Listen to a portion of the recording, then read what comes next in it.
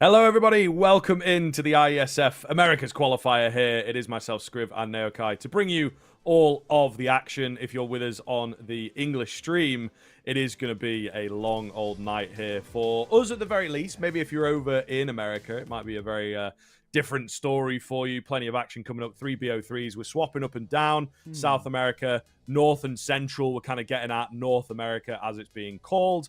That one's pretty stacked. The South American one, kind of savage. Only the 4 teams coming in for this now. So it is going to be a pretty deadly kind of qualifier. Some big names, some big teams coming in here. So very much looking forward to getting into it. Yeah, good thing, I guess, with South America, though, is that 2 teams out of the 4 make it through. So at least, 50% making it to the next stage, which I think we can be generally pretty happy with all in all. But hey, man, I'm looking forward to this. We got some decent teams representing, of course, Argentina's team Crew, for those who are, I say ear to the ground, not even ear to the ground. Crew are a solid side out in South America. They play, South American ECL. They're, recently I've been grinding out the reps. I think most notably, for Crew, they're an org who came into Counter-Strike not too long ago, but off the back of Sergio Aguero, the ex-Man City footballer, when he won them the title, Balotelli, Aguero. Of course. But Aguero, probably one of Man City's best ever players in a way, and a Premier League legend, and he now owns Crew. He's big into Counter-Strike. I know he's been to events in the past. He is a big fan. Apparently, he plays quite a bit as well, similar to people like Neymar. Casemiro, who owns Casa Esports. Neymar is an investor in Furia. So football is very involved in Counter-Strike South America. There's probably a lot more as well that I just won't have known of over here in Europe. But either way, some cool stories is like this Crew side have been putting in the reps though recently. They've been playing a lot of Counter-Strike. They look very, very good. So Argentina probably coming as the heavy favorites, I would say, in towards this one. But who knows? We're always akin to a bit of an upset. Uruguay has a bit of talent coming through as well. That's a region that never has had like a full 5 team that's been top of the top, but they've always had players who have gone on into other teams, Spanish-speaking teams, for example, and looked very, very decent at times in their careers, and they have some pretty decent talent. If you look at people in the past who have been good from Uruguay, but unfortunately, never like a full 5 Uruguay. I mean, the one that always comes to mind for me is Max DGT as well, also from Uruguay. He's also pretty damn solid, and Zoc, he's actually going to be playing for Team Uruguay too. Unfortunately, no DGT or Max in this one, but busy schedules and all of the rest. We're looking forward to it. Should be good. North America, like you said, pretty stacked as well. Over in North America, 8 teams over there, but similar thing, only the top 2 making it towards the World Esports Championships. So 4 spots up for grabs from America as a whole, which should be cool. Americas, which we'll come to after. We'll do 1 game South America, then we'll dip on over to America. Also some cool games there. Team USA, they were present last year, did all right in all fairness, and pretty cool teams to hang out with as well. Canada have a lot of good players coming from that region. Could be cool, and definitely should be potentially some upsets along the cards. It's more a case of, basically, I think in North America, can anybody push Canada and USA out for those top spots? I feel like they would be my favorites on paper coming in, but then you never know. Colombia might have a couple of players coming through. We might see a couple through from Guatemala. Unfortunately, we don't have, Malbs here, for example. He's busy with G2, but Guatemala seems to be a bit of a rising region as well. So looking forward to today. Of course, it's day 1, so we get to get a little insight in towards both sides of the qualifier as a whole, and book some more spots to the World Esports Championships. We're already starting to get there as well. We're starting to fill out a few already. We've got a few locked in. Obviously, Sweden, who won last time, they're locked in. We've got all the European teams confirmed now as well. I may as well run through some of them too. We got Kosovo, Czech Republic, Germany, Slovakia, Portugal, Latvia, Norway, Ukraine, Turkey, Romania, Poland, and Serbia. So we're basically already past the halfway point of all the teams locked in. Not many more now. Just got to finish off this, which is the Americas Championship. We've got the Asian Championship coming up soon, and also the African Championship coming up even sooner, in all fairness, to round out all of them. This is our schedule, however, as we have got a couple of games happening simultaneously, so we'll keep tabs on the others as they're going on and see how they're going. But as you can see, these are sort of the games that we're going to be checking in with throughout the day and see how they're going. Yeah, absolutely. Of course, as you may well cotton on, but just to make it clear, those top 3 there, if you see your flag we will be covering those games, and then of course things will sort of flip over tomorrow, and we'll cover the other teams as much as we possibly can, where the matchups go and all that sort of stuff. But it is bleeding into 4 days, I suppose 4 and a bit days. Again, if you are watching in Europe here, you can see where the times are at.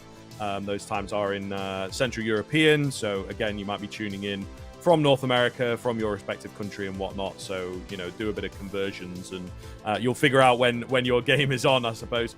Ultimately, should be a really exciting few days, though. As you say, are there going to be any teams to dethrone the favorites, as it were? Brazil has so much talent, we know that, but then the team that kind of comes in here against Argentina maybe is not most well known, right? So we were kind of questioning it a little bit. It seems that they, I suppose, have a very stacked calendar out there in South America, but then crew are here. So, it would have been nice to see a team that was absolutely stacked, but maybe these guys have come ahead. They've got more time available, and that's part of the reason why they're doing it, is to fully focus in on this tournament and give it their best go, rather than just kind of having them all blend together as can go in Counter-Strike. We know the South American scene in particular to be very sort of passionate, very patriotic. So it does feel like this Brazil squad should be able to deliver. Argentina, though, on the docket here, and names that you will recognize, of course, if you catch that South American ECL, and even then just kind of into Tier 2 international Counter-Strike in general, they are starting to make a bit of a name for themselves, as you have said. So looking forward to what these guys can do for us. Some great results from them recently under the crew banner, and one of those things, one of those advantages that a few teams will have here is the fact that you come in as a squad and how you play, and there's not a load of work that needs doing ahead of the tournament. You kind of just have to focus in on maybe where your opponents are at, do that preparation and whatnot. But talk us through it here, because underneath crew there are actually a few recent additions here. Yes, I mean, this crew side, they as a whole core, I guess, got picked up, but then not too long ago, we did see one get benched, which was Lenchi, but it seems like he is going to be playing with the team nonetheless. He did actually get benched not too long ago, but I feel like, maybe coming back in to step in. I know they brought Deco in about just over 2 weeks ago now in towards the crew lineup, but it seems like Lenchi's going to be playing. Registered. Yes, maybe? Exactly. Might not have been registered in time or something of the sort, but Lenchi will be playing. Had a decent stint when he was playing on this team as well. He wasn't exactly terrible. I think it's just one of those things with Deco, previously known on teams like Bestia, for example. Just felt like a little bit of an upgrade in firepower. We'll see, because this is a side that has a lot to give. I think, for me, the one name that I always kind of fall towards is Ataraxia. He's been with this core for a long, long time. Very talented individual, somebody who plays a lot of Counter-Strike and has for a while as well, and a bit of a known quantity within Argentina as one of those kind of more, I guess, vocal standpoints, one of the bigger names in the scene.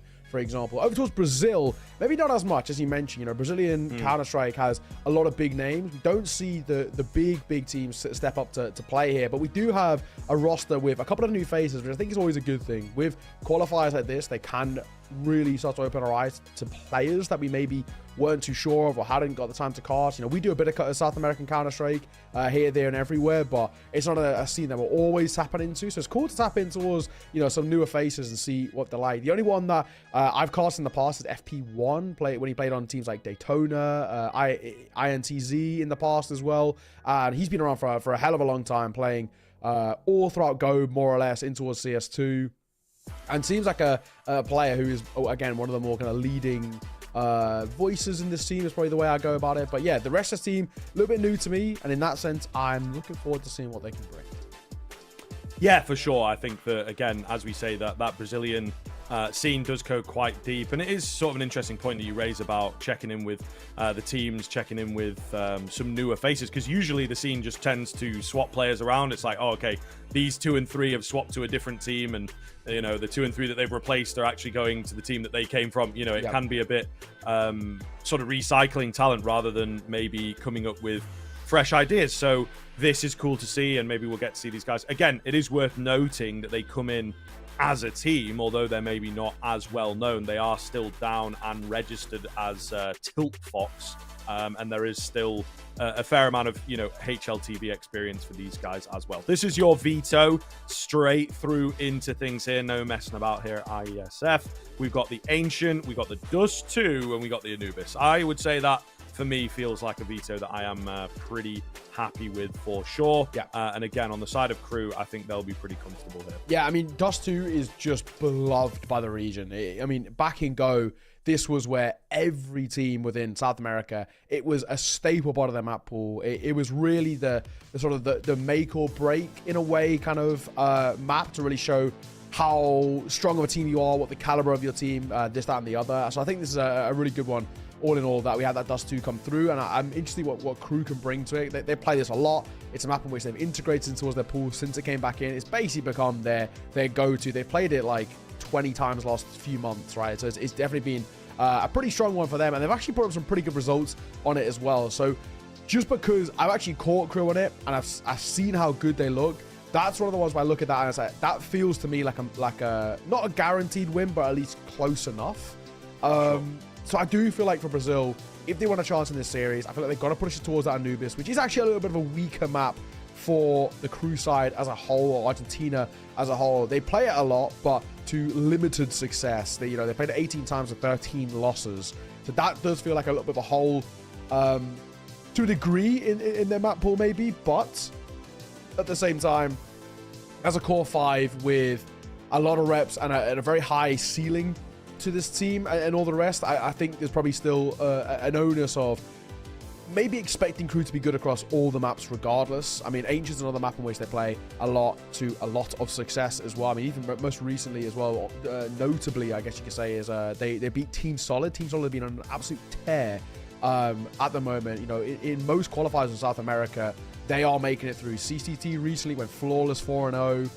Rez, Team Solid also qualified for one of the 2 land spots over teams like Imperial, MIBR, Pain, etc, etc, etc. So this Solids are no joke, and Crew beat them 13-4 recently. So good map for them too. So while this has been picked into by the Brazilian side, we haven't caught what they're like on it, but that's one that I do feel a little concerned about, right? Where you're picking into a map in which is played a hell of a lot by Argentina, and to a fairly decent level. They play against a lot of decent teams. However, as we've seen with their win rate and all the rest, they are a little vulnerable on it, right? 13 losses will make you maybe at least, more losses than wins is always going to be a little bit awkward in that sense. So we'll see. Nonetheless, though, when you've got 20 plus reps in the last 2 months, and that's, not including kind of the player break too, it's pretty notable that this is not they like. I look at this on paper, and I think it's just the way probably it should be with the qualifiers. I would assume coming in towards this, I would be surprised if Argentina pick up a loss. As harsh as it sounds or whatnot, they on paper look like an incredibly stacked team. Yeah, I think that's fair enough. I feel like we'll both be on the same page in that sense that Argentina, it feels like they are guaranteed to get in.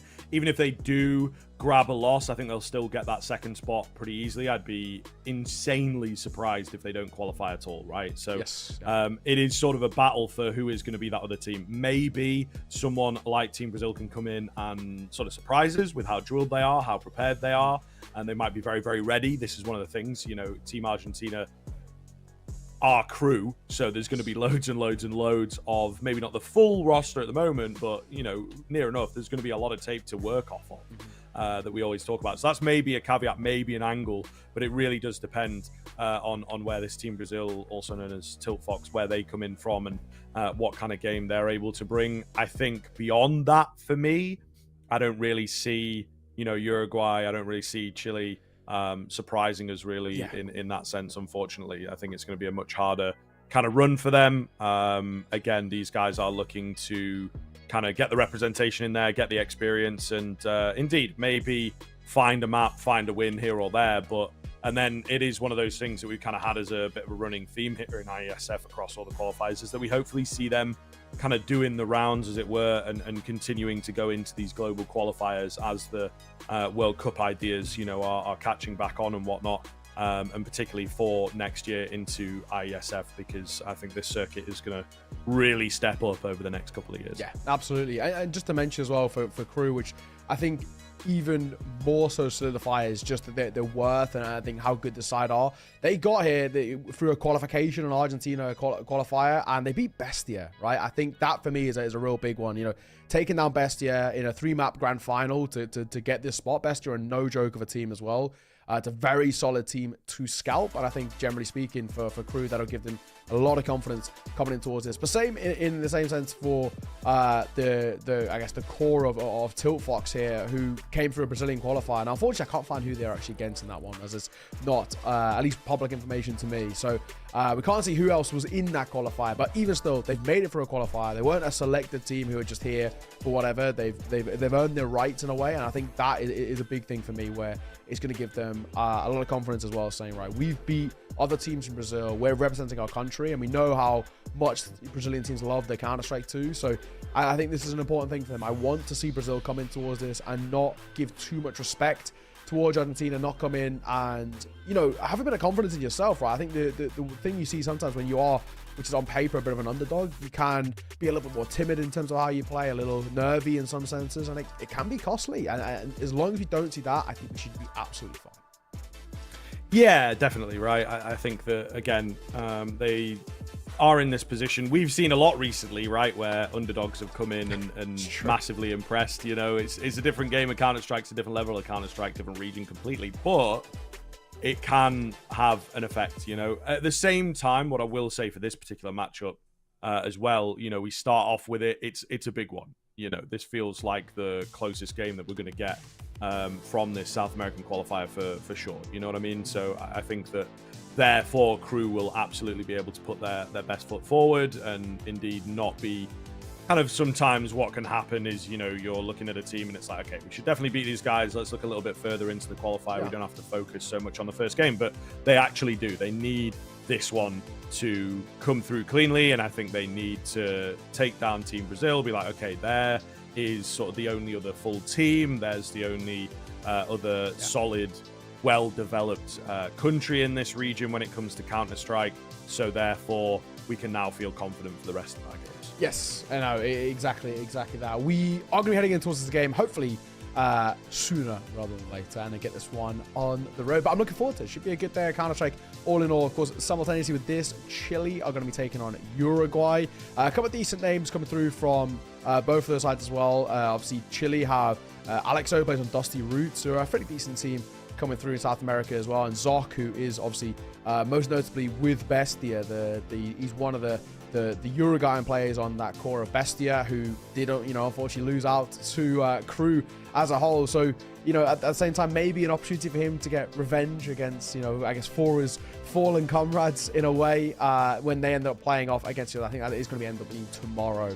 But yeah, all in all, should be a cool day of Counter-Strike. We've got 3 best of 3s for you, so you get a lot of CS on your screen, which is ultimately all that we want. A lot of Counter-Strike, all the best teams competing for what is the spots as well, right? I mean, this is not one of those where it's a qualifier like with maybe Asia and Africa, where it's sort of a qualifier into a qualifier. This is a qualifier into the main event, right? You know, you essentially win out 2 best of 3. Even if you win out 1 best of 3, you could actually, on round difference, get your spot booked into the World Esports Championship in Riyadh towards the end of the year, which is in November. Pretty sick. I mean, that one, you know, 240k prize pool on LAN in Riyadh. I think it's about 7 or 8 days, so it's a pretty big event as well, you know, especially in this whole I guess time that we're in Counter-Strike, where we're seeing international teams become this new thing. I think Iesf is doing a really good job of that, and of course with the announcement of the Olympics and all the rest, which unfortunately rumors are Counter-Strike's not going to be involved. So it's great to have things like Iesf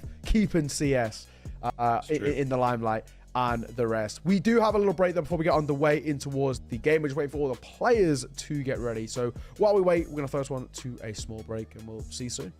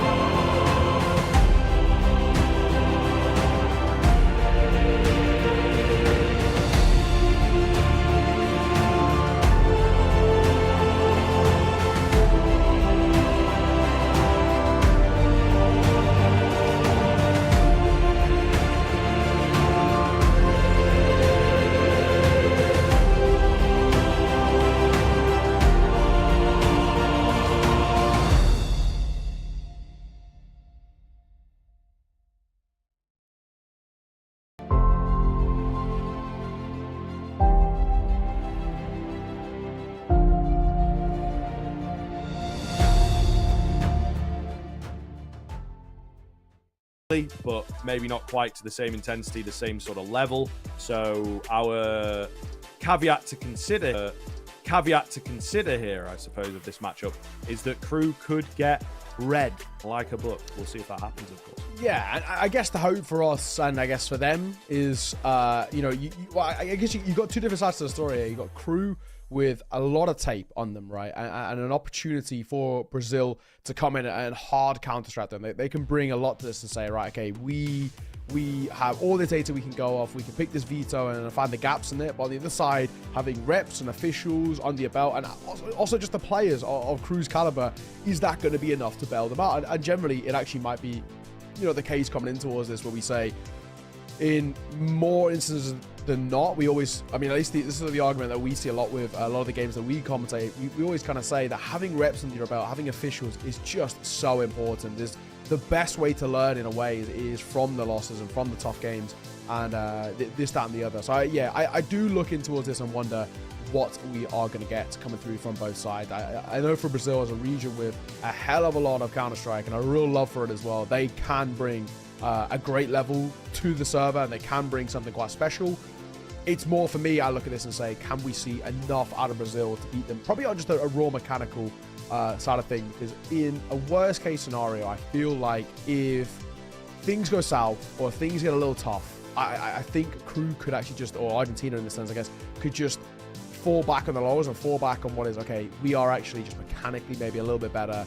Let's play this a little simpler and just say, worst case scenario, we can just take them, fights directly to them, this, that, and the other. So there's that. We'll see, right? But I look at this with open arms, and I want to see something quite special out of Brazil, right? There's 2 spots available here. And even if you can't take down Argentina, if you can at least take some good, map off them or some good rounds off them, makes your round difference a little better off than maybe some of the other teams might be, and that could be enough, to book that second spot coming through. This is the thing, right? While this might be on paper quite a top-heavy qualifier with Argentina being seen as the favorites, you look at the other 3 teams, and with some of them being a little bit more unknown in terms of their players, you get a decent result, or at least a map or a decent good amount of rounds out of Argentina. Don't take that battle around difference. It could be enough in itself when you get wins over some of the other sides to book your spot in. So this one could be a big learning experience as well as very important later down the line, because round difference and head-to-head is all massively important, and it all comes down, of course, in that final day tomorrow to see who will be booking in their spots. But ultimately, should be a pretty cool game. Hopefully, we are getting underway as soon as, but I think at the moment we are just waiting for the players to get involved and get on the server. What can you do? Yeah, I suppose so. There's not too much, but this is where we really make our money, I suppose, when it comes to the commentary game. Ultimately, I think that things are again going to be a barometer of where Team Brazil in particular are from. I think we can look at this game, get a good idea of, okay, are they going to be able to compete? Are there actually a few issues here? Will they have their qualification spot under threat? And indeed, I think it would give us a good idea and really paint a picture of what this team's going to be capable of. If Crew absolutely slap them about, then it's like, this is, dangerous and it might actually be difficult for Team Brazil. But like you say, if they pick up a map, then we look on that sort of positive angle of like, right, they have the round robin, they have another couple games to play, and indeed we'll get an idea of where these other 2 teams are going to be at and where they'll be able to compete. We'll obviously keep our eyes on as well the simultaneous game going on here for South America, and we'll see how that goes, because again, that might be able to give us a bit of an idea.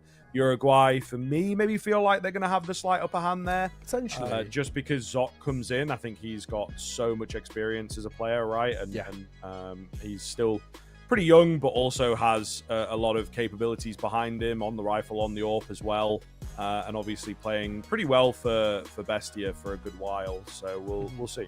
Yeah, exactly that. But it seems like, unfortunately, ladies and gentlemen, we are having a slight issue getting the players in the server. So we're going to throw it to a break, and hopefully it's the last time we do that, and then we can go straight into the game. Rather than us endlessly waffle here, we'll just get the players in, and then hopefully when we're ready, we'll just go straight in towards the game. Sit tight. We'll see you in a second.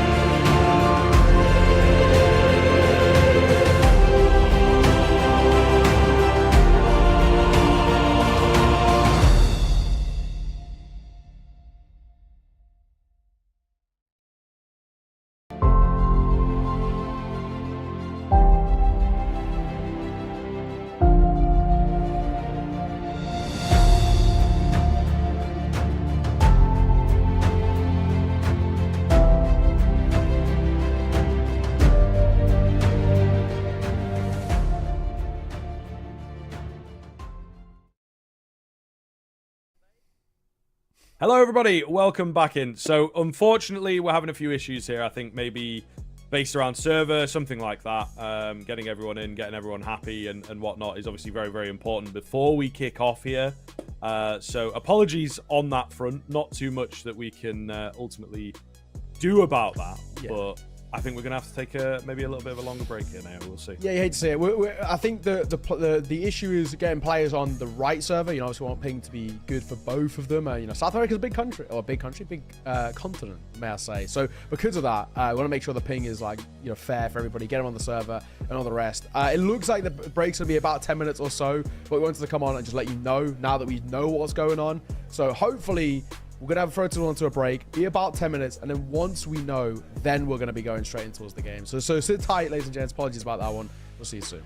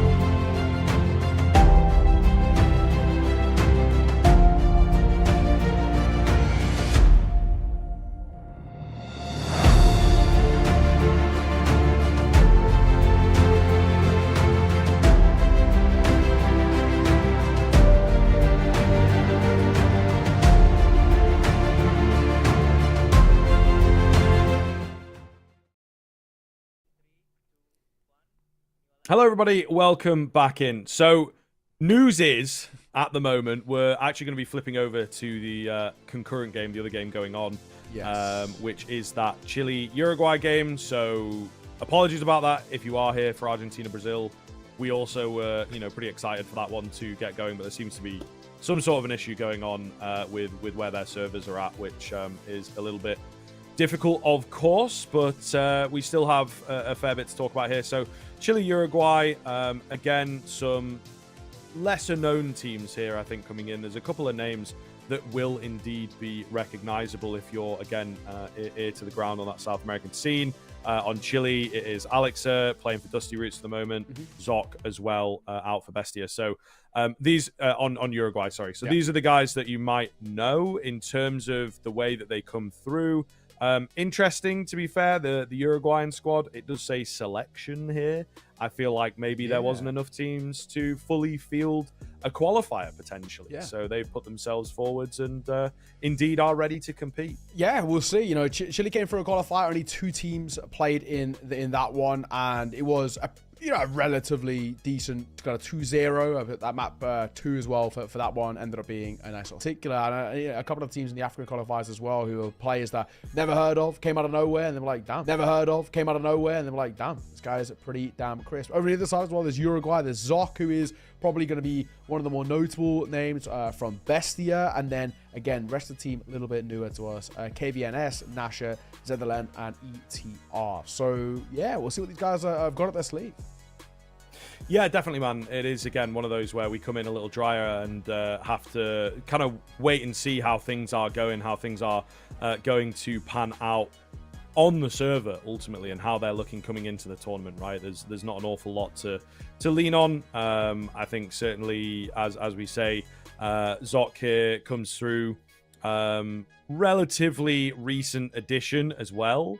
Interestingly enough, comes across from Dusty Roots himself, from Dusty Roots onto Bestia. So there is a little bit less tape to go off of, but a couple players in here are going to know each other, right? Which I think always spices it up, makes it a bit interesting to see how they play off against each other. All the same, since joining in with Bestia, they have, Zoc rather, has managed to win out an initial Thunderpick qualifier, I believe. Looking pretty good there. So, it seems to have obviously made a difference for that squad. We've got the veto on the screens here, though. Again, comes through as a relatively nice one. We maybe don't get the banger of Ancient. I've been enjoying Ancient at the moment. But we do start off with a nuke, which I know you're a big fan of. Yes, I'm pretty happy to see that as well. And also, nuke is one of those maps, you can't pick into nuke if you don't know what you're doing, right? So that always gives me a lot of positives, saying, if Uruguay have picked into this, they've got to have a good idea about what they're doing. You don't just pick into a nuke to pug it. You can't pug nuke in that sense. If you play against a side who have, good setups, good strats under their belt, a really nice kind of cohesion as a team, you're just not going to be able to compete. Even if your individuals are pretty good, it's going to be very difficult as a whole just to break down. If you're on that T side, trying to break down the CT side, and vice versa. So interested to see, what Uruguay brings to the table and why they picked into this as well. And then on the other side, we got Mirage as the map number 2, which, again, one of those maps everybody knows, everybody loves. Because of that, it should bring a decent game coming forward where we say, okay, if Chile are picking into this as well, maybe a little bit more reliant on the individuals, maybe a little more puggier. However, that always gives a bit of an opportunity, to a sense, for Uruguay to say, okay, right, if we take nuke and we take it quite comfortably, maybe we get warmed up, get confident, and then we can potentially get things started. But yeah, I think this game more or less is, I think it's actually underway. So for sure. Let's, if it's ready, let's get going. Obviously, we had to make a last-minute switch. It seemed like there were server issues with Argentina and Brazil. Hopefully, we get to touch it with Argentina maybe tomorrow. But yeah, if the game is ready, let's get it underway. Because we did swap, however, we are actually in towards the action, and we're quite a ways in. It ain't all, but this is cool. Apologies about that. With the first game, Argentina Brazil, there was some sort of tech issue, whether it was server or player-wise or something of the sort. So rather than us not having a game, I'd much rather we jump in here. So this is, I think, ultimately something we can all get behind. It's ultimately where we're at, and again, it comes through as a regional qualifier. We're supporting here to see who makes it through. But it would appear we walk into an eco as well. Nice start from Javstar here as he finds a couple of frags. But also exactly what we wanted. We were, as we've said throughout the little pregame there, that we're a bit unsure of what to expect from these two teams. So the fact that it comes close and it's not just a complete blowout shows that the level of Counter-Strike should hopefully be at a good level across the course of the qualifier. Javstar distracted out ever so slightly on that A bomb site. It's going to be an AK retrieve, but they convinced themselves of a B hit. Would make sense here. The presence of the remaining two has been shown. Quick rotation down from Nasher on that AK, so you just got to keep your eyes on him. Looks like they are aware that he has indeed dropped down, maybe making noise down the vent. Either way, just Lashik here. Oh, he's a little sneaky with it. Picked up this AK, could take a name or two. Nice find. Gonna be low on ammunition though. Yeah, it's a little awkward for him. Can't continue taking the fights ultimately. Should be all good here. Bar anything absolutely insane, but you just have to play around that bomb, to be honest. If you're playing the super safe game, even got Waits in nowhere near. He feels pretty confident that his boys have got it. And indeed, that will be the case. Yeah, you know, Waitson, he was... he already knew that I know the fellas have got this one under lock and key, so I'm gonna go save. He was a little bit tagged up as well, so I think that is for me the right call. 9-8 though, and interesting enough as well, this is Uruguay's pick, right? But it seems like Chile for them obviously put up what I would assume was a pretty solid first half to have even been into a point now of them being into a lead. That is pretty huge in itself. Individuals. One in particular, of course, of Kratson looking very, very good. 21 and 10, 18 and 11 for Orphan. Ain't too bad either. Over to the side, Nasher, I guess, is just ahead of the rest of the pack. And TR going to now join him on 15, looking for 16, but he doesn't quite hit the shot. This fall away. Nasher going to get a nice shot with the AWP, though, as Orphan gets caught. Numbers given over towards the CT side, but then still fighting back for this. Can't discount the T side. They've got some decent room to work with. One down secret already isn't bad. Oh, Javstar, big stab. Yeah, could get a little weird here. Could get a little weird with where he's at with that secret presence, like you say. So we'll see. After an explosive start, it has slowed down massively in this round. What is the next move is the big question. They're just trying to thread that gap here, try and work a bit of an angle. You can see Kratzen on your minimap is just clearing every single angle towards CT, making sure there's nobody sneaking around. He gets his reward for his patience. And again, that's such a perfect spot to get a kill in towards Hell, because it's like, does that mean he's going A? Does that mean he's going B? You don't know. That is the splitting point, or one of them on this map. And indeed, they try and take the faces, try and get the trades. And it does not work out. Great little mid-round moment there from Kratzen. And it has to be said on the other side, you know, we came in towards this saying, Uruguay, if they've picked in towards this map, there's got to be a reason behind it. They've got to have a decent understanding. And that could be, you know, if they are to take Nuke, they can go in towards Mirage with confidence and all the rest. On the other side, if Chile steal away Nuke, and their individuals are playing as well as some of them are, right? Then look where we're at. We could be talking about on the other side where, you know, Chile could bring the confidence of stealing away your opponent's map pick in towards a Mirage.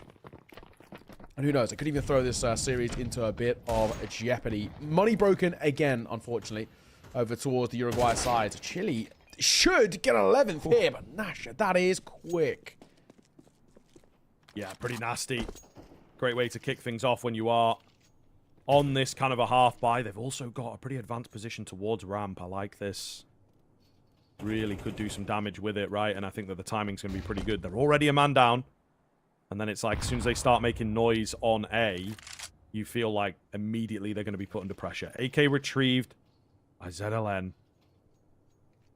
And it's all to play for, man. Chile seem to know that there's maybe some presence at ramp. Maybe there was an early flash or something along those lines that potentially gave the game away. But big damage is coming. I think Waitsin's been tagged up by that scout as well.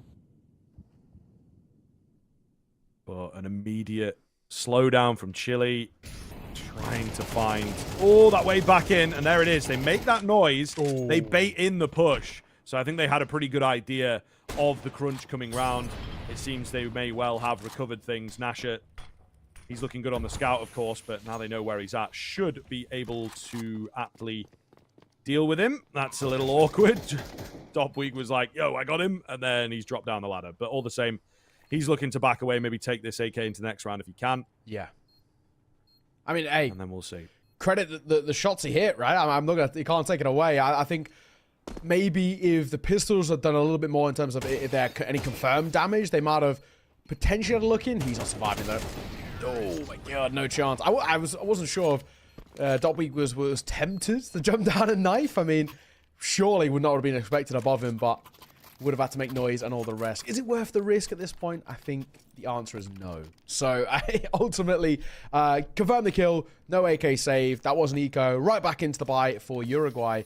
Not a lot of time left in this first map, though, I think is ultimately the main thing. We are 11-8.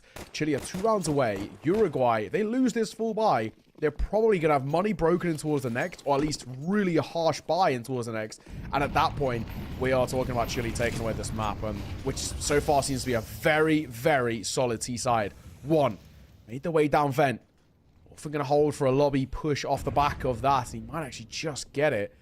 They are seeming to be tempted by the idea, but Uruguay going to hold strong and stay disciplined. It's a nice spot here, though. Down below could be massive. See what they do with it later on in the round. You see ETR is certainly ready, and it does appear, again, acutely aware on that Uruguay side of things. Just feels like some of the mid-rounds here from Chile has been so effective. ZLN, big kill, but no drop back, right? Tries to bite off a bit more, and unfortunately does not have the jaw strength for it. What's going on here? The Sheik trying to get in behind. Not really, again, dedicating to it. Uruguay get themselves in some good spots, but it feels like Chile in a lot of these rounds are like, okay, if we hang around long enough, we know a push is going to come our way. You know, the patience game is ultimately what's being played here. Not making noise. I mean, there's sound cues, information being gained. Hello. Oh, the scout. Not the scout. The ult, may I say, gets a tag. I mean, obviously he's aiming low, right? He's aiming down towards main, but that's so unfortunate to get a leg at that close range. All down to 2. 1 is tagged. A possibility, but now 1 spotted. KVN, you're going to get 1. Javstar gets caught. We'll get out of there too. Bomb going to go down. Oh, we're on. We are on here. 2vx in this one. 1 going up in towards heaven. I'm going to get caught. Up close, playing a contact angle, but also surely gets caught. Tag coming through the vent. He's got to be a dead man walking through heart, and he is. So Uruguay made to work for it. But they're going to get another round. That's important for them. They're going to go pick up the aid and repeat as well. They've got plenty of time to do so. Yes, indeed. Big win, big round. I think they'll be very, very happy with that. Absolutely incredible stuff. But Uruguay have to keep it rolling, of course, is the big difficulty here. No room to, well, indeed, make an error. So we'll see whether it continues for them. I think it is a big question on that Uruguay side of things, whether they can hit this consistency or not. Chile, meanwhile, again, seems to have the right sort of idea. Little bit difficult. Couldn't quite get themselves into the big post plants, right? Yeah. I think it's kind of what let them down there in that 2v2. But again, lost the first fight. Do well to bring it back into a recoverable situation. So, although Uruguay win it, there is a lot to work off of on that Chile side of things in terms of the positives. Creeping towards outside. The outside smoke's down, and they're just fading now, but 2 down Seeker is pretty important. Flash over towards ramp as well. At least Bait had a bit of util of ETR, so they know he's somewhere in the region. And you leave Javstar up here towards Silo to hold for anybody who goes for a late push outside to get a bit of information, maybe try and get it behind, go for a flank. This is a really nice setup that they've got. They've got angles to work with in every area. Maybe more fights to come through. Waiting, going to get another one before he falls. 2 for 1 in that situation is massive. Normally, getting 1 and getting traded is the standard. However, crossing heaven is pretty uncomfortable. I mean, Javstar might have a smoke in all fairness to try and give him that opportunity to cross. But now, because they've seen him moving towards B, they know that's where they're finishing. And the bomb goes down, will confirm that. Zedelen, though, he's got a good position, could maybe do something with this. Actually, not. Yeah, they immediately pull back. Mollied and smoked off. No opportunities for an early frag there on the retake. Never really gets going. It is unfortunate. Very, very unfortunate indeed for Uruguay. They have to take the save. They have to play for the overtime now. So, massive amounts of pressure. A good sign from Chile, though. Finding that return round instantaneously.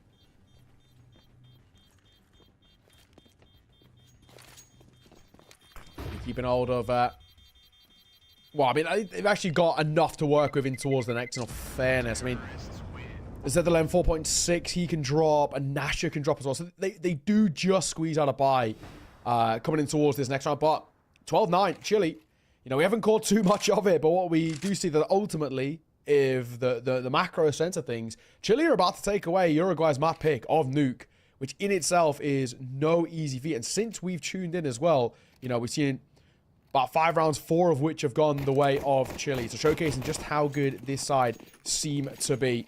At least in a mechanic side of thing, they've got a lot they can kind of fall back on. A few players who are all having their moments. Waitson's looking good now in these last couple of rounds. Orphan and Kratzen too.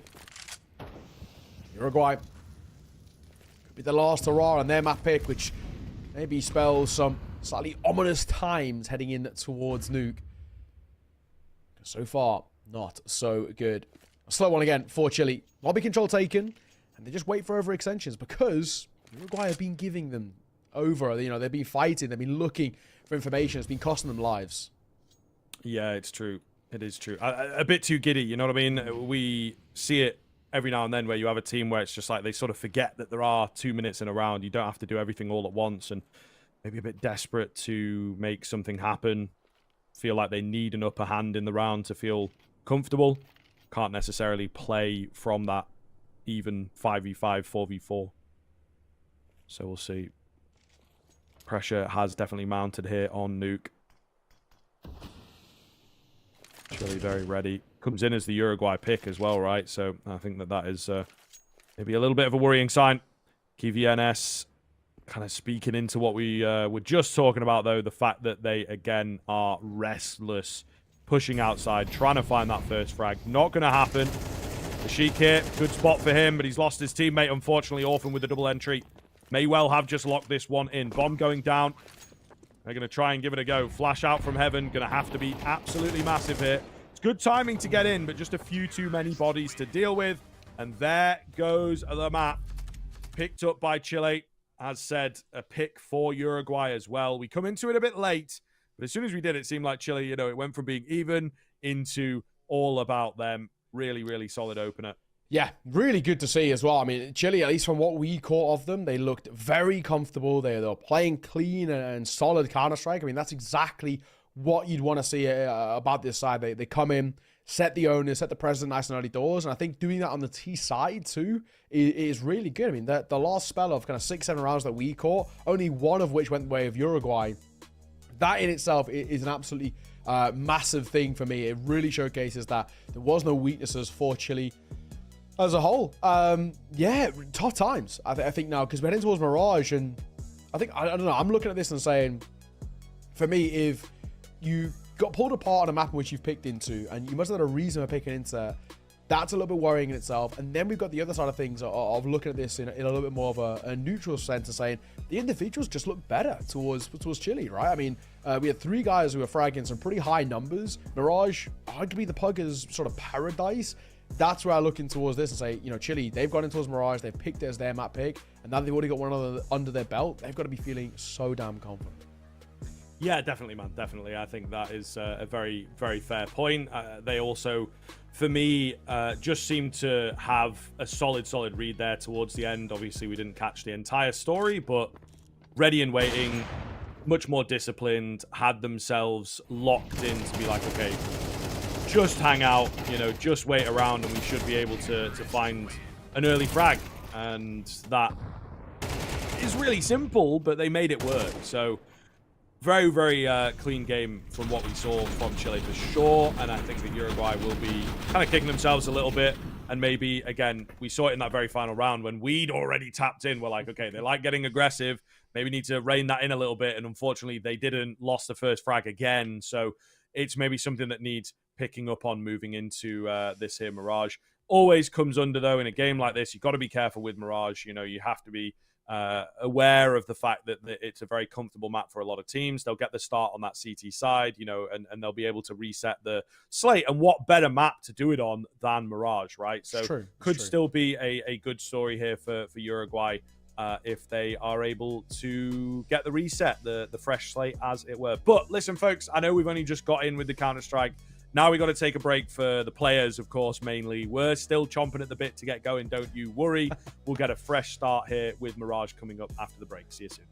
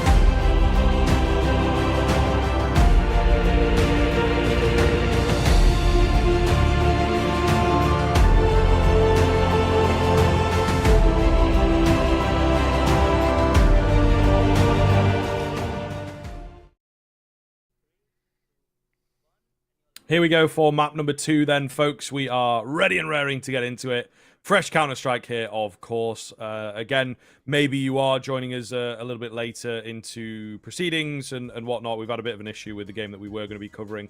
I'm not even sure if they've got going yet, to be fair.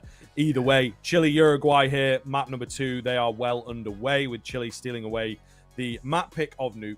That was indeed Uruguay's choice. So now we got the Mirage coming up, Neo.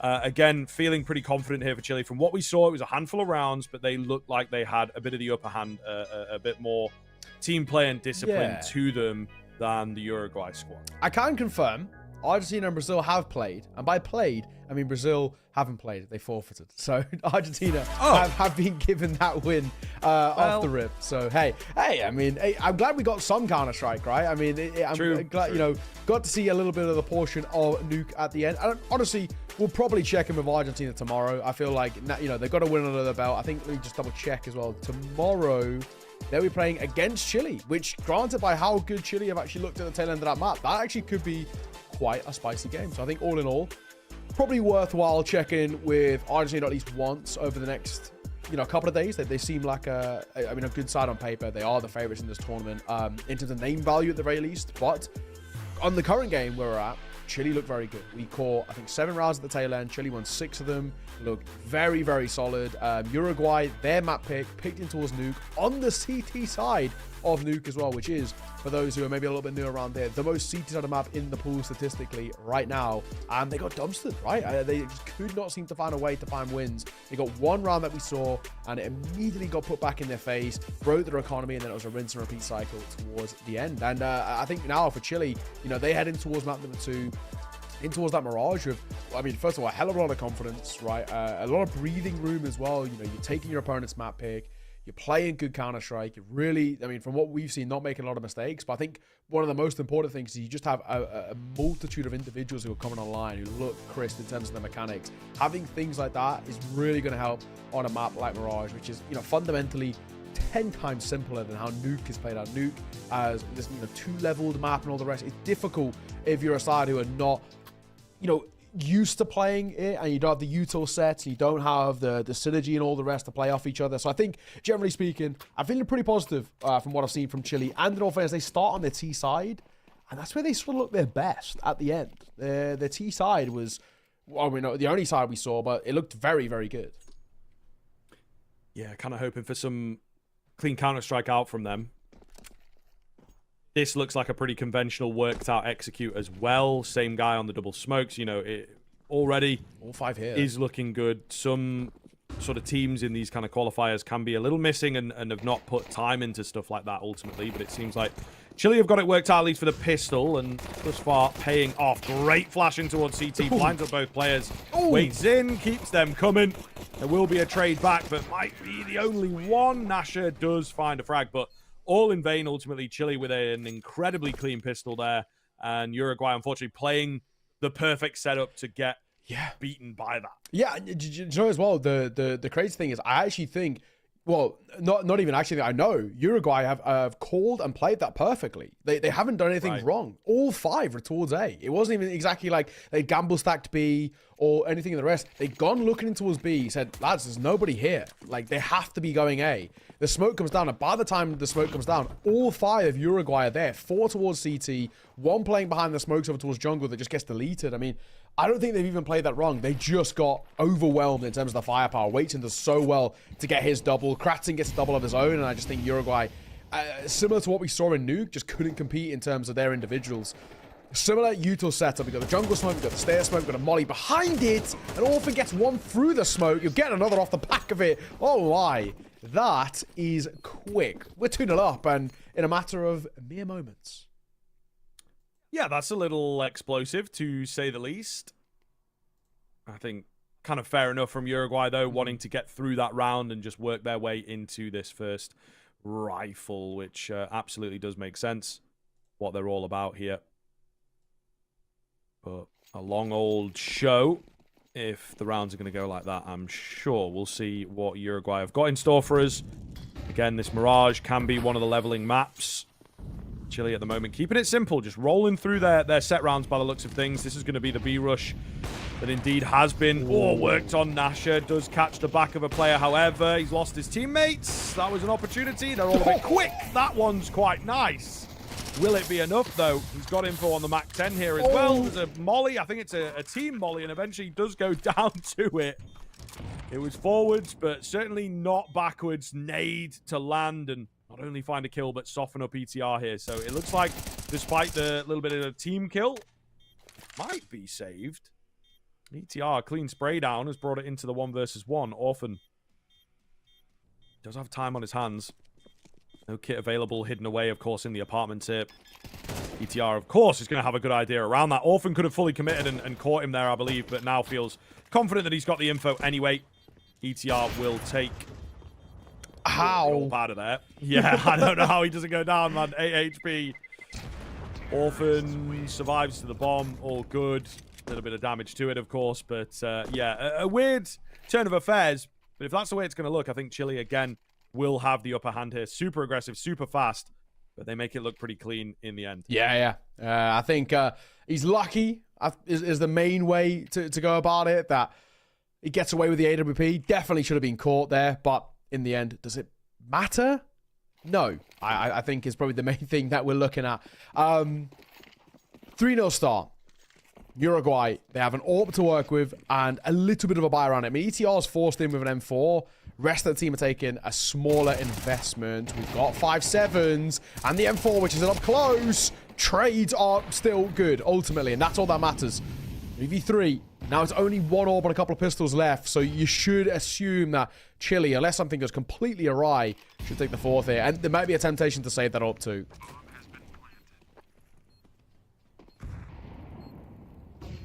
We'll see. They're sticking around. They're sticking around. The numbers are even. That's the one thing they fancy here. Javstar might have just given his position away with that smoke. Not sure if anyone saw it coming over the top. Oh, he peeks out, however. This first line of defense on the post plant. A lot of noise being made. Pretty smart moves in from Orphan, actually, to just draw attention his way. Dopweek might just have done it with that kill and that presence that he now has over at the ramp. Nasher trying to take some names with the AWP, but he's definitely lost the round. Definitely going to go down to the bomb. Just a case of if he's the only one or indeed if he finds the kill. Beautiful stuff. Chile will find their 4 in a row, however. Uruguay, not expecting too much out from that round, but I think, you know, similar to yourself, we would have liked to have seen the AWP saved. Not going to happen here, though. Yeah. So, in the end, I guess it is one of those where for Uruguay, it's not the worst thing in the world because they can just rebuy back into it. But a 4-0 start on the 3rd most seed starter map in the pool is still inherently maybe a little bit worrying. I mean, I'm at least a tad bit concerned from what I've seen from Uruguay. I mean, normally I would probably say you need at least 6 rounds on your CT side. And that's, you know, we're being you're kind about it is the way I go. I mean, currently, at least recently, this is a map that's been looking a little bit more T-sided in terms of the way some of the teams are playing it. The opening shot of the AWP is good. Don't get traded. The Mac 10 will. I might even get another as well because running out of ammo. Double kill for the Mac 10. That's the sight. Yeah. Bomb goes down as well. Might just be the save angle once again. We'll see. They like it when they're sticking around. They like their chances. I'm not sure that we're as big of a fan. Nothing presenting. Smoke off at short. KVNS will still manage to find a kill and actually draws them back in, you can see. 3-on-3 now. Not a lot of time, though, is there? Maybe about halfway gone here, which is not great when you don't have a kit. And indeed, losing heads, that also does not help. Nasher, not going to make it out. The nade is perfect. And everybody falls. 5-0 already for Chile. Is a very, very good score, and I think with taking everybody down there, they'll be in a really solid position here in the first half. If they can turn this into a clean 6-0, clean 7-0, we start to talk about, you know, the game already being over, potentially. Yeah, you're right. You are absolutely right. I mean, I'm just looking through the stats as well, and actually recently this map has made a real, resurgence, but I mean a real surge in its CT side. It's actually now the 2nd most CT side map in the pool. Obviously, Overpass was the one that sort of made it 3rd. That got taken out, and Mirage recently has been leaning quite heavily CT-sided. It is just behind that of Nuke. So even more damning, I think, the statistics in that sense. But yeah, we'll see.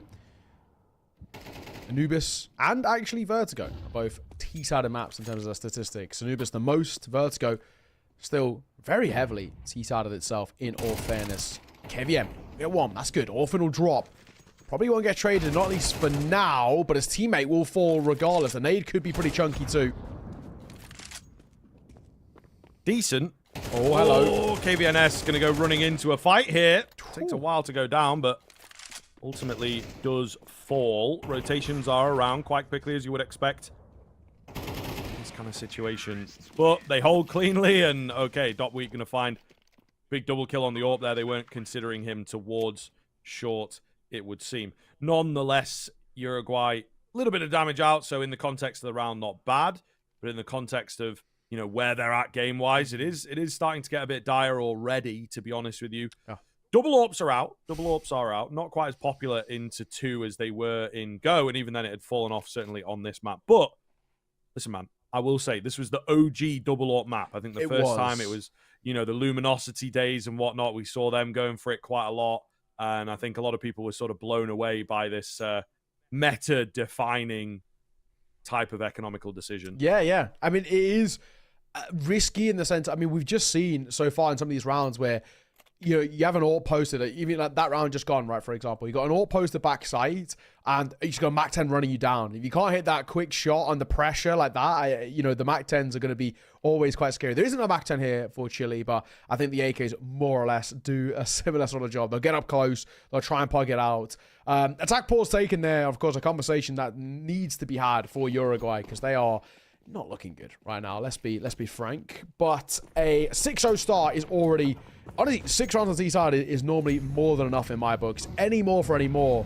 would be massive. But you can just see the way Chile are playing this. They are so confident that they just, they're loving their Counter-Strike, right? I mean, the nothing is failing. When they play quick, they're not getting punished for it. Nade goes down, causes a burst forwards here. 1 for 1. It's a decent position for Uruguay to be in. Some good information gained by them as well, that there's going to be that heavy presence in at middle. However, they've bailed on it quite quickly. Up through short, though. Nasha gets through that smoke, finds himself a kill, dips away. Probably the best position we've seen Uruguay in all game along. A clean leading position. Noise being made, however, draws the attention of the short player. Keep your eye on this. Javstar's going to go round, and he gets one with the back turn. However, Nasha keeps coming in with that AWP, but Javstar from short overlooked. And indeed capitalizes. Nasha trying to be the hero, leaves it all on Lashik here. Moving in all by himself. Nice little short jump under the pressure. He spotted the shadow as well, but I think position might be known at this point. We'll see. It definitely is now as Javstar goes round there. I would have thought with the scope it would have been heard, but not the case. Either way, 2 versus 1. Got Dopweek to get through on the AWP. Not fast enough. And Chile recover that one back. That's actually a really nice setup in the post plant too as well. We're looking for information towards short. We get it, but we don't fight. We don't need to fight there. Dip back over towards get right, because the AWP's got the cross. And if the AWP misses the shot, his attention is going to be drawn back pillar anyway. So then the AK is going to get the kill. It's a really nice setup. I don't think it would have been broken down. Not retaken with an AWP. I think it's safe to say. So 7-0 isn't bad at all. I am getting pretty concerned about Uruguay. So far, they're getting just outclassed in the individuals. And that round in particular, you spoke about it, right? That Chile brought it back when it felt like at one point it was looking a little lost. I mean, it was a tough spot that they were in. Yeah, ultimately, Uruguay, if things don't change sooner rather than later, they're going to be in a lot of trouble. First fight doesn't go well. Orphan will get it with ease. Scout of Nasha, though. This is the guy who's looked the most impressive for me on the side of Uruguay. We'll see what he can find. First head rolls. Second one is close. Ooh, ZLN comes in with the deagle as well, so could certainly be on here. Tag and no frag ultimately for Nasha. So we'll see. ZLN, his position going to be known. He's also left pretty low. Not the easiest of opportunities. Flank coming round. Watched for and indeed dealt with. So what can we get done here? Not expecting too much. It does, you know, put Chile on watch. They're playing a little safer than I think we have seen them in some of their other post-plant situations. A bit more respect being shown. The flash comes in to try and make a move. ZLN was ready for that, and the flash completely ineffective. Nade's pretty good. Wow. And Kratzen's AK knows what it's doing. Chile, again, looking comfortable here. As you can tell. Cheeky at the end. Yeah, they're just going through the motions, really, yeah. It feels like. And a bit of luck on their side in some of these situations, but a very clean 8-0 here now. Yes, exactly. There just isn't any complaints right now. I'm loving what I'm seeing. This is a side who are looking and playing great Counter-Strike. There's no issues that we've had with kind of the style of play out of them. It's confident. They back themselves. The post plants are very solid and are reliable. I mean, for Uruguay, they just cannot seem to find a gap at all. Yeah, tough old spot that they're in right now. It goes without saying. 8-0. I mean, 8 rounds already. Even if it was an 8-4, I would still say that's probably enough. But the fact that there's the real potential of even more is damning. Netherland for one. Quick trade. Back and forth, though. Is ETR going to find one of his own? And so is the AWP back side. Oh, KBNS still looking in, but he gets flanked out. However, 1v3 as he's immediately traded down with. We'll see here. We know where he's at. And the AWP trained in and ready. Uruguay going to get there first on the board. A little more prepared for the fast B play this time around now. Yeah. Again, super explosive stuff from Chile as they continue looking confident, but not going to work out. It's true. It's true. I mean, they haven't had any issues up until this point with these quick rounds. They're popping into the site and just backing themselves in the fight. So they're just going to keep doing it until it ultimately fails. Now it has, and we have seen that first round put up for Uruguay. Maybe Chile slow it down a tad and say, right, okay, they finally realize that they've got to play guns up against us, that they're not going to be caught off guard maybe as much. So maybe we do try and bait out the fights a little bit more. I say that, but Kraken is already up cat. It does get caught. And then Waiting going to get one of his own as well. Up, in towards under, gets one. Orphan, drop. That's the numbers taken for Uruguay. Oh, the numbers indeed looking good. However, the moves here from Chile, there's effort behind them. Not quite able to find the success that they are looking for. Uruguay have come into their own towards tail end of half here. Spotted out, and Javstar will get taken down. He knew there was an opportunity on the other side of that smoke, just couldn't find the space. So 8-2 here. Still need a bit more out, ultimately. If they can turn it into 4, that would be fantastic. It does feel that the double up setup there the past couple of rounds has worked for them. And the big thing, of course, it's expensive, and they're unable to keep it going into this round. So maybe Chile will roll back in. Potentially not in this round, though, because they're going for the half buy. A little difficult for them. You know, they were used to this really one-sided affair. It has turned around. What do we do? Yeah. This is, you know, at least for Chile, finally a bit of pressure on their shoulders. But even, you know, like I said, even if it does get towards 4, I still don't know if that's enough. Netherland going aggro, and he's gone deep into his apartment spot. Nobody here. ETR gonna get only 2. Does get dinked by that Tech 9, which throws off his aim, and the bomb will go down. So already a small win there. Yeah, they'll take that. They will take that. Nice little blow of the smoke there. KBNS making his own play. Kind of like that smoke, a little funky. Javstar spotted out and can't land the headshot. So will be an uneventful finish into it. But like you say, the bomb plant, they'll be happy with that. Gives them a nice groundwork to play from in this next and, of course, final round of the first half. Yeah. All right. Uruguay have recovered slightly. They've made a little bit of noise, I guess, in this game, right? Which is kind of ultimately the main thing we wanted to see. A bit of a conversation here where they're not completely out of the realms of being in for a chance in Mirages. I'm trying to be, you know, nice about it. You know, there's still a massive recovery that they're going to have to pull off. But, I mean, tentatively optimistic, I think, is one way of putting it. With Uruguay, if you get a solid finish towards this half, you get up towards 4, you take a pistol, you probably get the force as well.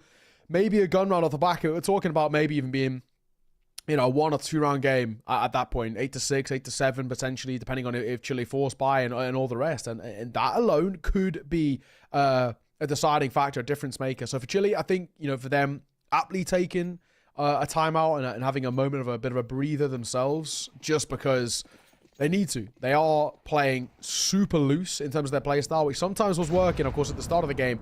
Now they're being figured out by Uruguay, and they do need to just slow it down and see if they can actually play a bit more of a strategic side of thing.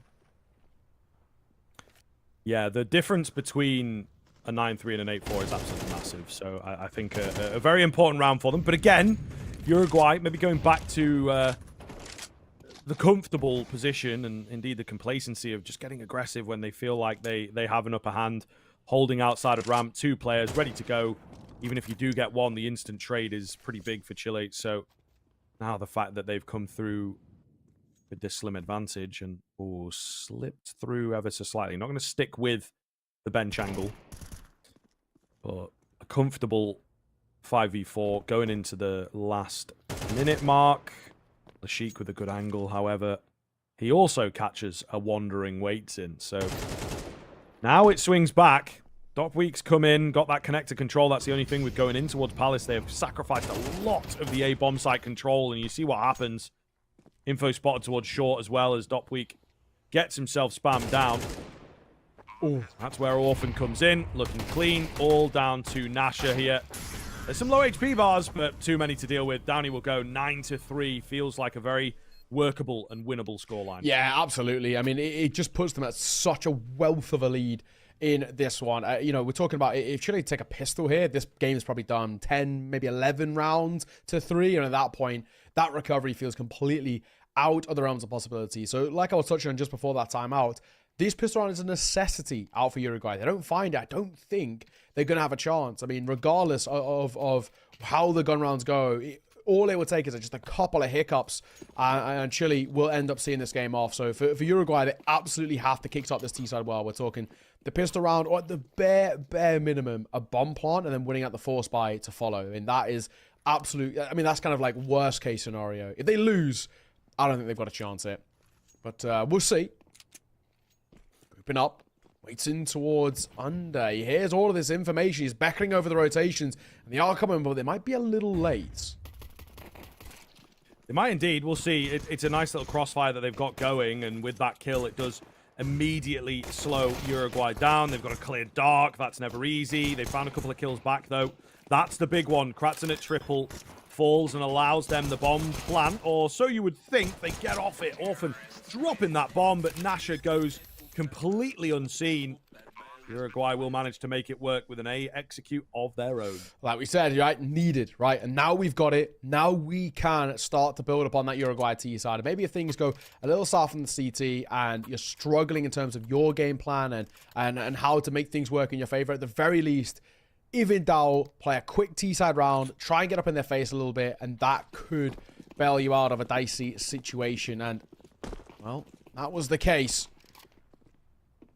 We'll have more or less a gimme here. I think it's probably the way we'll talk about it. I mean, it's just USPSs. I'm not expecting really all that much. Contact in. And there's nobody home. It's quite silent here. Certainly hear a pin drop. I like the stack. They kind of, when they're all moving around like that, they look like the seagulls from Finding Nemo a little bit. But there's no one on the other end of it, so not really going to get them activated, unfortunately. And now they have that big question that so many players, so many teams have in a moment like this. It's like, do we commit? Do we go for it? Do we try and deny them kills away and be a bit boring?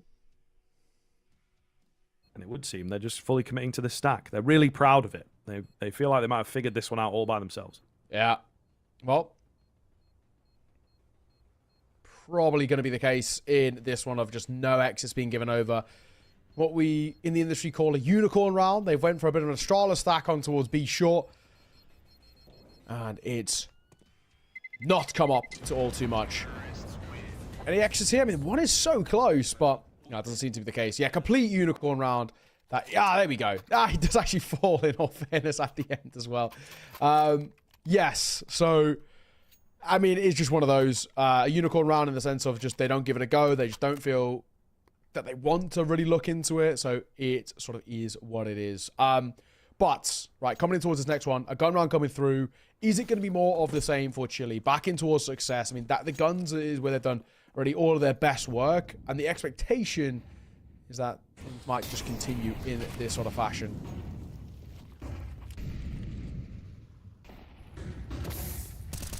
Waits in, gets a flash in. Beautiful find to kick off the round. They had a clear game plan here, which was to absolutely pummel middle.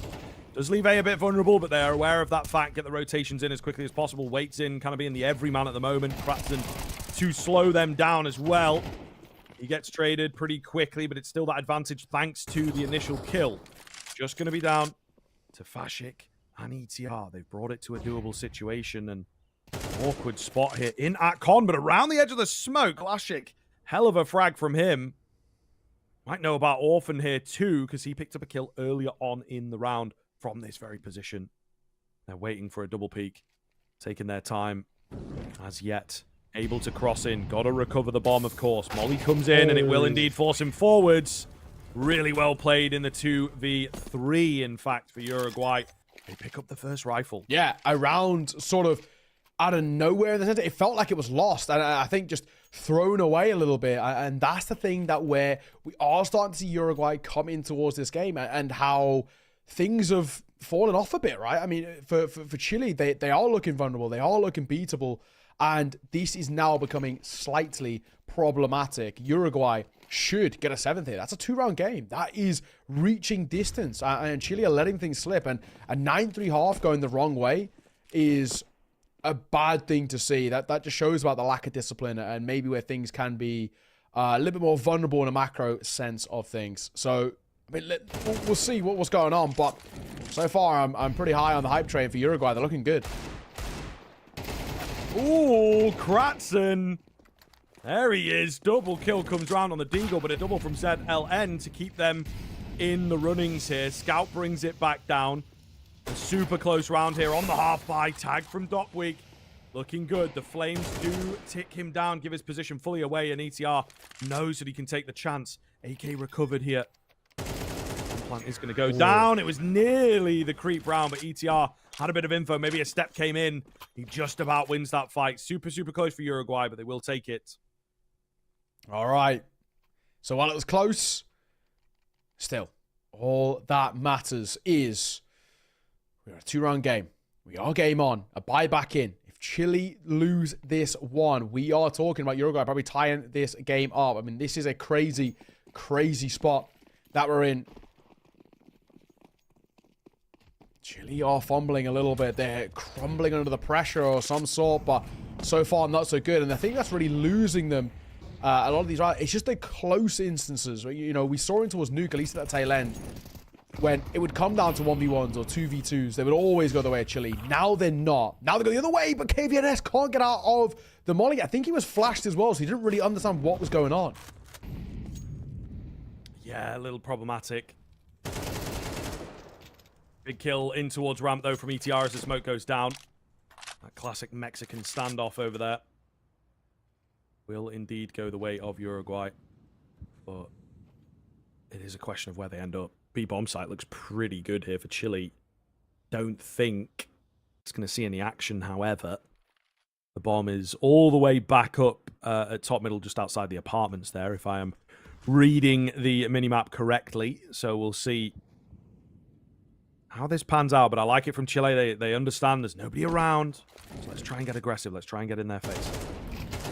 Oh, nice double. Oh, Chile, they're in trouble. It's not impossible, though. Look how low this chick is. And, of course, even ETR with 75. He's one-tappable to the M4A1S, but they're going over towards B. Nobody's there. And, honestly, Chile might just save here, in all fairness. They might just keep on what they got. If they can, because this chick's got other ideas. One more to his tally. Already got 3 in the round.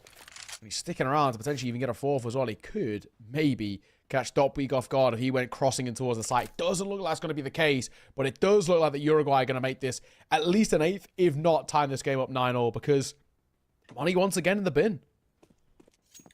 Yeah, big time, man. Big time. I think they will be absolutely kicking themselves here from the Chile side of things, and it would seem that we have some pretty T-sided teams here, which kind of goes contrary to what we believe about the map, I suppose, the way that it's been looking recently on a global level. So we'll see, but yeah, a lot of money, a lot of momentum for them, but just hardly any room to go wrong. Well, let's see. Let's see. We are 1 round in it. We never really thought, not on a 9-3, that we just get a flawless 5 in a row out from Uruguay. I mean, at the very least, we're getting a conversation, right, out of this map, out of the series, which is something that was, hey, I mean, we've been honest, about 15 minutes ago, looked like it was not the case. So that in itself is pretty good. We've got a bit of a half buy here. The Eagle. Corner. It's a tough angle to clear at times, in all fairness, but he does overswing, and that will cost him his life. Kratzen's probably in a bit of trouble here. Smoke will come down to try and give him the cross. I don't know if he's going to get out. He will just about, but he's taking a lot of damage. Yeah, that makes them a bit tentative, doesn't it? They've not really gained much ground on this A, but as the peaks start coming in, you know, as they would in a half-by round like this, Chile want to take the fight to Uruguay, and they're losing them all. Javstar, the last one to fall. Not a single kill comes round. Uruguay looking good here, man. Really, really close stuff as they even it up. 6 in a row from them. Pretty incredible scenes. Yeah. And again, Chile's map pick here. 9-3, feeling like they would just easily be able to waltz this one over the line, but it has absolutely not been the case. And even the way the rounds have gone down, we've had like a 2v2, I think, that was a bit close. Beyond that, just nothing. Yeah, there hasn't really been, I think, fundamentally conversation points for Chile. I mean, falling apart on the CT side is crazy in this sense, and I think it is showing that with these teams being a little bit more mixier in a sense, that their T sides are pretty clean because they can rely off the back of quite simple plays ultimately, which is, you know, hoping the individuals find good kills and, you know, simple pot flashes, simple bits of util, where the CT side, you have to have a bit of structure there, because it's pretty evident that both of these sides don't, from what we've seen so far on their CT sides, they're in trouble. I think at the moment, I'd be very surprised if we're not going towards map number 3 at this rate.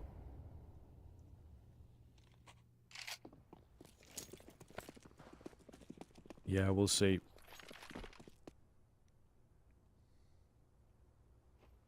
Kind of a dangerous one. Javstar up out with the AWP. Curious to see what he's able to do with this. Uruguay boosting in towards window, though, and perfect timing on it for the first frag.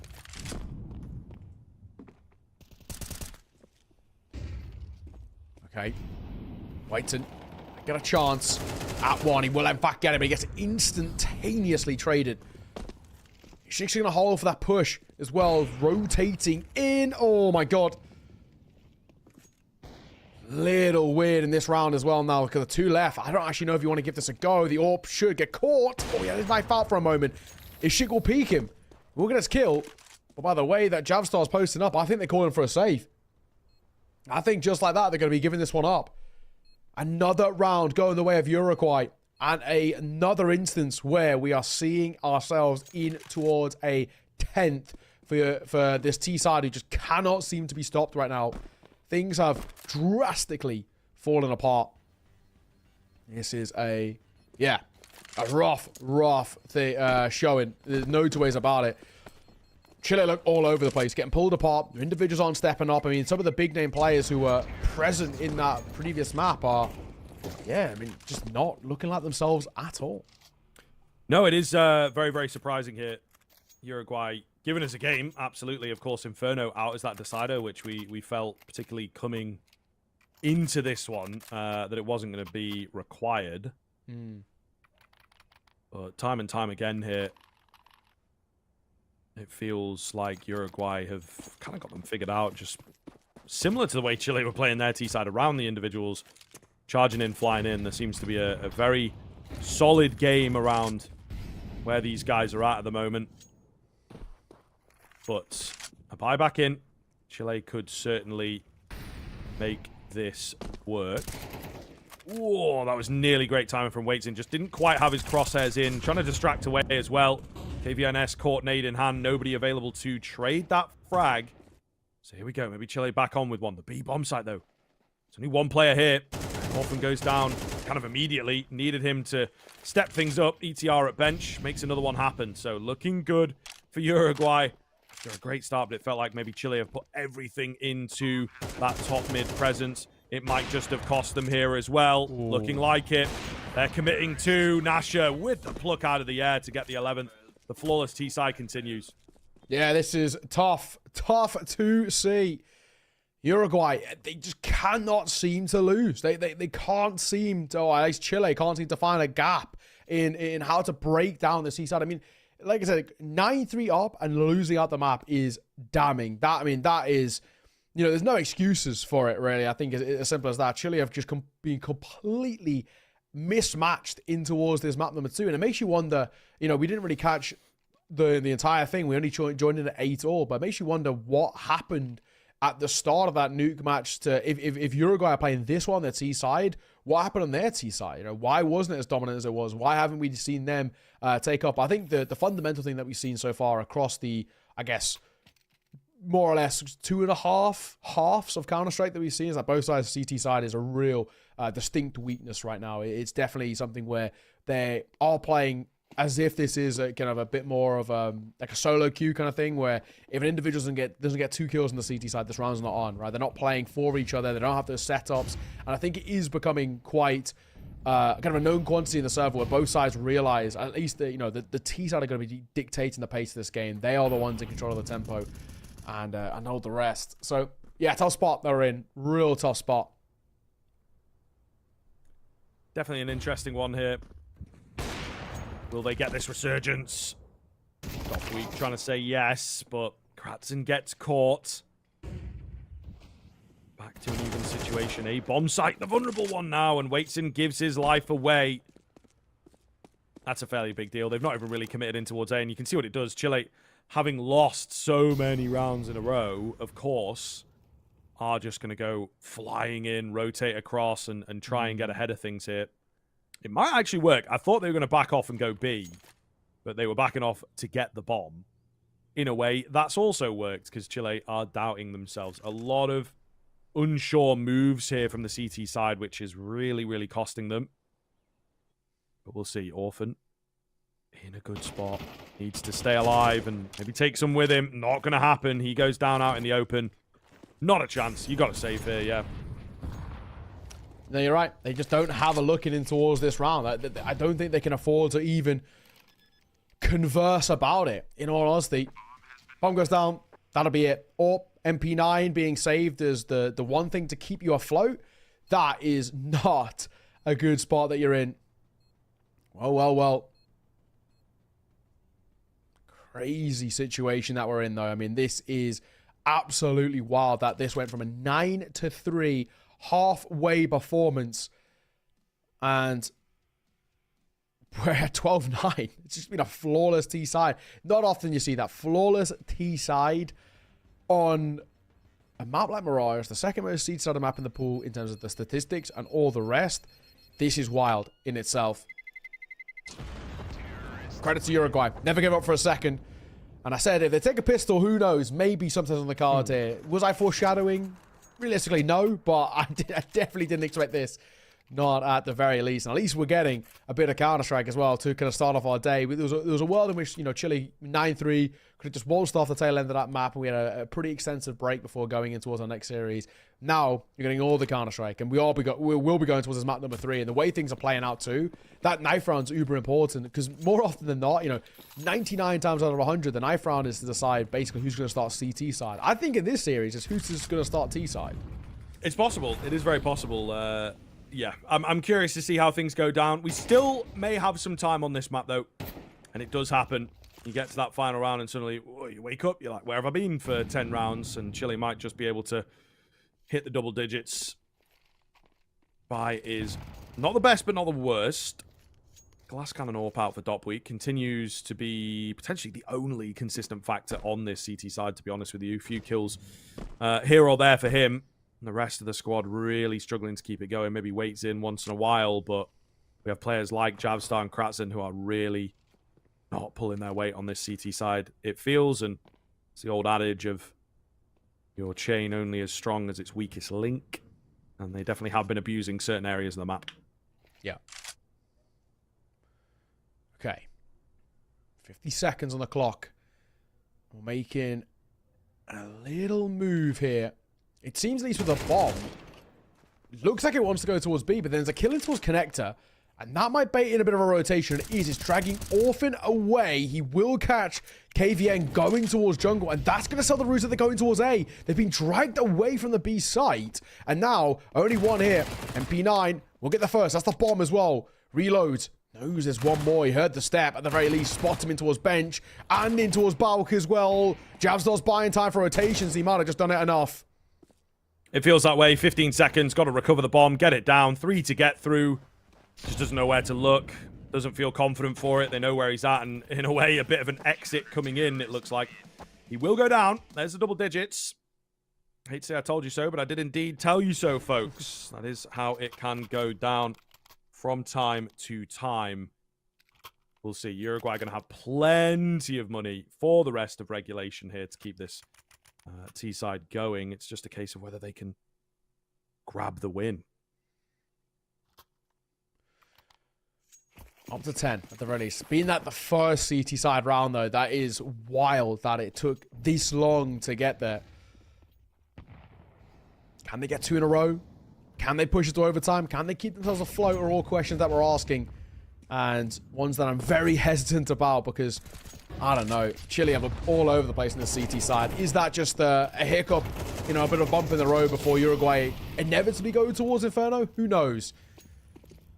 Once again, they're going to be given mid control.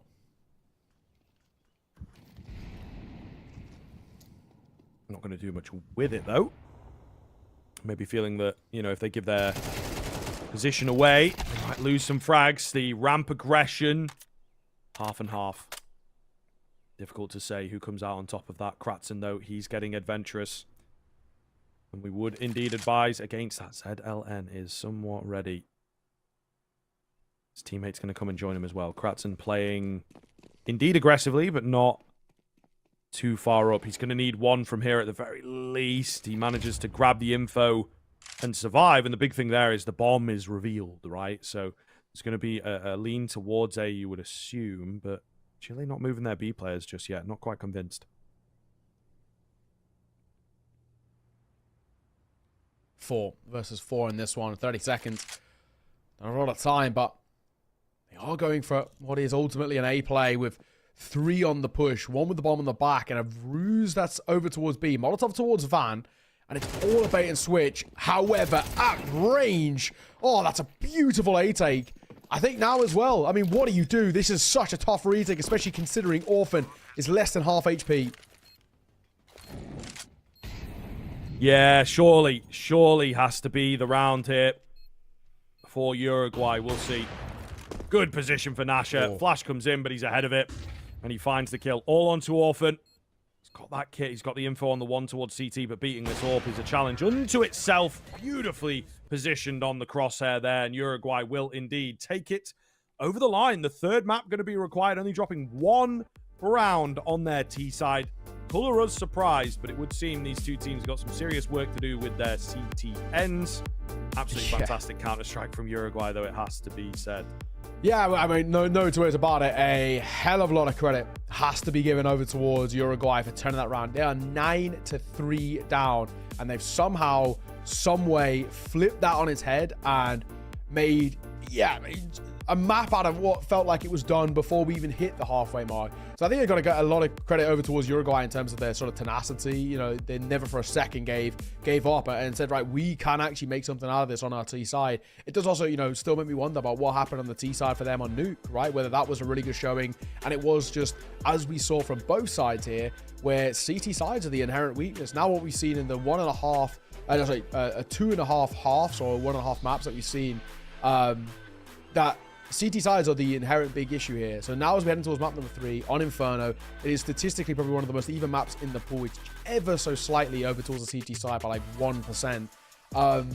Because of that, I do feel like, you know, when we have the knife round and the side of who's going to go here or there, I think we're basically, if I'm the team anyway, I'm wanting to start T side because from what we've seen so far, it's all about these T sides. There's some highlights, of course, to bring you off the back of that one and just showcase again just how much Chile ran riot to start things off and then how quickly they cooled off as well.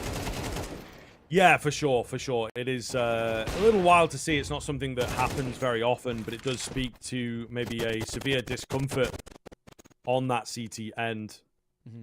But a big challenge ahead now, and we don't really know what to expect from it. I think at the end of the day, it's like, are Chile going to be able to bounce back? Are Uruguay feeling confident rolling in? It's a really sort of weird game state to be in after you've been vested like that. And Inferno comes down as another map that is super comfortable, super leveling, I think, is ultimately what we like to say about maps like that. So it's going to be a challenge. It is going to be a big challenge, I think, moving into this Inferno. And I'm curious, can Chile roll back, or, you know, are they going to be a bit tilted with themselves?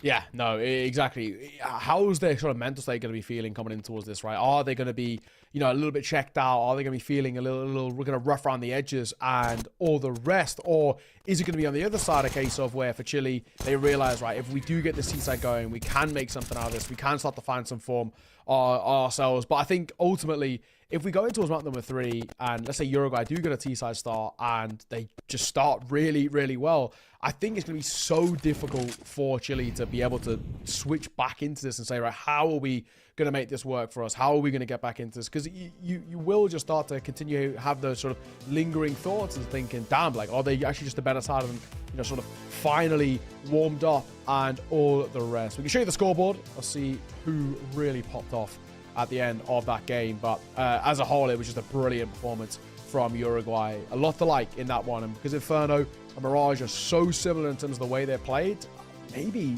this might be their series to take.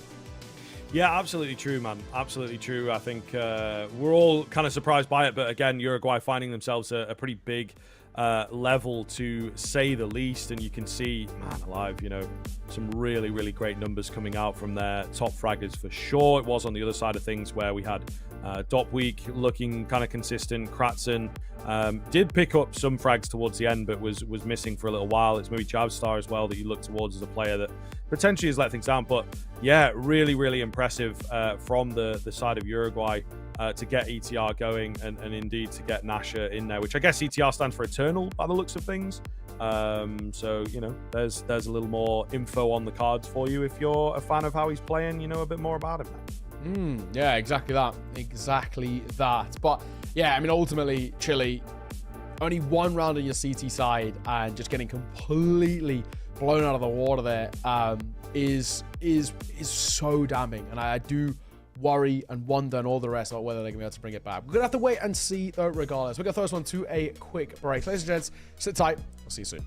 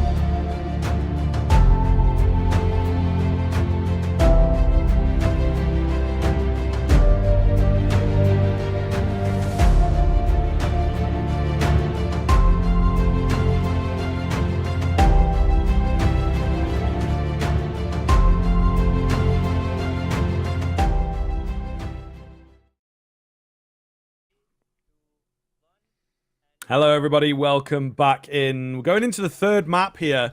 Certainly not what we were expecting for this matchup. I do feel, Uruguay have really shown us what they are capable of there. Ultimately, before going into that second half of Mirage, we'd not seen a lot from them. We were like, okay, well, bit of a closer game on Nuke, sure, but the final few rounds not really there that we managed to catch. And then, of course, that first half, all about Chile, but they just could not take it over the line. CT side really letting them down. They managed to get one round only, and it was right at the end, right when teams in a classic, they hit that 12, and then they just miss out on the, flawless finish, but ultimately were right back into it once they had their round reset, I suppose. So, really not sure what to expect out here from the side of Chile now, and indeed moving into this Inferno could be a bit of a worry. Yeah, I don't know. It's definitely a wild spot that we're in, just because Chile completely fell apart. I mean, you have to be completely honest about it, right? They completely capitulated in the situation. You're 9-3 up, and you get just one round on your CT side. Fundamentally, it's not a good half for Counter-Strike. There's no two ways about it. So, a lot of credit has to be given over towards the Uruguay side, who, of the 11 rounds played, won 10 of them. I mean, that in itself is pretty damn incredible, especially because it was on that T side. But I think also it sort of reaffirmed the points that we were sort of feeling post-Nuke and then post-first half, where both of these sides do have this big inherent weakness on their CT side because they are a bit more of a mix. They're not exactly at least a lot of these players play on different teams, and because of that, they don't really have the synergy and cohesion and all the rest to play off each other. And it's always more apparent on the CT side. I mean, I'm sure all of you guys at home, whatever, whenever you play pugs with your mates or whatever, and you jump in, sometimes you just get absolutely destroyed on the T side because they've got a few guys who are just individually so cracked or they're so quick. But you always know that actually they're just not playing together. We know that when we're on T side, we're going to completely destroy them, and it normally is the case, right? So I think that's one of the things that we saw here, where I think for a part of it, Uruguay realized that it is just so individually based. I mean, a lot of the rounds they won on the T side as well, it's like one or two people just jumping out of B-apps, getting a double kill on towards the side. Before you know it, it's like a 2 or 3v5, and they're not going to be able to pull off a retake. Small things like that. But when we get in towards Inferno, the thing that worries me most is that Inferno is so similar towards Mirage in the way it's played, and the speed that it's played, the reliance on mid control and how important it is, and it's something that the CT side of Chile never got control of. I don't know how well they're going to be able to get control of it here if they are to be on that CT side too. We said it as well at the tail end of that second map, where there's always a knife round for third map, and to see who's going to start on which side. And 99 times out of 100, it's always about starting on that CT side. I think it's probably relatively safe to say that teams would want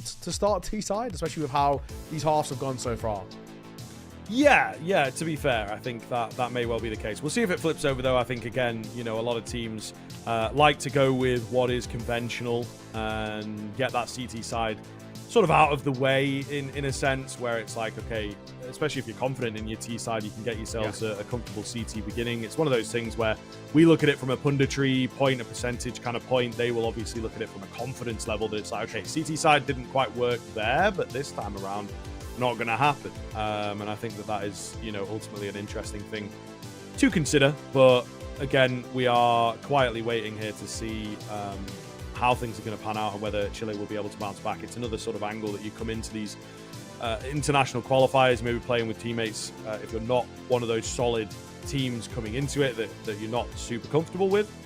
And it can kind of get away from you, right? In between, you maybe don't have the chat that you're supposed to have. You maybe can't be candid with each other and be like, look, you've got to sort of trade me a bit faster, or we have to pull off on the aggression on the CT side, or at least communicate that we're going for it, this kind of thing. You don't rightly know what the hell is going down in these comms that could be affecting the game, because there were a couple of moments really where they started off, they'd maybe get an advantage, maybe it would get traded, right? Not super solid in any of the rounds from Chile, but someone would be pushing out into Palace or in towards middle, and it's like you kind of need to have the wherewithal to call that off. And if you don't have it as an individual, then you need it as a team, and it just wasn't really there for them. So a lot of moments that looked on the edge, and then they fell over and gave the round across to Uruguay.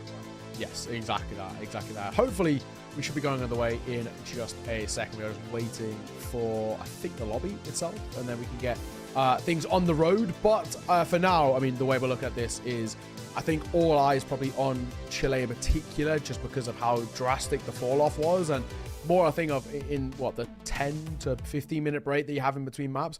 How well would they have been able to come in towards this sort of third map here and actually just mentally reset? It's tough, right? I think when you have no look in for 10 out of 11 rounds in a row, I mean, it's such a tough thing for you to be able to mentally reset and come in towards the third map and just completely forget what has happened. They had a prime example or a prime chance of probably and most likely should have been taking that 2-0. You're 9-3 up, and letting it slip away in the way that they did was also pretty damning. And we saw little insights into it as well at the end of their T side. They let 3 rounds go in a row just because they were over fighting, because they were so confident, where they maybe even could have had like a 10-2, 11-1 half if they had played a little bit more disciplined. And it was that lack of discipline that I feel like really let them down on the CT side, constantly getting caught off guard by the T side, who are playing, playing a lot around with the tempo of this game, and Chile just couldn't seem to read into them.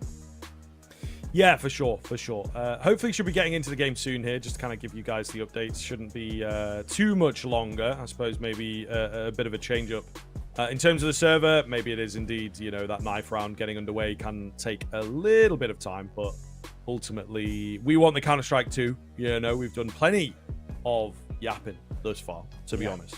We have had a few issues server-wise, but touch wood, moving into second, third, fourth day, there won't be as many panning out here, but it does unfortunately happen from time to time. We even had Brazil, come through. They forfeited their first game here to Argentina. Quick day at the office for Argentina for sure, and hopefully Brazil can get things figured out moving forwards, I suppose, because it could end up being a pretty quick tournament for them. Yeah, exactly that. We have had a bit of confirmation that we'll be starting in just a minute or so. So sit tight and we can get that one on the cards. Of course, this is only our first best of 3 of the day. We're going to be jumping in towards a game straight off the back of this. The plan is North America versus Colombia. I think, of course, they were meant to start in roughly about 5 minutes or so. But as we head towards a map 3, I think they're going to be put on hold for a moment until that one starts. But of course, at the same time, Honduras are going to be taking on Panama. I think that one will probably be let rip, as they're not on stream, so they can kind of go on and carry on with the day and the rest. But yeah, it should be cool to see what they've got up their sleeve as well. Those sides, some of those regions in the North American qualifier that we're not all too familiar with. Teams like Honduras, Panama, maybe even Ecuador to a degree as well. Colombia, not as many players who have played at that top level. Costa Rica, same thing as well, right? Not too many teams that have played, or players that have played at the top level within the scene. So an interesting look in to see if any of these teams can maybe pull off an upset against the likes of what I would say the 2 favorites of me are Team USA and Team Canada, who have pretty stacked lineups. Canada being 4 to 5 of Homino, I think is what the org's called, but some decent players at the very least who've at least played a lot of Counter-Strike in the past. And then Team USA, which is basically Perseverance Gaming, that organization that also pretty good, ECL standard, and all the rest. So yeah, definitely gonna be a cool look in as well when we jump on over to North America. For South America, as there's only 4 teams, 50% of them are going to go in towards the World Esports Championship. Just winning in maybe even 1 best of 3 might even be enough, with round difference in the rest, to push you that distance. If Argentina are seen as our favorites, if you're able to get a win here, let's say for example, able to get a win here in this matchup, and maybe Brazil end up forfeiting the other games, this 1 best of 3 could actually be could be the one. Yeah, you never know, man. You never know. Really could make a big difference. So it does feel, with this game coming all the way down to the wire now, we, for a little period there, were sat thinking, okay, it's going to be Chile taking it. No sweat off their brow and whatnot, but Uruguay have opened the door back up. Could be a very, very competitive matchup coming into this third map. Now we are just about ready to get into it as well here, folks. So not much waiting around, of course. Thank you for bearing with us. It has been a little bit difficult getting these games going, but the Counter-Strike should be on your screens momentarily, as we are being reliably informed here. And I think indeed, the players have this break in between.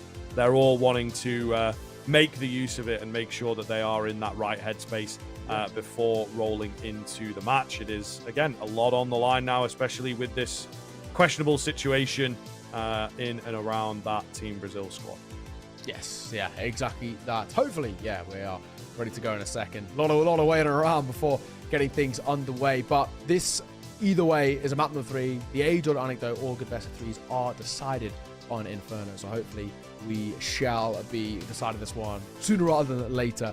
But ultimately, I think we've seen kind of the best and the worst of both of these sides, where some, you know, these CT sides have been quite problematic in a way of things just not fleshing themselves out and having these big issues. So I do wonder, you know, who starts on the CT side and then end up, I mean, how things end up going as well, right? I think that's the big thing for me, is I look at this and say, if from what we've seen so far, everything's been going so wrong in these situations on that CT side, if they don't get cleaned up in towards Inferno, it could just be more of the same, where it's a one-sided first half that's just completely flipped on its head towards that second, and it does become a battle of basically who can get like 4 rounds on the CT side, which normally we would say is not enough, but in this instance actually might be, in all fairness, just because that's how weird and wonderful these games have been. Finally, we are live though.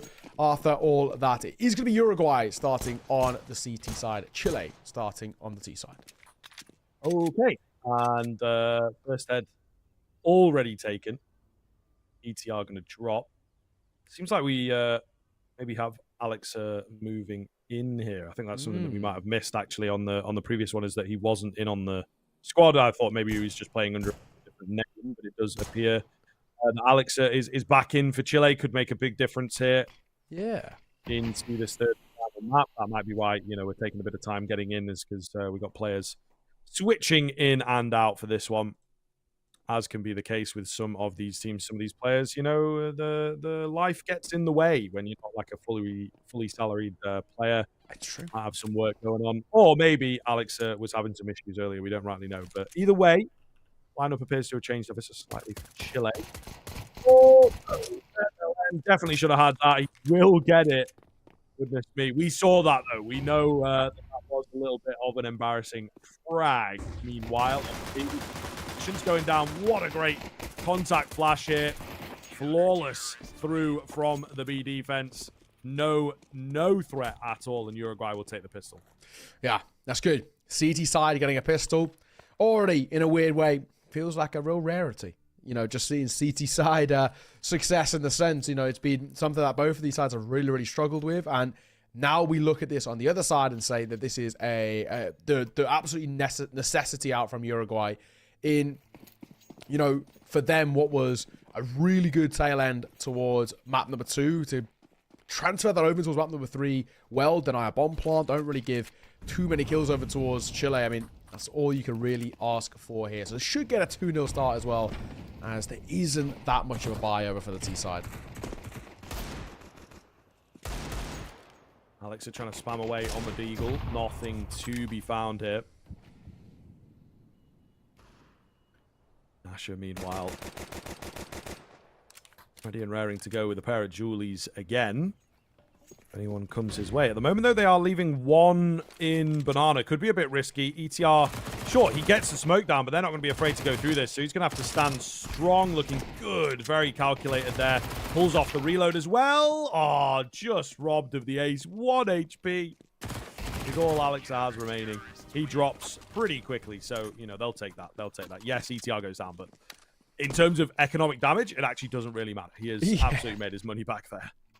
Yeah, I know, absolutely. It's the one casualty that I'm sure they can be like, okay, you know, he's what it is ultimately. That's a round which was a bit of a throwaway. We weren't really expecting all too much, and that ends up being the case in the sense, you know, it's just that one Deagle shot that comes through, but the MP9 does so damn well that the buy is pretty hefty. We do see an AWP out in play for Nasher.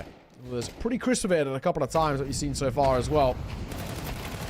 We got... Oh, Kratzer going to get one. Can't get the second. The flash blinded everybody. And Zealing going to pick up the Galil and then kill his teammate with it. Okay. A little wild. For sure. Chile then starting off on the back foot here into the first gun round. Really not the way that they wanted it to go. The bomb a little tentative to cross, but he will eventually make it in to join his team. Trying to fake things out in Banana as well. Maybe keep some eyeballs on that bomb site. Contact up short for Chile. Could be huge here. Alex taps away. Oh, It's dangerous. Nasher reveals himself now. The issue is they're not going to be ready, for Lashique to come in here, and he will indeed clean up house. Uruguay starting strong as they move up to the 3-0. Yeah, sure.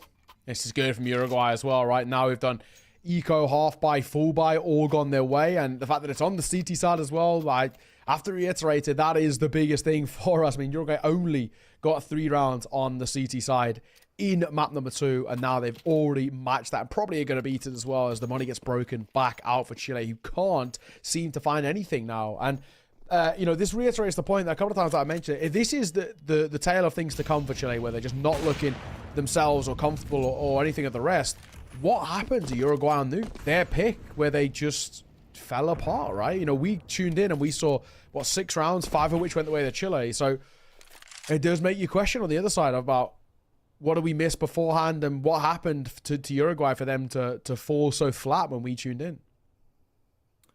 Yeah, I suppose so. Maybe a lot of energy required on that nuke that has unfortunately let them down and cost them moving forwards. But I don't know, man. I don't know. There's a lot of questions in this series for sure. The Sheik keeping cool, but there's a couple of kills back here for the Tech-9s. Only 2 that they're able to net. Uruguay keep it rolling. A very explosive start. Picking up where they left off, right? That's the big thing here, is that Chile have unfortunately not been able to bounce back, and I think that's what they needed, to just sort of prove to themselves. It's like, okay, we have to pick up a few here before things get out of hand, and unfortunately things are already starting to get out of hand, so it's a big ask now and a big mental ask. I mean, without a doubt, they're in a spot where I feel like if we do not see Chile get around in the next maybe like 2, they already could be in a problematic spot, to say the least. A little bit of a move being made here. Molotov aptly timed, as it looked like Chile were tempted to take a fight in towards mid. They're going to take a fight in towards Banana 1, which is successful for the first, and the second off the back of the trade too. Nasher, very, very low and alone on B, which is a bit of a problem. Going to need some support over there. Potentially. I like the move, though. Aggression through middle. Only 1. The Sheik been heard here as well by the player in the boiler. They try and trade him out. Not going to happen. And unfortunately, Nasher is potentially pulling away. No, he's going to stick around with no further presence on A. The 1-for-1 split is really difficult here, though. They have to make a decision. It will kind of be made for them as the utility comes in, but I don't know that Lashique's going to be here in good time. He's walking around as well, ready and waiting for some kind of a lurk. The nade flies on in, touches down, and finishes Nasher off. With it, the round shall come here for Chile. Surely. 1v3, considerably too tough to make that one work. AWP would be collected as well. And first put on the board for the T side. I said we needed to see a round in at least the next 2 out for Chile, just to keep things being, I guess, out of the realms of worry, and thankfully that is the case. They get one on the board now, they cancel the chain a couple together, but there will be a reinvestment coming through for Uruguay. Because there's success early and towards this map, they're not under that much pressure just yet. So, we go back underway with a round put on the board, though, finally for the T side. This is going to be a catalyst to more. They're going to go with the AWP, and the AWP's getting aggro. It's actually going to be the Molotov that confirms the kill, but Nasher will fall early. ETR tagged up. But they still managed to find the kills. Waits in. Certainly no waiting around for him. KVNS traded instantly, so they should save the round. No hero play. The Sheik on the other side of the map. They'll know that by now as well. A pretty common name towards the end of these B hits. Save for him. And another round for Chile. So here we go. Some competition coming in. We were a bit worried for a second there that we were going to get another heavy streak. But it's not the case here. And a nice exit from Orphan to make sure nothing saved, nothing gained for Uruguay, which will have a knock-on effect on towards that economy now. They don't have the money to work with to buy in towards this one, so Chile should make it a 1-round game without breaking too much of a sweat, and then be in for the potential, tying it up, taking a lead, moving forward, and all of the rest. So Definitely an interesting spot that we're now in where at least the narrative's changed quite considerably here. We've got kind of Uruguay who've fallen a little bit flat, and a few of these gun runners sort of being caught pants on their ankles in some of the early fights too, where they don't even realize the pace at which Chile are starting to fight them, and it's working.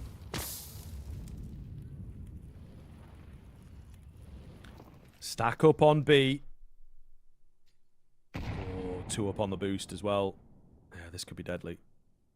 Looks like they will show a bit of presence on B on the T side of things. Whether they fully commit, it's another question, but they're using an awful lot here. The bomb will be lagging behind. I think they know that it is likely to be an eco. Flash is effective, but not effective enough. They know there's 1 up on the boost. Whether they know there's 2 up on the boost is the big question, right? They might still feel confident in where they're at here.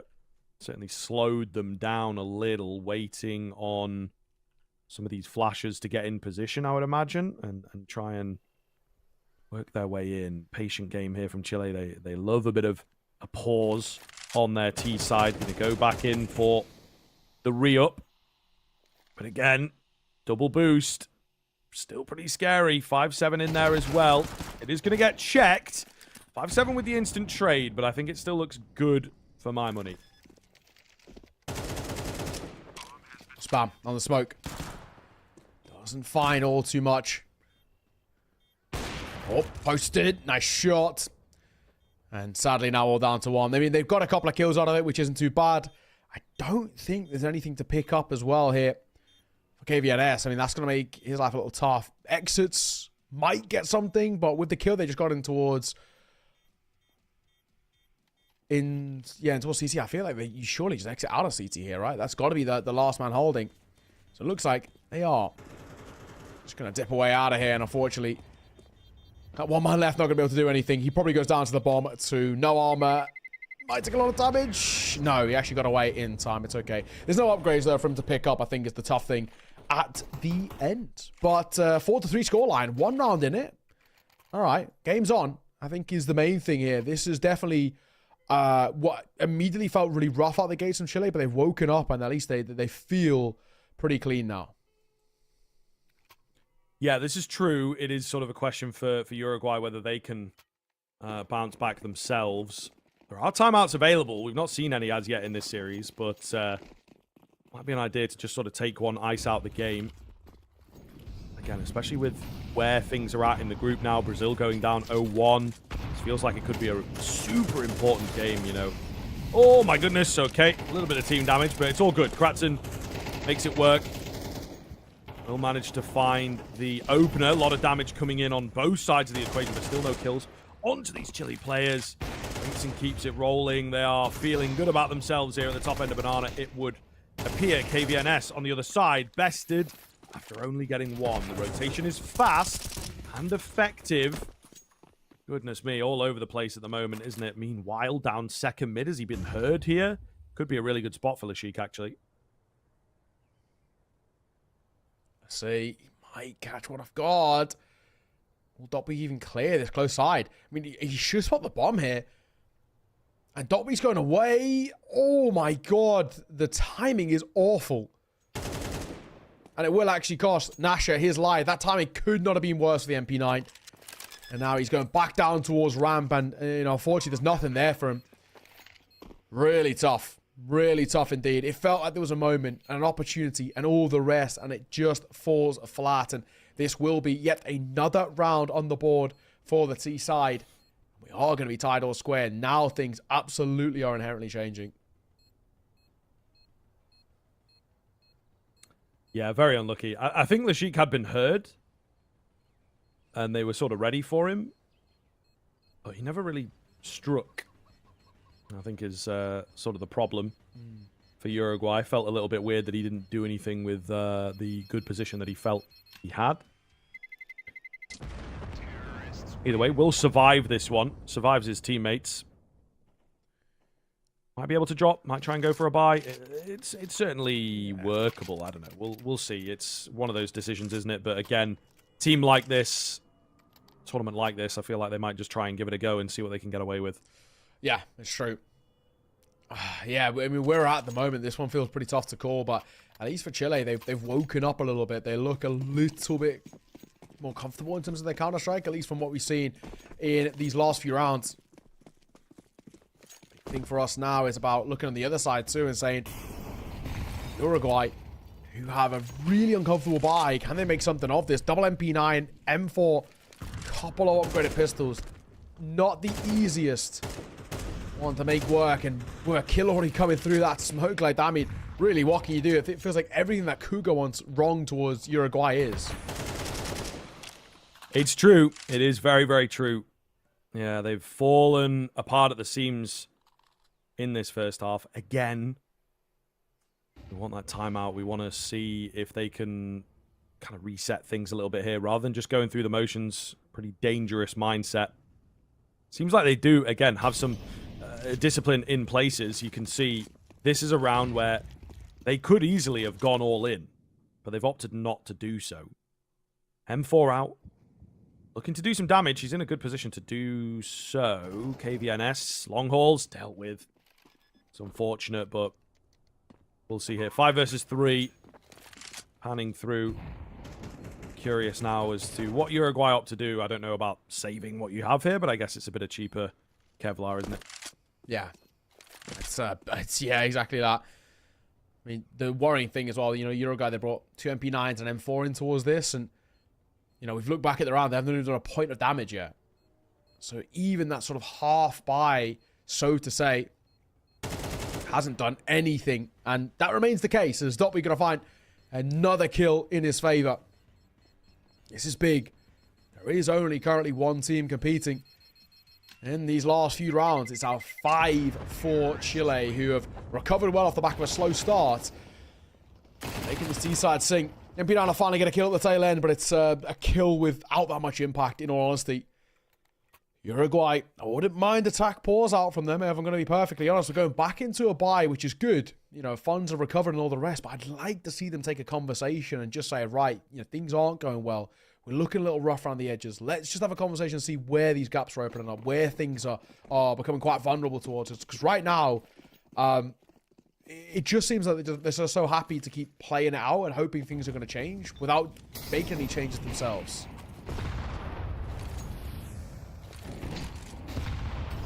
Nade does minimal damage. I was expecting bigger things. Kind of let it sit for a second there before mentioning it. Actually doesn't really find all that much. Nice bit of fight back here. Ooh, flashing effective. Second one looks decent though. ZLN blinded up, but they don't capitalize initially. It's all down to this sort of next move, but there's nobody around on the Uruguay side. They do well, right? That's a lovely 3-man setup, I would say, is where you just sort of leave one out to dry, see what he can find, and then hope that he baits them into the other 2. Not quite the case, but still a 4v4 that looks good here for Uruguay. Top week. Holding. See if anybody tries to get aggro, but doesn't exactly seem to be the case for now. A slow move. No real decision that's being made, at the very least for now. I say that. Nash's Orb's going to rattle off one, and a very important kill too.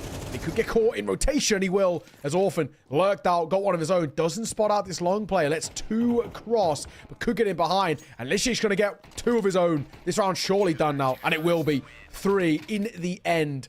Just like that, Uruguay finally put a round back on the board. Well, it's no time like the present, I suppose.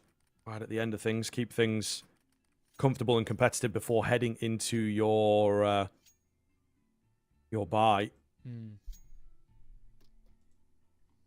We'll see. T-side as well, as we know from Uruguay, is indeed capable, look good on that second map. It's just a question of whether they can tap back into that, giving yourself as many rounds as possible to work with, and could even take an advantage here, right? Let's not forget that. It has been all about Chile, and I think Uruguay would be lucky to do so, but indeed, if you can create it towards the tail end, it would be pretty impressive. It's true. It's very, very true. I'm going to completely count anybody out so far in this one, because it keeps going back and forth. It's tough to call. Trying to spam through the smoke on towards Boost. He gets pretty close there. Doesn't quite connect, however. This is information to be gained.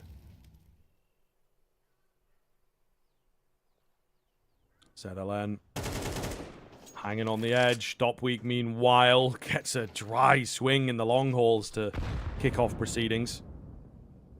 Nasher, trained in that timing. He was nearly on the angle at the right time, but unfortunately drops away from it. KVNS trying to follow in the footsteps of his teammate here, and he might lose his head. Actually wins the fight, though. Able to get away, and in Banana they found success, so it's a positive swing here for Uruguay. Just a case of making this work, technically speaking, on the A-bomb site. They are outnumbered. Nice little crossfire being set up. Nasher can't get close to the action in time, and the smoke is deadly there. Just spam away to find the key frag. As I say, the numbers benefit them on A, and they make use of that. Big. Big indeed. Orphan, his angle alone is probably strong enough to hold off this post-plant, but I think it's safe to say Uruguay are not giving this a go. I don't blame them. Why would you? You don't have the numbers. You don't have the HP. You want to try and buy in towards this next round. I think really they should be able to. I mean, drops going to come through from ETR and ZLN. And then, I mean, should be okay. I think KVN, I mean, at least getting out at the bare minimum, you know, the MP9 armor, Jul.CET. That seems to be very common these days, especially on a map like Inferno. In the end, though, it is Chile who have done a very good job of recovering. They found 6 out of the last 7 rounds in their favor.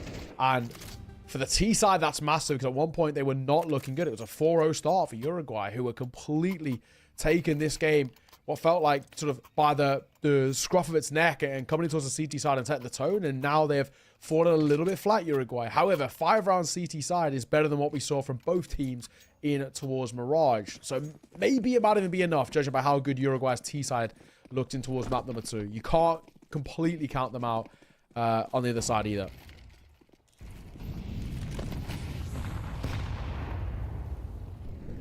All right, let's see. This final round feels like it's got an awful lot of weight to it. Uruguay breathing down the neck, but doesn't necessarily feel like it, right? So they need the scoreline to say that. Going into the pistol. Ooh, Kratzen close. He lands the bullets, but not quite the headshot. Oh my. Spamming on the smoke. Not connecting. I guess getting relatively close. 1 minute on the clock too. KVNS going to play up close. Not committed to the fight just yet. If he does, he could be in a bit of trouble. Motorsport going to come through. Flash out for the pit player as well.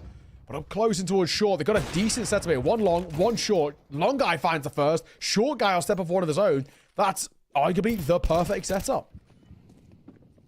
Indeed. Lashik finding another. Oh, finding 2, in fact. From on high. Brilliant round out from him. Now just waits in to, well, I suppose, await his death, await the inevitable. Down he goes, 6-6 at the turn of the half. Indeed. Chile with a bit more of an impressive 6 rounds coming out, but does not matter. Uruguay not going to be too bothered with the first half. It is all about the second half here. They swap over. They have to make this T-side work as it did on Mirage. Yeah, absolutely. Absolutely.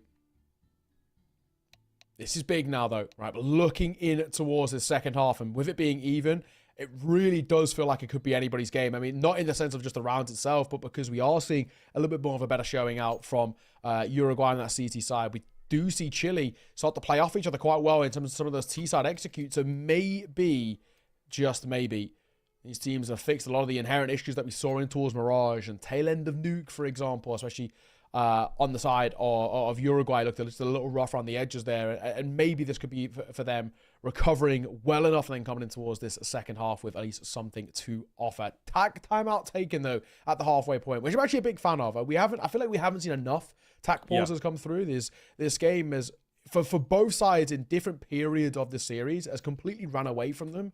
But they haven't done enough, in my opinion, to slow it down or break the tempo or throw the mental off for your opponent. And tac pauses are a perfect way of doing it, trying to ice out your opponents and all the rest. So it might be good. This pistol could be a huge, huge indicator to basically how this half's going to play out. Yeah, absolutely, man. Aggressive stance here from Chile in towards middle. 3 peeking down, trying to get an initial frag, but Uruguay not giving them the luxury. Slow encroachment up banana seems to be the order of the day for the T side. With Kratzen and Waits in on the other side of this. They don't have any utility. Relatively rare on the BCT side to not see a smoke out early. Meanwhile, while we're yapping away about B, the A bomb site gets some action, and ZLN drawing a good amount of attention, at the very least keeping them here, and might be able to find himself another head. He maybe has the freedom to just go for it now. And indeed, he's going to take that freedom. How is he not going down here, man? Absolutely insane fight on the other side. Meanwhile, Waits in with a big double. 2v2, bomb going down. Rotators going to be required for this. A deep position from Nasher. But Dopweek is here a hell of a lot faster than they were expecting. Wow. Down to just Nasher. Can he get any more here? No, he can't. Orphan takes him down, and Chile will just squeeze that out. Wow. I mean, again, you know, so damn close as well. And he tried to cross back over to the other side, which I actually don't hate, right? He's trying to go back up to the other side and play somewhere over towards maybe Coffins or even towards back church, but he just isn't given the luxury of the cross there in doing so. Yeah, an unfortunate one. Costly and all the rest, and it will be Chile taking first blood in towards the CT side. You know, we saw Uruguay get a good CT side start. There you got 5 rounds in a row and really looked very clean themselves. It took a long time for, you know, the responses to come through from Chile. If Chile can do the same thing in reverse, get a strong start in towards their CT side, it might really hinder what was a really confident Uruguay T side in Mirage, as we saw earlier. Waitson, here's a hell of a lot. Molotov got to go down surely. Actually going to offer the smoke. Molly behind it. Lovely little setup. I don't know if you want to go through that. It's a pretty deadly one too. Yeah, I think they will indeed pull back, play it safe for now. They have kept a player hanging around. Oh, and it's all a fake out the entire time. So, could work, but might be a bit too creative, a bit too inventive. See. Yeah, Toes spotted out as the smoke goes down. Waits in. Woo, nearly caught with nade in hand. Good move from him to just get that M4 back out, giving Kratzen a distraction to work with as well. He's going to fall, but surely enough has been done here, right? They located Nasher. If he found that kill instantly, maybe could have rushed a bomb plant. Not going to happen for him, though, and they are now surrounding him. Would be out of this world if he gets even, yeah, just a couple there. Not going to be any. Chile moving up to 8. Pretty keen start from them. But it is, of course, the buy coming round. Yes, exactly.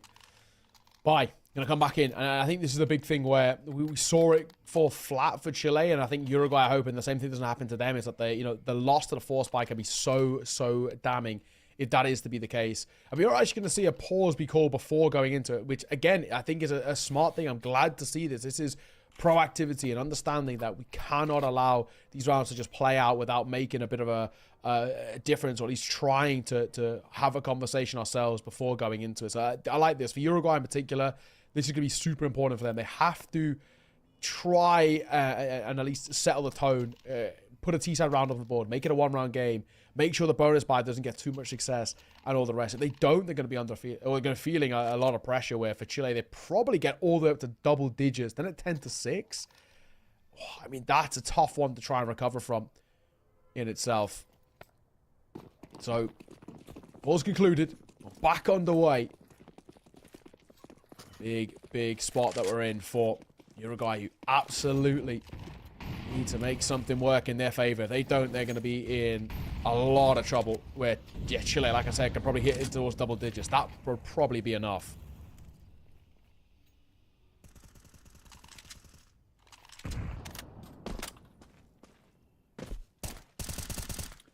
Quiet start into this. Uruguay. Pressure definitely on them. No one on the other edge of the smoke, Alex says. Flash comes in. It's pretty nice, but Orphan lands a dink. He's got a molly for good measure as well. It's a nice idea from Uruguay, but they just don't quite make it work. It's unlucky, to be fair. All right. Oh, okay. Little scrappy as a fight towards Banana, but it will go in the favor of Uruguay as they barrel in now. And I think lost the race, but he spams through. Zedelen gonna fall. Bomb still goes down regardless, but retake potentially could be on. He can't get the kill with the Molotov as AVNS is a lucky man to stay alive.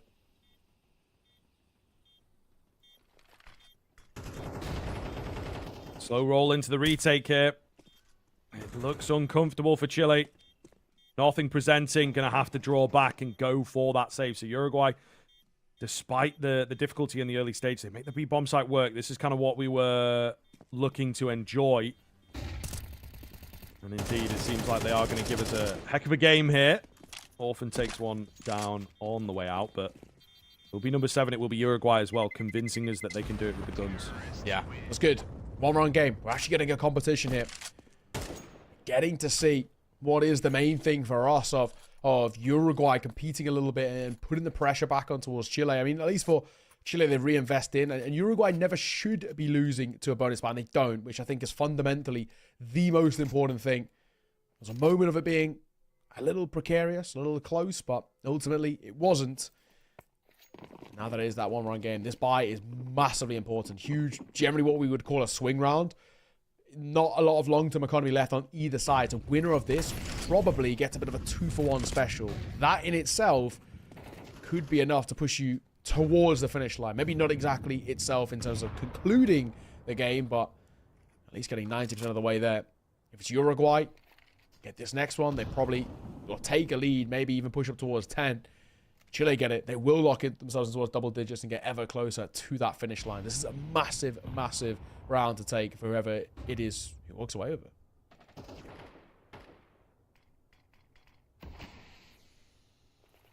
Early smoke down. Chile bolstering up the A bomb site here. Difficult to say. Bomb leaning B at the moment, but of course the nature of Inferno as a map is very rotate heavy on that T side, never giving your full game away until you absolutely have to. Ollie comes round, forces that player out from underneath porch, but nobody looking to take the frag. Quite close to the action here. Orphan the first one to fall. However, it creates space for the rest of the team to get in, potentially. 2-piece for Dopweek. And, well, Kratzen trying to take a fight out on the other side of the map, it would appear. However, the trades in at middle are solid here from the CT side. And it is just down to KVNS. Nothing he can find. So Chile right back on the board. Not the best for that Uruguay side. No, not at all. And that's a big one to take, right? I just think, like we were saying, you get this sort of 2-for-1 because there's no bomb plant that comes through from Uruguay. Chile should get a 10th, basically, without too much pressure. I say that Nasher is force buying into as an AK. So at the very least, for Nasher, he feels like he can make a difference here. The only issue is if they A, don't win the round here, and also B, don't get a bomb plant, in both situations, his buy is going to be greatly hurt in towards the next. And I think that's a big problem. Fighting in towards mid. AK deals a bit of damage without taking any themselves.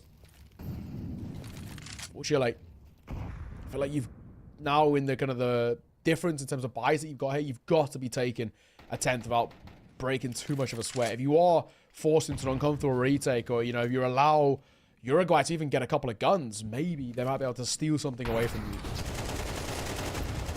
Well, here we go, moving through in towards a quick bursty B. They found success with this bomb site in the past. They might find it again.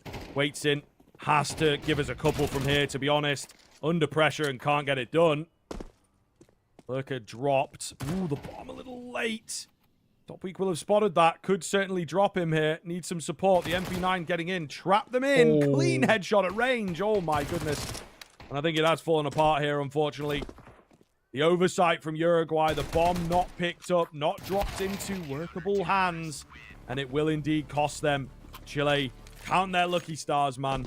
They will indeed be thanking the Counter-Strike gods for that one.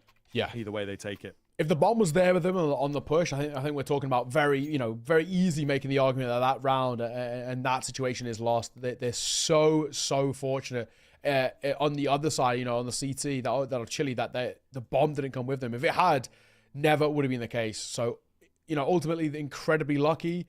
But I think on the other side too, I think that's where a bit of that discipline leaking out from Uruguay. They shouldn't be losing that round. You get the site, you kill the 2B players. I mean, we're talking about having everything you need to see that round off, smoking towards CT, a push that wrapped in towards Church as well. So you already are having a decent post-spawn set up, but you just forgot the most important thing. And I think that's the real brutal thing about that. So, I mean, ultimately, it's a tough one to lose. We kind of know that. And we can see how it's had a bit of a knock-on effect. Attack pause, which has turned technical.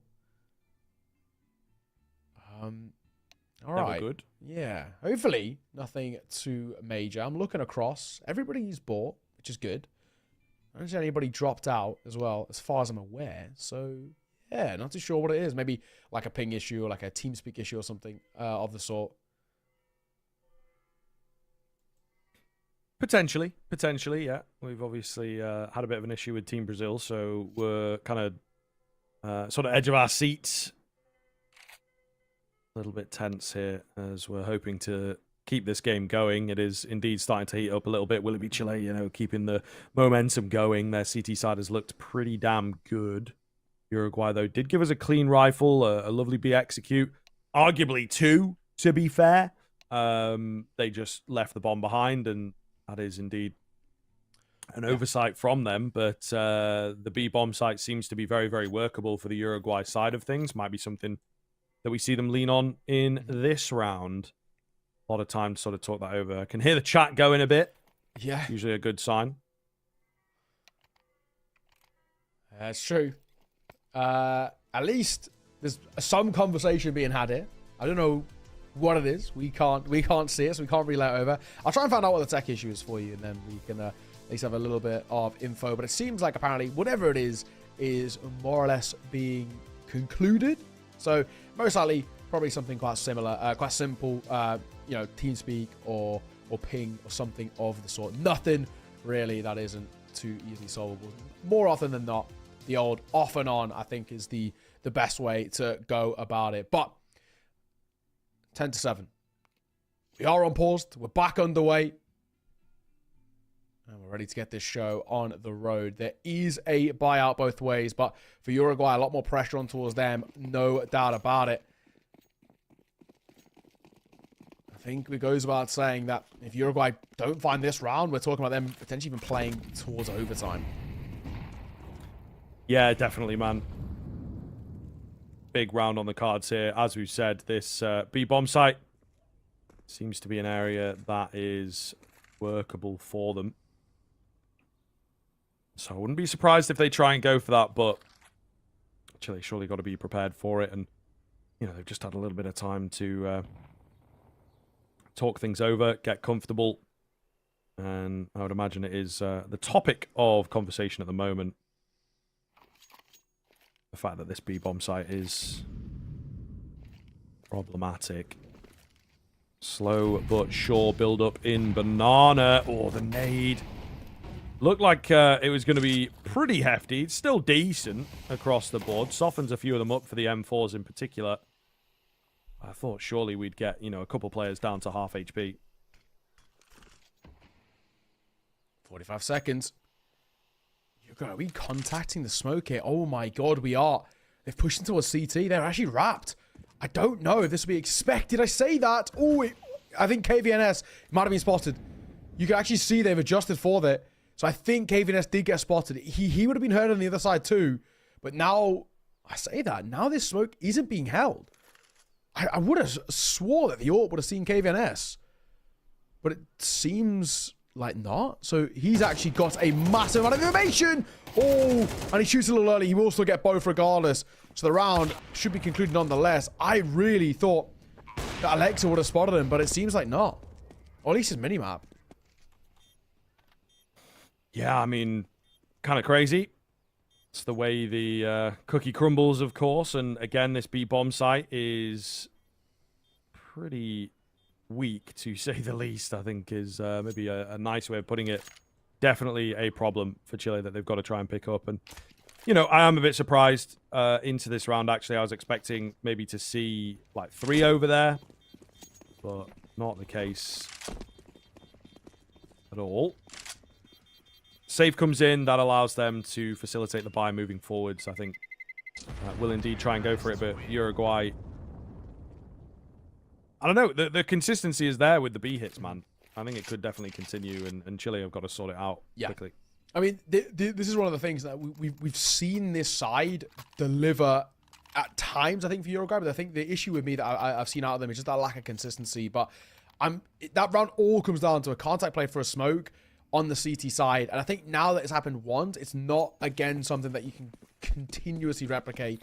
Chile will be aware of that. So Uruguay have got to find more simpler ways of giving themselves advantages. I mean, even then, KBNS, it was nearly a little problematic too. But the biggest thing for me is it doesn't completely destroy Chile. They do have a buy to work with double AK4, which should get the first nice quick reaction so the lane gets caught. Okay, so advantage, 3-man out at the top end of Banana as requested. And you see what happens. It works for them, right? They prove that they can lay down the aggression. They have, however, expended a lot of utility to make it happen. Only the one smoke here to keep them at bay. So Uruguay could be smart from them. Get a smoke down. It's very quickly, very easily baited out as well. Bit autopilot-y maybe. Super, super nuanced angle. You know, you've got to be confident in your hold and in your reads. But you can see they get the smoke down. They expend the Molotov. And this allows Uruguay to go, okay, well, I mean, we still have, like, loads of belts to work with. Get a fake out towards A. It's drawn waits in across. And ultimately, looking good here for Uruguay, in fact. Kratzen up high. Good for the first. And it's that advantage that's going to make all the difference here in this round, isn't it? Flash through the smoke. It's effective. Looks good. They try and go for something a bit different. Try and push through towards CT. Not going to happen. Chile will hold the line this time around. Okay. And now Chile get within 2. Reaching distance of seeing off the map and the series. Uruguay, they try and go for a B hit again. They try and make something work for them in that one, and it's not to be. And, of course, another interesting kind of situation where we're at, where for Uruguay, you lose this round, you're probably going in towards what maybe might even be the final round in this game with maybe not even a real buy to go off. I mean, even still, KVNS only has a Tech 9 in this one. Tough spot. Real tough spot that we're in. Oh my. Opening fights. Good for the CT. I'm very worried now. Yeah, for sure. Chile looking a hell of a lot better. The confidence does appear to be coming back to them. Rightfully so, because they are finding some pretty keen rounds over here. 3-on-3, though. Uruguay still keeping it doable and even, but I just feel like they lack a lot of map control and really not sure what's happened to the rotations, where they're looking, where they're going here.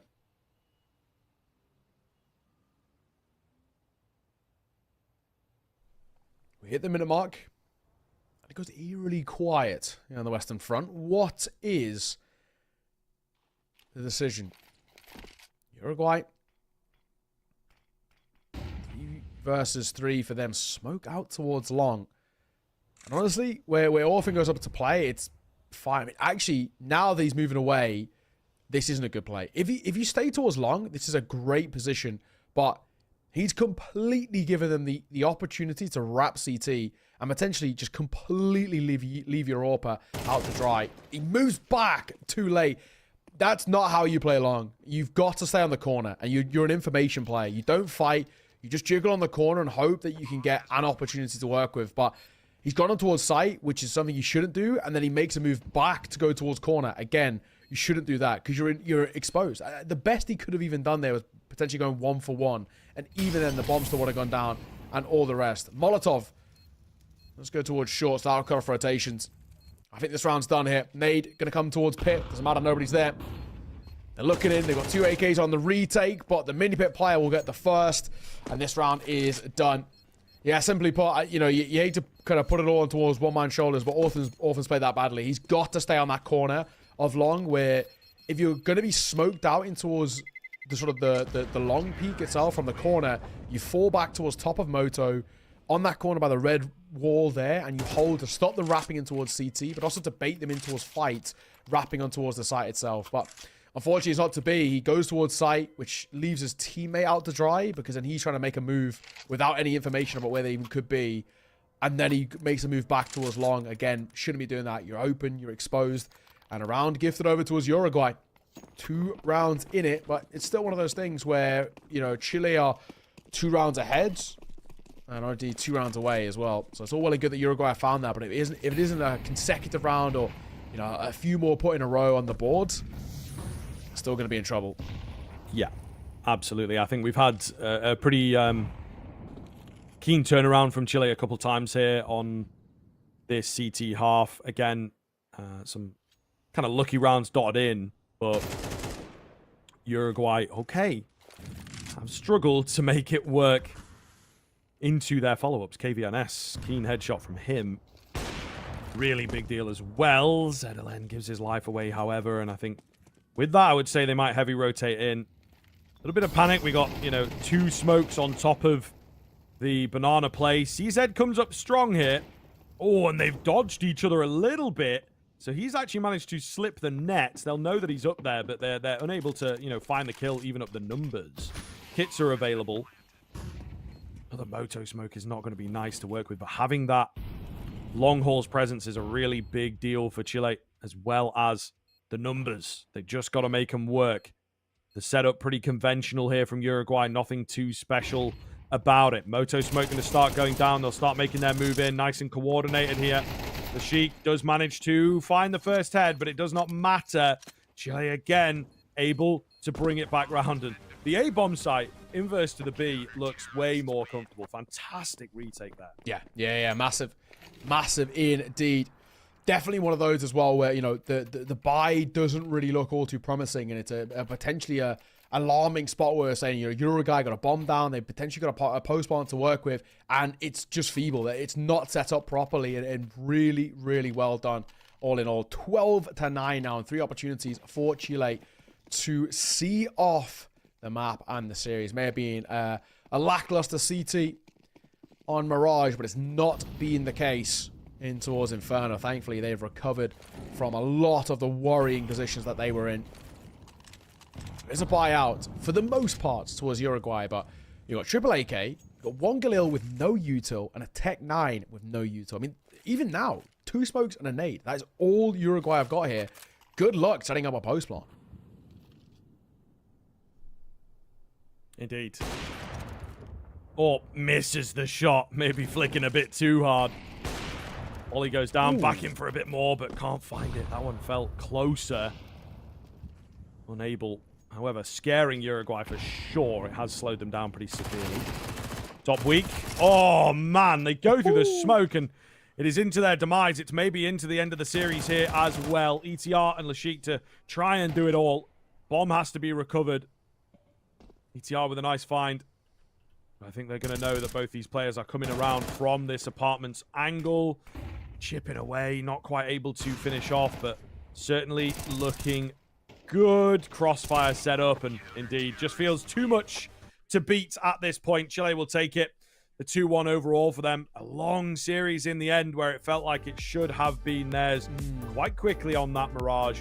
Not the case, not the game we get, but they will still be the victors. Yeah, ultimately, it's, you know, not the end of the world, and it's one of those where, you know, while Mirage was worrying, I think it's probably the way to put it. You know, we'll mention it again. 9th. Sure, I think certainly felt like they were a little bit coordinated. Sure, I think certainly felt like they were a little bit coordinated as teams go on. It again does maybe beg the question of where that was on the second map. Maybe take that time out, maybe figure things out, but didn't really see it, as we've sort of talked about a little bit, maybe off camera. Some teams just sort of roll through and try and make it work, and to no avail ultimately. But yeah, really clean stuff from them in the end. And I'm a little bit hopeful. I think it's going to be tough for them against Argentina for sure. Brazil, we could see.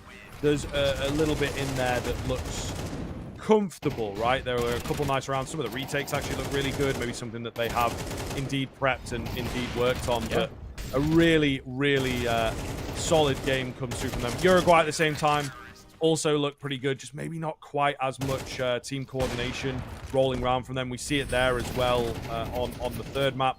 A little bit more individually based, a little bit more trying to get those members doing the damage rather than the unit, as it were. Yes. But I think a clean game from them nonetheless. And, you know, we like the double up setups on the CT side of Mirage. There were a few creative ideas in there for sure. Got the scoreboard here as it drops down, of course. And yeah, as I say, Lashik and KVNS looking good across the board, I would say. Maybe needed to be a bit more alongside them if they were going to do the numbers game. But when it came down to sort of figuring things out, the depth of the game, all they had really was the B plays, it felt like, and, Yes. and the A side of things not as good for them. No, agreed. I think it's just one of those where I felt like maybe ran out of steam a little bit towards the end. They just couldn't kind of keep things in their favor. It was tough, and all of the rest. I mean, a showing in the end for Chile, which is one in which they could definitely work upon, right? I think now having a win like that, if potentially, you know, if Brazil aren't able to field a team or issues externally for whatever reason, and maybe there's more forfeits to be had, that win alone could net them the second spot. I mean, ultimately, it could actually end up being between Chile and Uruguay, and that head-to-head of this series could be the decider. And that in itself, it could be pretty sick for Chile as well. A side who probably don't get as many opportunities to play in the LAN environment. I think that is really, really cool to see. So yeah, I mean, big thing for me. I'm just glad that Chile recovered off the back of what was some tough moments in this series, and showed at the end that they've got something up their sleeve. Even a good first series for us here in South America. We are going to be, however, jumping over now sooner rather than later into North America as well, which should be pretty sick. I think we've had the NA guys on standby a little bit for us as well, of course, as we had to get this series finished. But we will be jumping in towards that game hopefully soon-ish. I think it's going to be Perseverance, which is the North American guys taking on Colombia, which should be pretty sick. Yeah, for sure, man. Definitely looking forward to that one. We're going to get across to that break pretty quickly here because, indeed, we want to get things rolling into that game. So that's what you're here for. We're a little bit behind time, of course, with how long that series ended up going. So just a few more minutes here, and we'll get into that pre-game. See you after the break.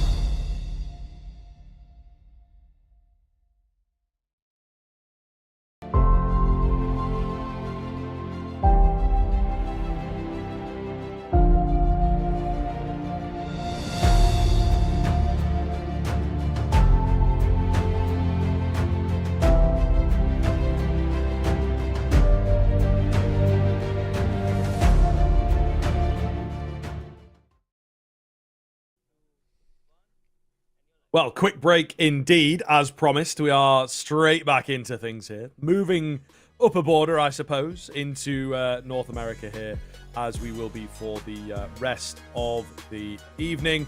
It is looking to, again, go down with those sort of concurrent games. A lot of matches going on. Yeah. This one's going to be the coverage for a little bit longer, as it were. We've got this rolling through into the weekend pretty solidly. So looking forward to getting into this, seeing how things are going to go down. We are obviously going to kick off with a little bit of a banger here. The United States coming through up against Colombia. The United States, of course, got Perseverance Gaming, or at the very least, it looks like the majority of them, yes. Which, again, functions through as a pretty legit org, pretty legit team. So these guys, I feel, probably the favorites in the whole thing, would you say? Or would you put Canada up there as the favorites, right, is the big question. I would probably personally say Perseverance, i.e. North America, the favorites in the entire thing. But I would probably say Canada are a close second. You know, both of these sides have notable players, I think is the main thing. But I always lean on one pretty inherent thing for me, which is always the strength, is teams, right? You know, when you see teams that are a mix, and we saw this a lot in the EU, for example, where they're a mix, and they have great name individuals, you know, top of tier 2, maybe some of these guys who play tier 1 Counter-Strike level. I mean, we had Frozen playing for Slovakia, for example, right? So guys who, big name players, but I still always back teams, you know, a strat book, an idea about playing around each other. I mean, we even just saw it into our previous series, right? A lot of these sides relied quite heavily off the T sides because it allows individuals to shine, but whoever's able to clean up that CT and play off each other and have that composure and all the rest really is, for me, always the one that I lean towards. And that's why I do think that USA are probably the stronger side for me. You know, kind of they're also a team, but I think there's a little bit more name value towards USA in the sense. But here's the team we have. We've got Gabe, MDS, Louis, Shutout, and my GOAT, Kojimo, of course. He was there last year in Yash. Super cool guy, in all fairness. Really, really fun to kind of hang out with. And I honestly, kind of in a maybe non-biased way, but hope we get to see him in Riyadh as well, because he was a pretty cool dude. Obviously, he's been grinding out the Counter-Strike, grinding out the content as well, but this is a pretty good side for Perseverance, who, you know, we're playing ECL, new org as well. Of course, they were at least the core of the side on Take Flight not too long ago, moved from Take Flight then on towards Perseverance, who are a new org who've come through, also hosting like 100k LAN in America as well, which is a big thing. So, you know, domestic lands in NA, so a new org who's come in. I picked up a pretty good side, in my opinion. Yeah, definitely.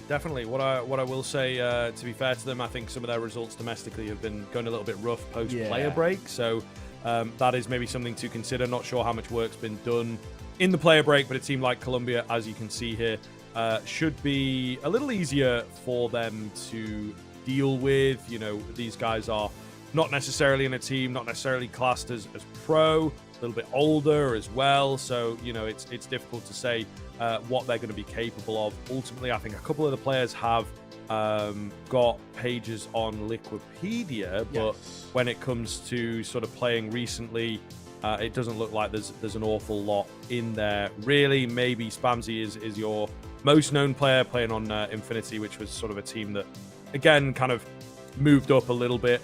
But in terms of the results, in terms of what they were playing, not an awful lot in there in places, right? A little bit of sort of that Latin American league type stuff going on. But in terms of facing off against the North American counterparts, which is what usually happens, you know, you have these like South American, Brazilian teams in particular moving up a little bit. Not really the case for these guys. Yes, exactly. This is our veto. Heading in towards this one, we're going to have Anubis picked in by USA. Then we're going towards Dust 2, and we're deciding things on Mirage. So, I mean, this is a very puggy map pool, all in all, right? You know, Anubis has become one of those maps that, you know, the most T-sided map in the pool. Currently, Dust 2 has always been very favored on that T-side because there's a lot of freedom to run around, and the rest, and then Mirage, and then the map in which, if you have strong T-sides, it can make the difference, as we saw in our previous series. So, yeah, I'm interested in this one as well. Just, I mean, for Colombia, I mean, how do they approach it? I think for the map pool they've gone to, ban out Nuke and then you ban out Inferno. Two quite different maps. Inferno is a little bit easier to play, but I think into CS2, a lot of people don't like it. So maybe it feels like leaning on a slightly more of the more simplistic map pool, maybe hoping for a bit more of a puggier game to try and find gaps in this USA armor. Yeah, for sure. I think that may well be the case. Again, as we talked about, a leveling map. I think Dust 2 is famously known as that in the past. So maybe that's what they're trying to go for here. Maps that they're super comfortable on in that individual sense. They've played a lot in the pugs. I feel like that's kind of what we got here. You know what I mean? It's like a 5-man roster that play to a very high level of sort of casual competition. And then when it breaks through into you know, the super serious kind of pro, semi-pro level, they've not quite hit that as highly. I still think, you know, there is a bit of history behind this Colombia team within their own area, within that South American region. So there is a little bit of competition there for them. But do you know what I mean? Where it's like you can really make the high level, spend a lot of time. It's maybe the only game that you play, but is it your full 24/7 focus? Potentially not for this squad. And that's obviously what Team USA are going to have over them in this case. Yes, exactly that. I mean, you know, we've sort of said it right. When we look at this now, it's a series in which our approach is that the favorite here should be USA coming in. But then, of course, we look into that last game. We caught the tail end of that map, and we thought that maybe it was going to be smooth sailing for a 2-0. It flipped on its head. It was very uncomfortable, went to a third map. And we've been casting a bunch of games which have been upsets all over the shop, right? I think is the main thing. So, yeah, I mean, the way I look at it, it still feels like it could be absolutely anybody's game coming in towards this. You can't completely say that this is a done and dusted affair. And I think that I hope as well that the approach for the USA isn't that as well. I hope they don't come in towards this and say, right, you know, we're the favorites on paper, but maybe a little bit more name value, play a little bit more of the higher Counter-Strike, and take the foot off the gas a bit and sort of come in with a bit too much confidence or a little bit too brazen in certain senses and all the rest. I hope that they give the proper respect, play the game the way they should be. And if they do so, I mean, this is always the thing as well, when teams are the bigger names in quotation marks, if you still just play your proper Counter-Strike, you actually do just win games easier, right? I think sometimes you see teams who come in with such confidence because they're like, well, we're the guys who are, you know, the favorites on paper. Let's play like the favorites, and people are pushing and overextending, and then they get caught off guard, right? Because they underestimate your opponent. So that's the big thing that you hope the USA don't do here. But I feel like they're professional enough in this sense, so it won't be the case.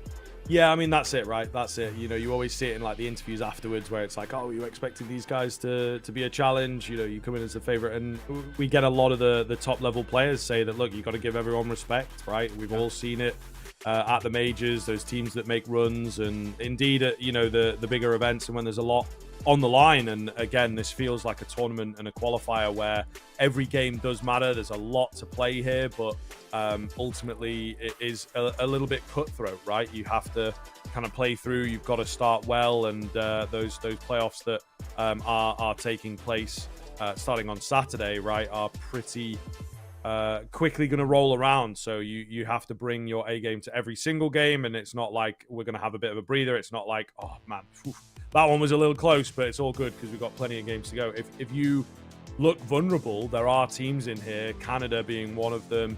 I think Guatemala comes through as well with maybe having a little bit of talent to work with that could certainly exploit you for sure if you do have those problems, if you do have vulnerabilities. Yeah. We are, again, just sort of waiting to get the game going here. You know, credit to the players. Obviously, they've probably been waiting around a little bit, and then it gets to that, like, mark where you're like, okay, I'm going to, I don't know, go make some food or whatever you were planning on doing after. So I'm sure it's been a bit of a case of calling around and saying, yo, game's starting, we need you back.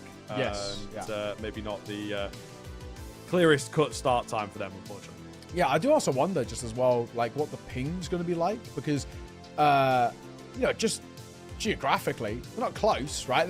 You know, that much. I do wonder actually what the ping's going to look like in this one. There's a fair few miles in between these two sides, in probably where they're set up and all the rest. I mean, even depending on what coast Perseverance are playing from, I don't actually really know where they're based and all the rest, but we can speculate on that later. We are live. Let's get this show on the road. USA going to be starting on that CT side. Colombia starting on the T side. Swansea. Be that first line over towards A here. Funny thing, looks to be a fully fledged execute coming round. So blind, he's melting. trying to do something here. Not going to happen for him. It looks good for Colombia. MDS needs dealing with, and he will indeed go down. Gabe against 3 here. Goes a little overlooked, but fluffs the line, and Colombia will net the pistol. Wow. Okay, that's good. A pretty simple one, all in all. We're just talking a nice and easy kind of contact play out towards that A site, and yeah, no issues really. Comes out to fruition nice and simply. So, all in all, 1-0 start. We aren't going to see a force buy come through. Just a pretty simple low buy-in towards this one. So they're going to not give up, but at least sort of say we're going to go for a full buy-in towards the next rather than heading properly in towards kind of a force buy here of MP9 to try and make something really awkward work. However, they're trying to get aggro, and this could work against them. There's a Galil ready to meet them. Oh, we'll see. They're hanging on the edge. Once again, who's going to make the first move? Trying to draw attention in. Flash comes around. Snake insanely blind. Nice frag. Keen find. Now get that Galil working maybe. They know what's up. They know it's going to be a B hit, so they're trying to get ahead of it. And it might be the bomb here. They're not going to beat the weapons here, of course. So we'll see if they can get anything going. Ollie goes down. Coat not going to respect the fact that there is a player in, ahead of that Molotov. So actually pretty good numbers-wise here. Team USA showing us what they are indeed made of. Point finding a couple, but it costs him a lot of HP. Oh, man, this could get dangerous. Gabe comes around with the Galil. Jumps the gun a bit early, but he will still finish off Spamsy. It's all down to Point. And this is looking to be a full eco. Bomb not planted either. In a good position for Point. They'll tap down onto it. Try and get the 10-second hold. Clean find once they got AKs in hand. And USA, the full eco, goes their way. Alrighty. All right. A complete low buy. I mean, barely even going for upgraded pistols in most cases. I mean, they were talking about prioritizing kind of with their economy by going in towards the next round, and look what it's netted them here. At first, in that sense, is going to do a lot of damage over towards Colombia, and they do get a bomb plant. And ironically, the way I would actually go about this if I was Colombia is off the back of the bomb plant, not buy, because normally you don't get a choice. You have to force buy because you're in double eco. Colombia aren't in double eco because they are 2K. That's actually not double eco territory for them. So they could have come in towards the next round with full Galils across the board at the very least. They are opting to match the force with force though. Normally, 9 times out of 10, the force is the right choice, but because they've got a couple of kills and a bomb, I think that's enough money to say, right, we can actually slow things down a tad. But for them, I'm going to try and make it work here. We've got 2 Mac 10s, a Galil, 2 Tech 9s, which is still a pretty scary buy, in all fairness. Very true. Definitely could make this work for them. Have to keep it fresh, and I think indeed try and find a presence in this round. Bomb is hedging towards that A side of things, but they're just completely frozen, waiting for maybe some aggression to come their way. I like the idea. I do like this sort of stack here, but I don't think USA are going to give them a look, unfortunately. So they will make the move, and they make it at the perfect time. MDS caught in transition. Good sense of timing here from Colombia, nets them the first. Mac 10 for them. The 2 Mac 10s, one with the bomb on the back, is just pump the brakes for a second. 30 seconds, though. Colombia don't have a hell of a lot of time. It does look like they want to finish towards A, and it could work against them. Shut up, though, going to get caught. That's tough. Bomb should go down now. Oh, and Kojima is going to get caught as well. I think we're saving here if we're USA. So USA pull off a force buy, and Colombia come right back into it with one of their own. That is very successful. Yikes. That is a tough one to lose. USA, it's going to be a tough one. They're going to force buy back into it, but it's going to be tough in what they can bring to the table. Tech 9, peek around the corner. Spot a 2 there, and ops against the fight.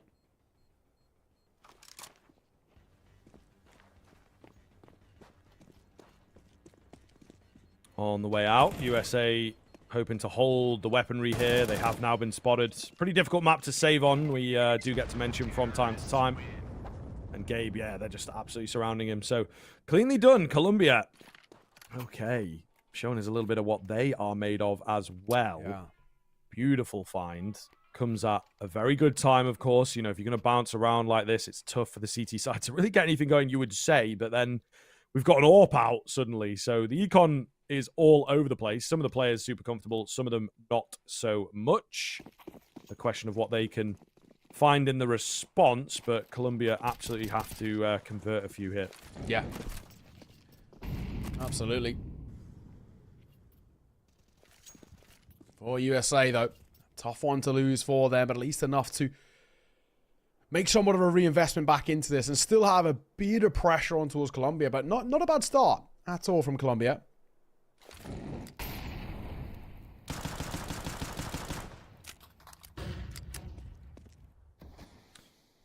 Quiet roll, though. They have indeed kicked things off in a good position, but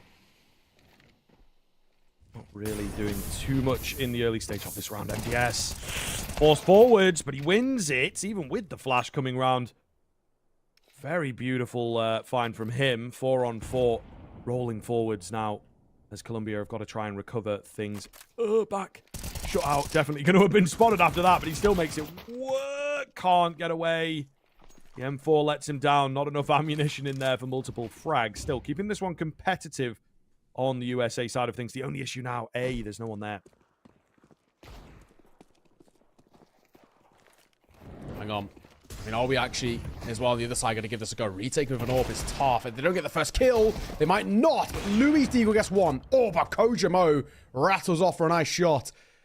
And Slay got it all to do. Now, this is difficult. Gabe on the swing. Great find. The M4 and the AWP are good enough on the retake. There's a lovely shot from Louis with the Deagle too. And all in all, a super clean spot that we're put in. Okay, this is a crazy back and forth where there's not a lot of kind of consistency coming through, but at the same time, that leaves it all up in the cards of basically who's going to be taking the early part of the momentum. I mean, at the moment, I feel like USA maybe have the best chance at it here, but then the buy comes straight back in for Colombia. Their bomb plants, their kills are enough to suffice with primarily AKs across the board, which is good. Only a 2 going in towards Galils as they want to pick up a little bit of utility. Like you said, though, we didn't have really any or too much knowledge about Colombia as a whole, but so far looking pretty competitive. Yeah, for sure. For sure. Clearly have done their work coming into it. And again, as we sort of talk about and touch on, I think that they are a squad that have worked on their team play. And it feels like, you know, just one of those little things when you look across the board of information that we have. They're a bit of an older team, so it, to me, speaks to the fact that they're all, you know, homies in here. Maybe some of the younger talent might want to get involved, but it's a little bit like that. We're a unit. We've done these types of tournaments before. That's maybe a benefit for them. We'll see if that continues being the case. This round, going so hot. I cannot lie. The nades are doing a lot of damage, but Slayers catches MDS getting a little overzealous. Speaking of, Gabe doing the same, but his belief in himself, of course, belief in Team USA, pulls him through for a frag there. This looks a hell of a lot better. 4v3 it was, with hardly any HP to work with. Ooh, shot from Kojamo. Slayer gets caught. Last man also going to fall to the hands of Louis. Well. It's a 1-round advantage now for USA, and that time no bomb plant to come through for Colombia. So in doing so, money is going to have to take a hit here. I don't think they can afford to really overly invest. At the very most, maybe we could talk about a hero AK. That's something which a lot of teams have been at least flexing with the idea around doing it. I mean, it seems to be something that is pretty popular. One hero AK, few upgraded pistols, and try and make it work, but seems to be a pretty simple one here of just limited money. Bit of a low eco type thing. And they might even try to go kind of quick towards A here. There they are. Shout out, what have you got for us? Actually, their util set that USA drop forces Colombia to dip back and reconsider.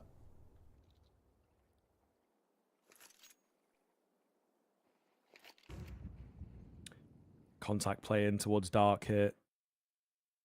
I kind of like it. They are as yet unspotted. Just grouping up, chilling. And again, maybe trying to draw some presence their way. We've seen a few funky stacks, haven't we, so far in this qualifier? This is a slight regional change, but, you know, cool to see them going for it. I thought they'd just keep trying to get away with as much contact as possible. It doesn't quite work for them. They eat a nade, smoke goes down, they go barreling on in, and the setup here feels very prepared for this type of a move. Point will catch the head of Kojamo, and my goodness, the HPs do drop quite low here. Need some of those rotators to finish this one off, it feels like. But all good. Walking into the crosshair certainly helps your case. USA rolling through the motions here. 4 rounds up for them now. Colombia kept it close initially, but we need to see them back on the board if they are to stay alive here on the USA's pick. Yeah, exactly. For Colombia, that was always a throwaway round. In the sense of the expectation of them walking away with it, it's pretty minimal if we're being completely honest.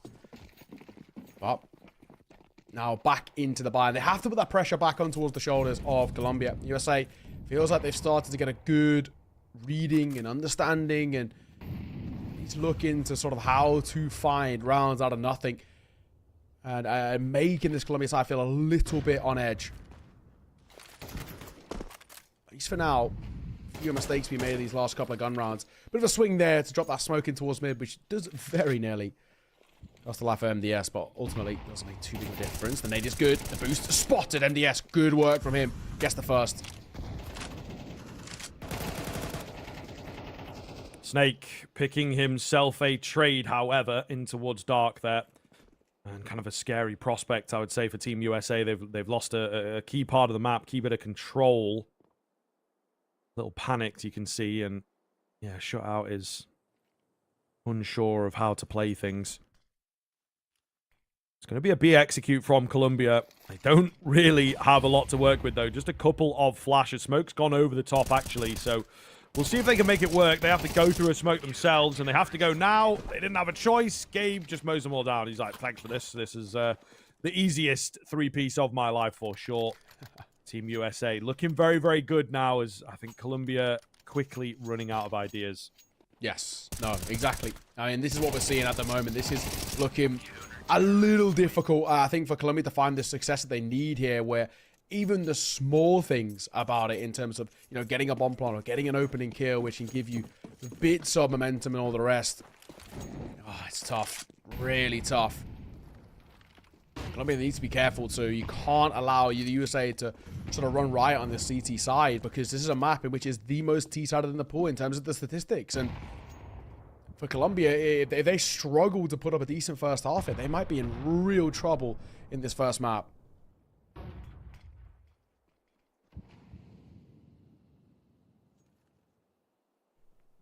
On the edge of the A main smoke. Looks like they want to try and give this site a go, but again, kind of lacking the utility a little. And I think USA getting a good read, you know, something kind of different here. No presence at Dark, no presence at B. It's been pretty regular. Set up and ready to go. Oh, can't quite get the mow down. They will try and recover the round back. That should be doable. Coat has got the bomb plant, which is, you know, a return on the investment. Definitely what Colombia were looking for. Flash to try and keep them at bay. Allow him to cross in. Oh my, 2 for 1. That's instantaneously down to the 1 versus 1 now. So Gabe to save the round for Team USA after it looked so good. And Coat, where's he gone? In towards A main, the only spot that he can really be at. Oh, the timing on it though. He plays it to perfection. And a big clutch comes in. Colombia with a stolen round absolutely through and through. That's huge. That, I mean, never should be walking away with that. Credit to Coat in that one. Just when it thought that Colombia were losing control of this game and really starting to, I guess, fall quite flat into it. The T-sides were not getting off the ground. They were not finding kind of this space to work with. They come out of nowhere in a 1v3. That can be a catalyst to bring back, you know, momentum and confidence in the players and say, okay, we can compete and we can bring rounds to the table.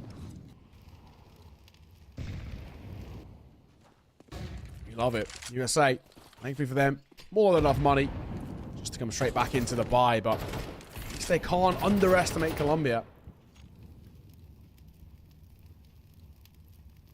It's true. It is true. We're seeing the level that Colombia are able to bring here. You would expect a little bit more coordination out from USA, but I think it kind of, you know, pricks our ears up a little bit for the second map in particular to see what Colombia can get going there. Anubis is a hard nut to crack if you indeed can't figure it out. That's kind of the one thing, unfortunately, for Colombia. Yes, we just had a really nice round, but their T-side's still not going well. You know, I think 5 already from USA is a really good result. Spamsy and Point here to try and lead the charge. Ollie comes over, pushing out that default player. MDS even does well to get 1, to be honest. He was so low behind the pillar, and it will make the difference. Points left on 1 HP, right? So still feels like a comfortable retake here. A-main not under full control, but there's presence there. Oh, and the tapping is getting close. How did they not hit? Goodness me, Snake dodging the bullets somehow. Bomb has yet to go down as well, by the way. He had to go back and recover that, I think. Either way, Plant will now come in. USA have given them this and will slowly start to make their move in with this advantage. Snake round the corner. He's the danger man. Orb shot does miss, but no capitalization. That Molotov, it just feels like it's close enough to the fight. It forces Point out into the open nonetheless. There were some fights available for Colombia. Couldn't take the victories in them, though. Yeah, alrighty. Again, you know, close but no cigar situation, I think is probably the way to put about it. But it's still 6 rounds on the board for USA. And what is actually, you know, still being a pretty good showing from the USA side in terms of the bulk of the gun rounds. They've looked like the side that makes the real difference when it matters most. And I think for Colombia, I feel like maybe if you don't even get up towards 4 rounds, 5 would be nice on the T side as like kind of a bare minimum. If you don't get towards 4, I think that's when things can be quite worrying. And even at an 8-4 scoreline on a map which is so T-sided and USA picking into it, I feel like they're going to have this confidence to work with themselves on that T-side. We'll see, but I'm still not fully sold, Colombia. I need to see a little bit more out of them before I feel like they have a chance. Or at least make it so that them winning the pistol and the force buy is going to keep them competitive in terms of the scoreline. MDS trying to get aggressive. Doesn't net the first frag. But again, keeping the upper hand for Team USA, it feels like they have the proclivity to get aggressive, and it really has been working out for them. Gabe engaged down below as well. We'll see this mid-burst come in. It looks good on the flashes, but just can't make it work. Double kill for Coat, however, will make life a bit awkward. I thought, you know, USA were going to be able to sort of bolster things up. Looks a little shaky from Colombia, to say the least. Not quite the case in the end. Louis comes round here, finds a trade onto 1, but they've got another retake onto 8. This time they don't have the upper hand. Okay. Alrighty. It's very slow. It's a flank coming through. Behind the smoke as well. I mean, Louis wants to make a move himself, but it's going to be really difficult. This flank doesn't get the first kill, in trouble. Yeah, and that's probably the retake done in this one. I think it's safe to say, even to Louis, understandable not to even give it a go, right? Let's just pull away, get out of there, keep his AK alive, because there's no chance of half HP. He's making that retake work for them. Good round from Colombia, though. That's one where, I was saying I need to see a little bit more of a Colombia to get convinced. That's the sort of round that can convince you. That's the round that can give you confidence to move forward with, and all of the rest. So, brilliant work. Brilliant work indeed. Up to that bare minimum of 4 that I'd asked for. 8-4 halves are workable. They're not comfortable, but they're workable at the very least.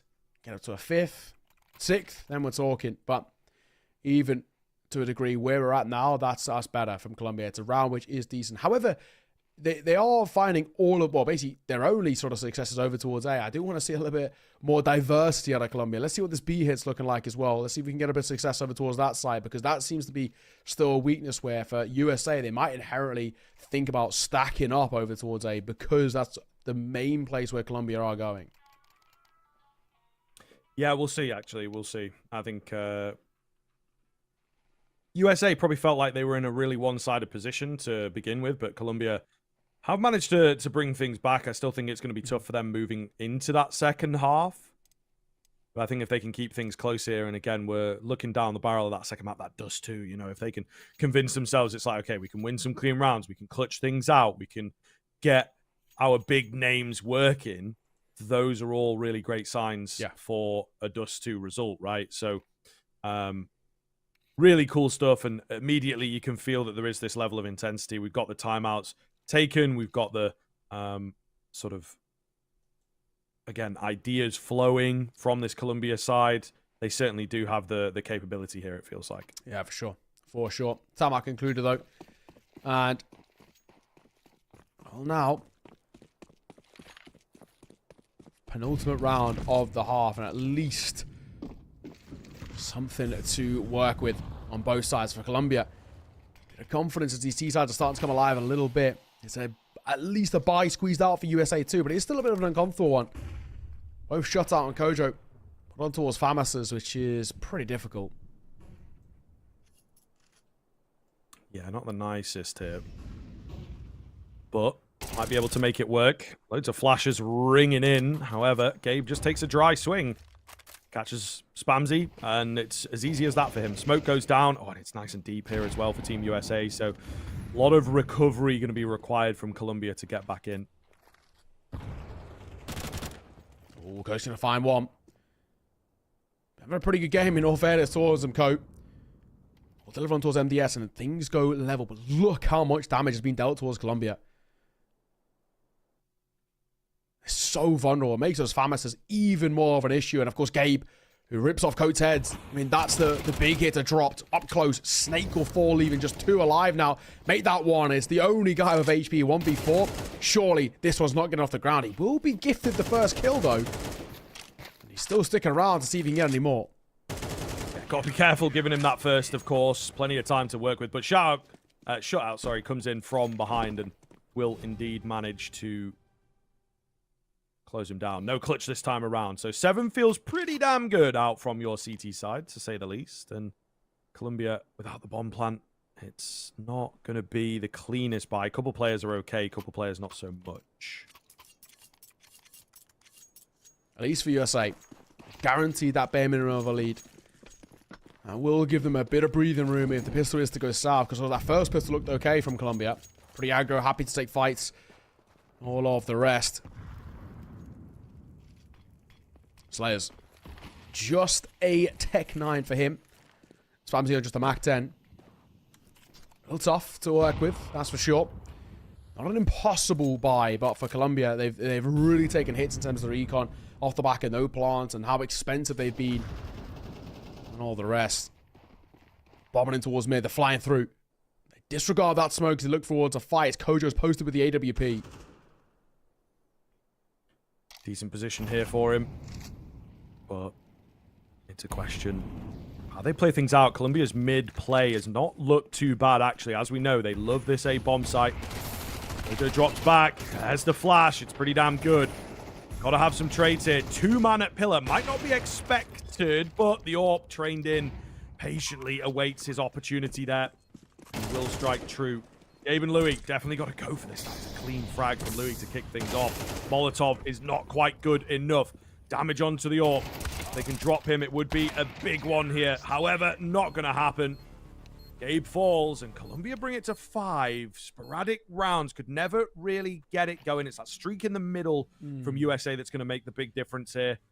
But we shall see. We have already seen this qualifier. Feels like anything can happen in these games.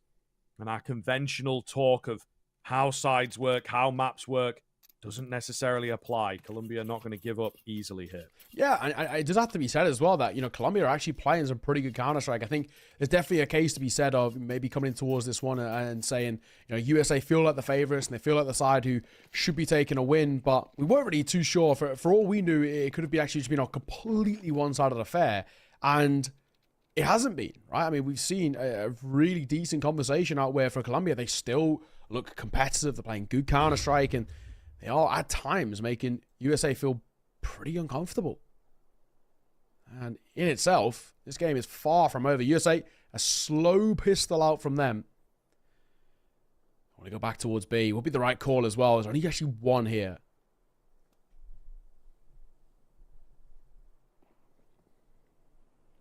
utility over the top.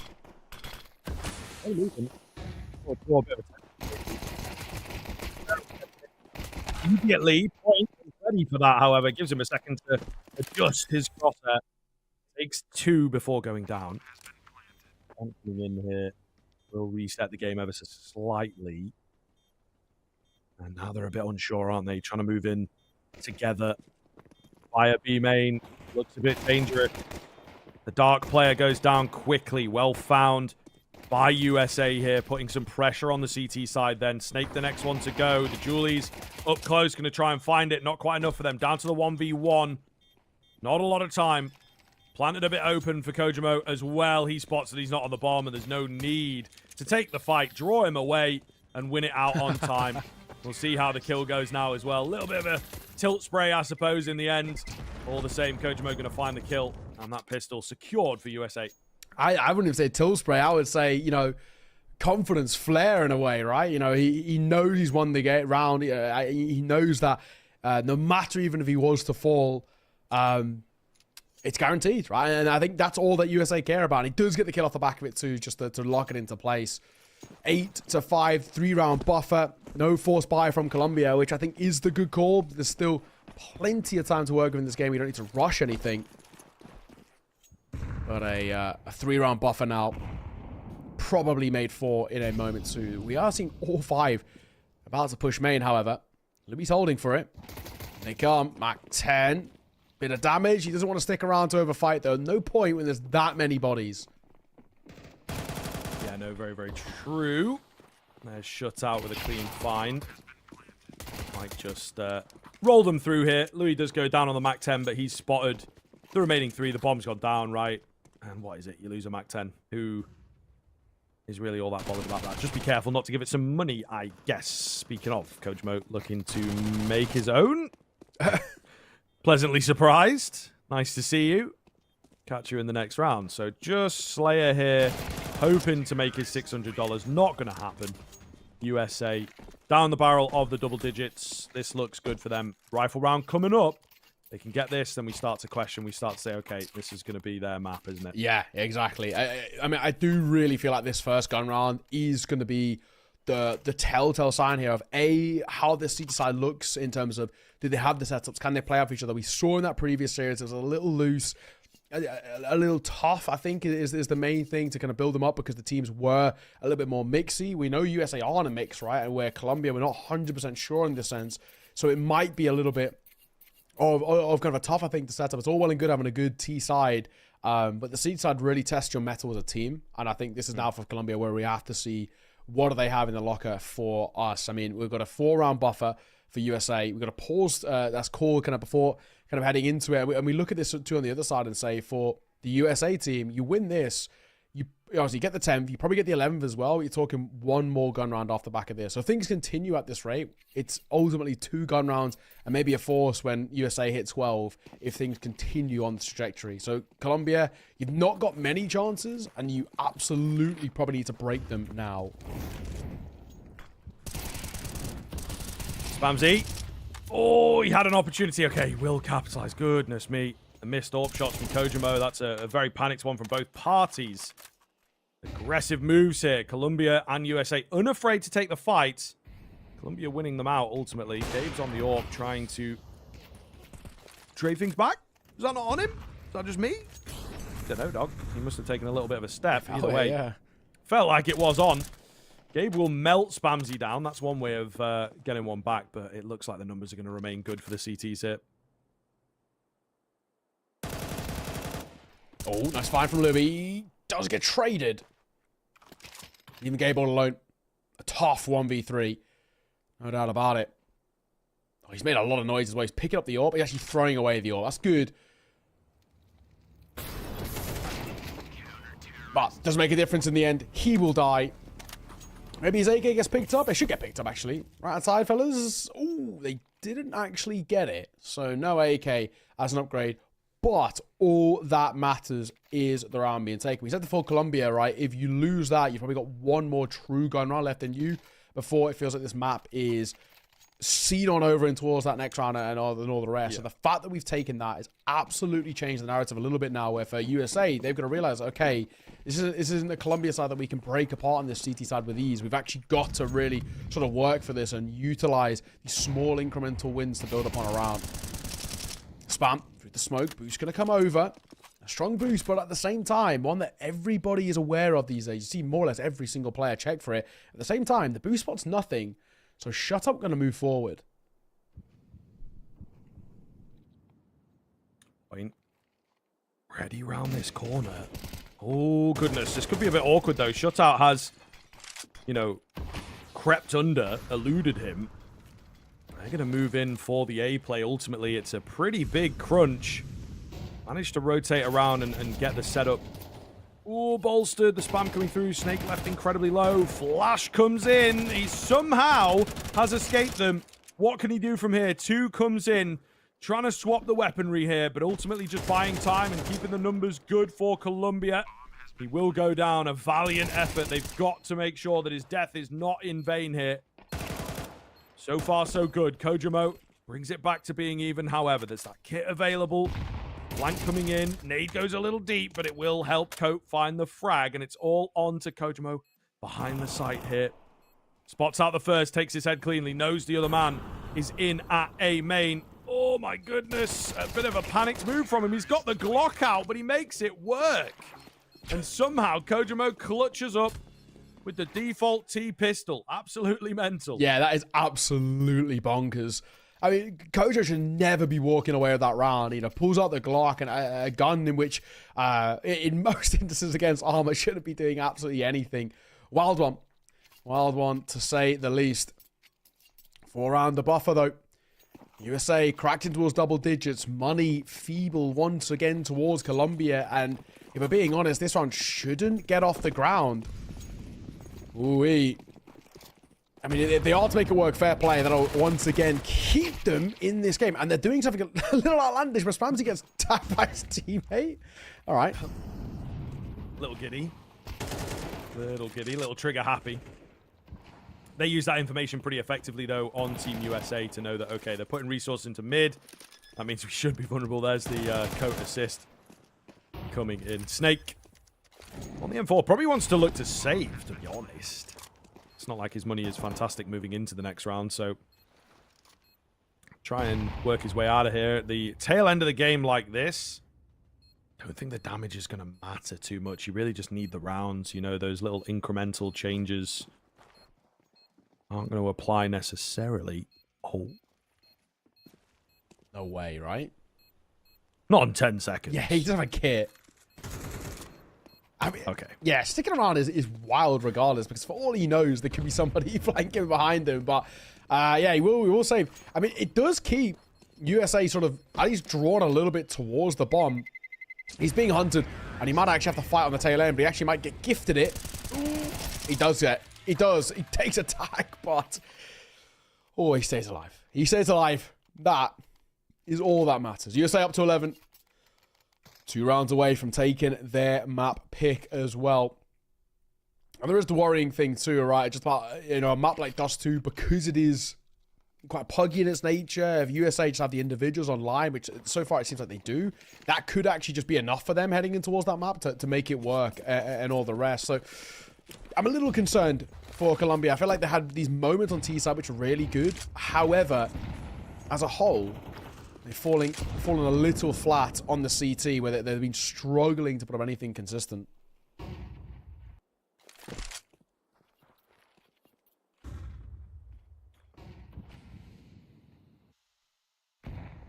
The main aggression is what I've got my eyes on here.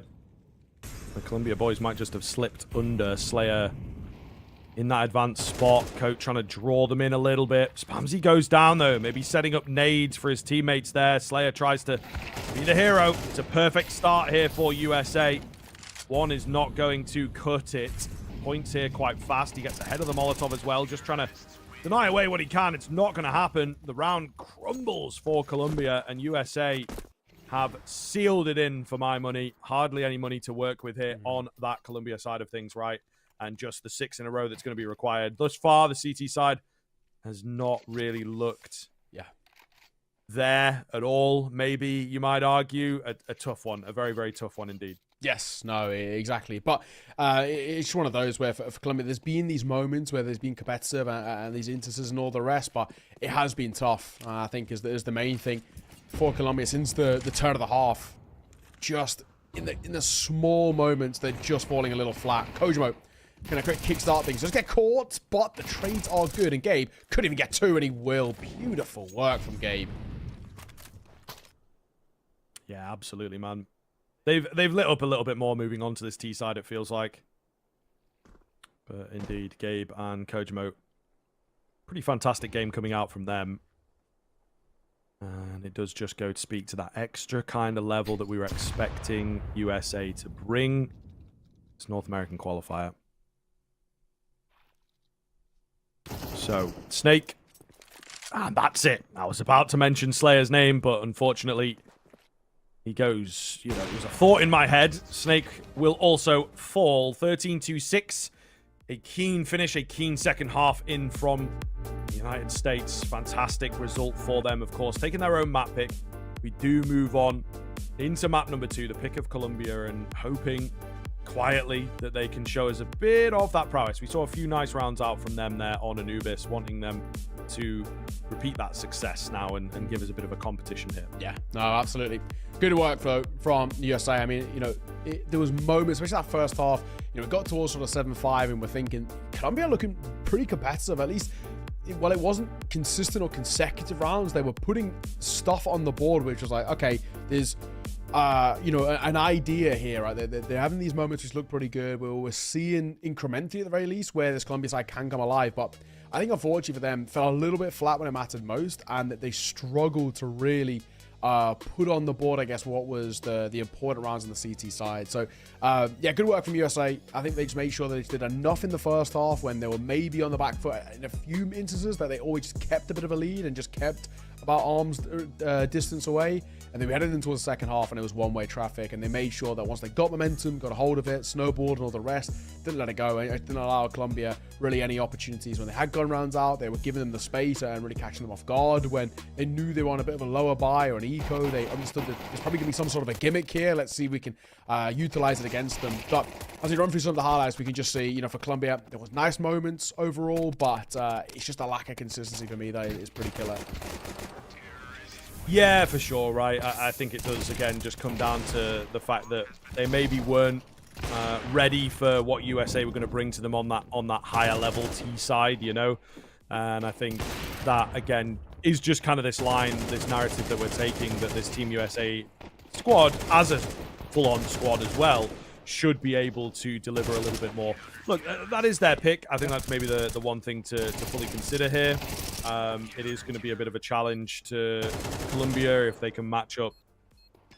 I'm not too sure. I think, again, we might get more of the same, where it's like a few nice rounds in there, clearly a few that are set and whatnot, but ultimately, I don't think that they have what it takes to kind of compete necessarily against Team USA. I'm happy to be wrong. I am happy to be wrong moving in, but you can see what happens in that second half. Just streaky stuff for USA.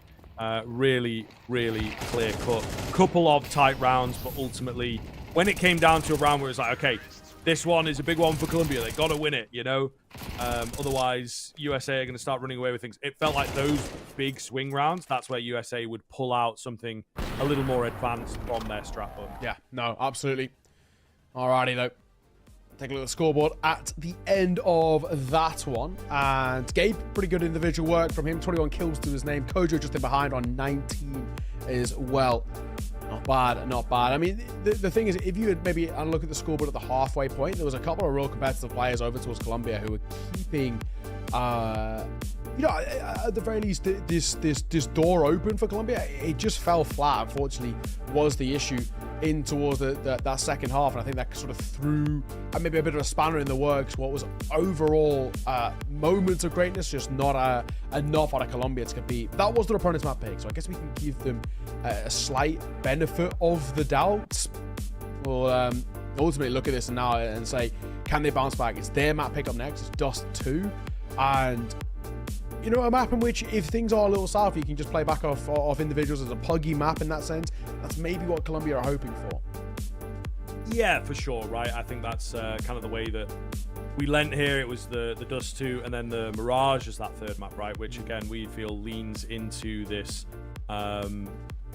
Puggy style of play that, again, especially sort of across the ocean, I think a lot of the teams really do enjoy playing out games that they'll be used to, maps that they'll be used to. So there is a world in there. We saw, again, a couple of nice moves around from some of the Colombia players. Coat looked pretty good for me, to be honest. Yes, and I think that maybe here on Dust 2, with the ability to entry in, it will be a realm in which he could show himself off. I'm definitely curious as well. I feel like we'll be getting the new version of Dust 2. I don't see why not. It's not like it's a huge change here, but that might have a pretty big effect here if Colombia especially want to be taking a lot of these fights on that CT side. We'll see how it pans out. We'll also see whether they begin on the CT side. You never know. USA might actually pick to start on the T side at the end of things. Either way, we're going to take a break, just a few minutes here before we get back into the action. Game continuing, Dust 2 coming up. We'll see you there.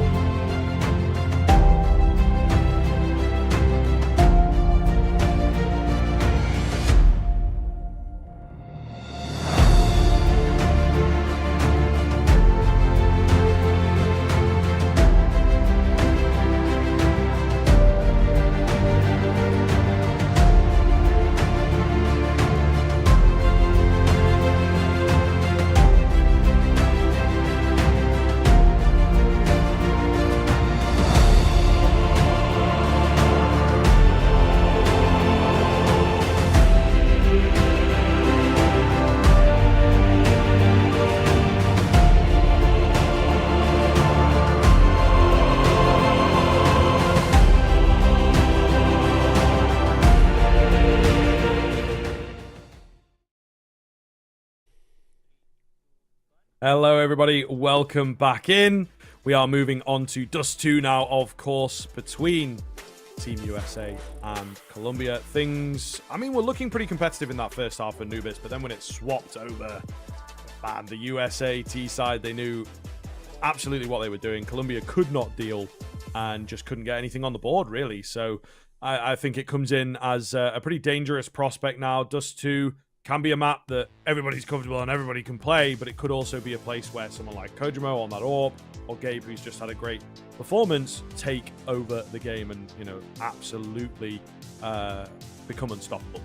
Yeah, and this is a map for me that really does feel like a real AWPer's paradise in a way. So this is one in which my expectations are, you know, Kojimo can really get very, very active on. I think it's a map in which, you know, a solid AWPer is quite aggro and confident in their own sort of style of play.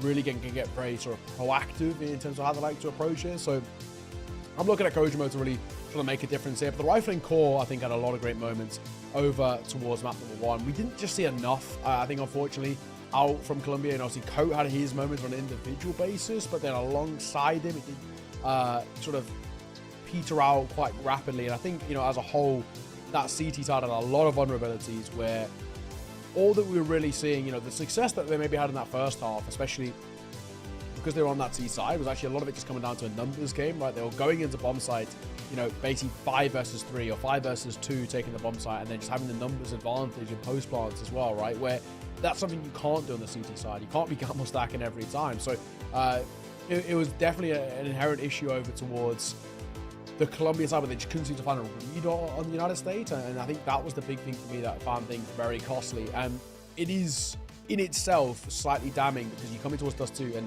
Dust 2 is like double the width of Anubis, right? So I mean, the rotations between sites is easily like 5 seconds more than what it is between that on Anubis. So we'll see. Quick mid push coming through here for the USA, straight to the fight, and Snake for the first. Ooh, nearly a second for him. Not quite. Point to finish it off. But yeah, the classic pistol coming in. It looks like Colombia is somewhat prepared for it. I don't know if that's necessarily where they wanted to get the utility down, but they make it work for them. P250 now, rolling on in. Easy find as Gabe was like, yo, get me on these new boxes. But unfortunately not considering his left flank. Ooh, Slayer in a pretty good spot. Not hearing him move up, so maybe for a second could be a little slip in from shutout. We'll see. There has yet to cross in. Fight going down as well towards middle. It's a bit all over the place right now. Shutout will fall. So it is just down to Kojimo, the only fragger thus far for Team USA. Struggling there at the top end. That's a clean headshot round the corner. Give him a little bit of respect here. Could certainly make this happen. He wasn't ready for Snake to be up, but they were a bit all over the place on the Colombia side. Nonetheless, make the pistol work. The push-up middle is a classic. I had good feelings for it, but that return flash, really clean. Yeah. All right. Tough. I think that's a tough round for USA to sort of bite, right? Where they come into it and they try to get aggro. I always find it a little uncomfortable when teams get super aggro on the CT side against Glocks, because Glocks can always just spam a little bit better than the USPSs can. We are going to have, however, a force buy coming through from the USA. And, you know, we spoke about it at length. For those who don't know, I have a bit of a pet peeve. I don't like teams who lose the CT pistol, who then buy into it, because the win rates are generally pretty bad. We've done a couple of games in Asia, and 8 failed, 3 successful. Not the great statistics. We've done quite a few in EU. 33 failed, 10 successful. Again, stats aren't great. This is going to be the first one for NA. So let's see. Is it going to start off this list in a good way or a bad way? But as you can see by the other ones, the stats aren't great is the main thing. Stop forcing. Yes. Yeah, fundamentally. Yeah, exactly. To be honest. Yeah, but it's like that one time that it works. It can be big. And Kojimo, he finds a clean heady to get his kicked off here. So that's a bit problematic. And it means they're in a really good spot. That takes down the mid information, which in the early stage of a Dust 2 round is really important for the T side, actually, to just figure out what's going on. And you can see they're like, yeah, probably compromised down below. We're going to have to take this. Headshot for headshot. Like a little stronger, however. Could make a big difference. Shutout, meanwhile, looking to get some good timing in the corner. Not going to be checked, and he does indeed find the two-piece. Maybe we're on, maybe not. All of a sudden, it's flipped. 2 versus 1. Louis knows he can isolate this fight, and indeed he is incredibly low. Can't guess correctly. AK going to be recovered. Coates got to save this one for Colombia. 1 minute to do so as well. And Louis, playing honestly probably the best part he can play, because it's the only way he can isolate a fight. As long as he stays there, he should be fine. He moves at the worst possible time for Louis. Didn't back himself. The seeds of doubt came in towards his mind. And that is costly in the end. Holding the perfect angle, and it definitely would have been overlooked, surely. Moving out from tunnels, you would have been looking, or I guess preemptively thinking basically everywhere else, bar just in the open towards boxes. Louis pulls off the angle, looks back towards doors, and that ends up costing him his life. I think if you're going to play an angle like that, you've got to commit to it. I mean, probably the best place he actually could have played is all the way towards back plat. But, yeah, in the end, a failed force buy, ultimately, so... That's a 1 on the failed. 100% fail rate on North American force buys from the 1 we've seen.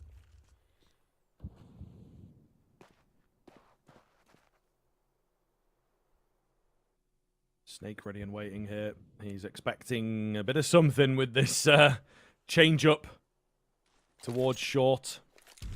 Flash going to come in, so they will indeed move towards him, and surely he's got to go down here.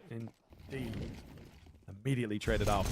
Kojimo, meanwhile, yeah, works off the back of what could have been a hasty call, a hasty little, oh yeah, they're all here. And he will manage to find the advantage. So we'll see what happens. Khalil's been recovered out towards long. It's a nice distractionary play. May well go overlooked, right? So little things like this for Team USA are pretty smart. Dink lands onto Coat. They've got to deal with him quickly if they want to get this round going. Not going to happen, unfortunately. Well held here by Colombia. Superior weaponry. Getting it going, but they will lose a fair amount of that said weaponry. It ends up being pretty costly, in fact.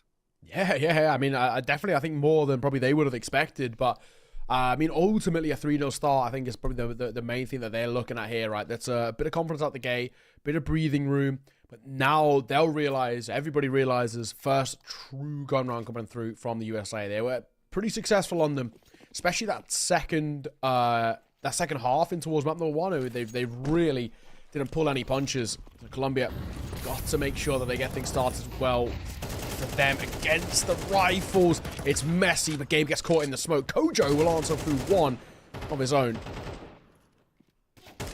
Ooh, quick little boost up here. I'm a fan of that. Point makes it work. That's a lovely little angle for sure. Not one that you see super often. Slayer beats out MDS. It's all over the shop. York trying to move up towards short. Oh, this could be big, actually. They have read the pullback. Oh, not the best weapon for it, but he might be able to take 1 as shut out. Keeps them looking in. Kojimo loses his life, unfortunately. What is going on in this round? Colombia just running around the world at the moment. Looks like they should be able to make it work, though. Shut out. Indeed, has been shut out, unfortunately. It's true. It's very true. You got to save, haven't you? But can you? No, is the answer. Point holding for that exact rotation right at the end. Colombia, these are some really nice rounds on Dust 2. The USA core being made to work for this. I think probably more than they would have expected. I think it's probably the safe way to go about it. Because I mean, at the moment, they definitely don't look as comfortable, I think, as they probably would have hoped to have been or felt. I mean, looking at stats now as well. For this side, Dust 2 is a map that they have played, and in all fairness, a few times, but to limited amount of successes, right? You know, they've played it 3 times, 1-1, lost 2. The loss was pretty bad as well. They got battered by Elevate 13-2, and then by Take Flight, their former Hog 13-5. Kojo gets caught by the nade, all down to MDS. Nice and simple this one, seen off with ease.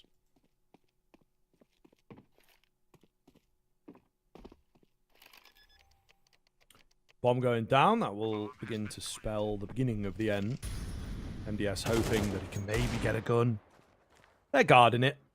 They know what's up. They're all on the way now. So surely he gets dealt with. Just a short answer to the question of whether he will take one with him. 5-0 for Colombia. Looking very, very good. Really looking good.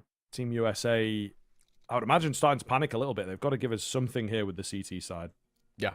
There's definitely no complaints about, what we see out of Colombia right now. I mean, I really even wouldn't mind, for USA, take a real kind of tack time out, take a pause, have a little breather, a bit of a conversation. These CT rounds, these rounds in general are so quick. Wow.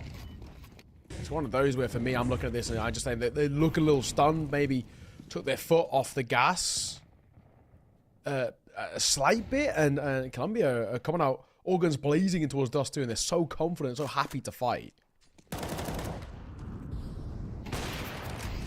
Oh, quick up towards short. Kojamo, though, he's in the perfect spot to deal with this. The classic on the AWP.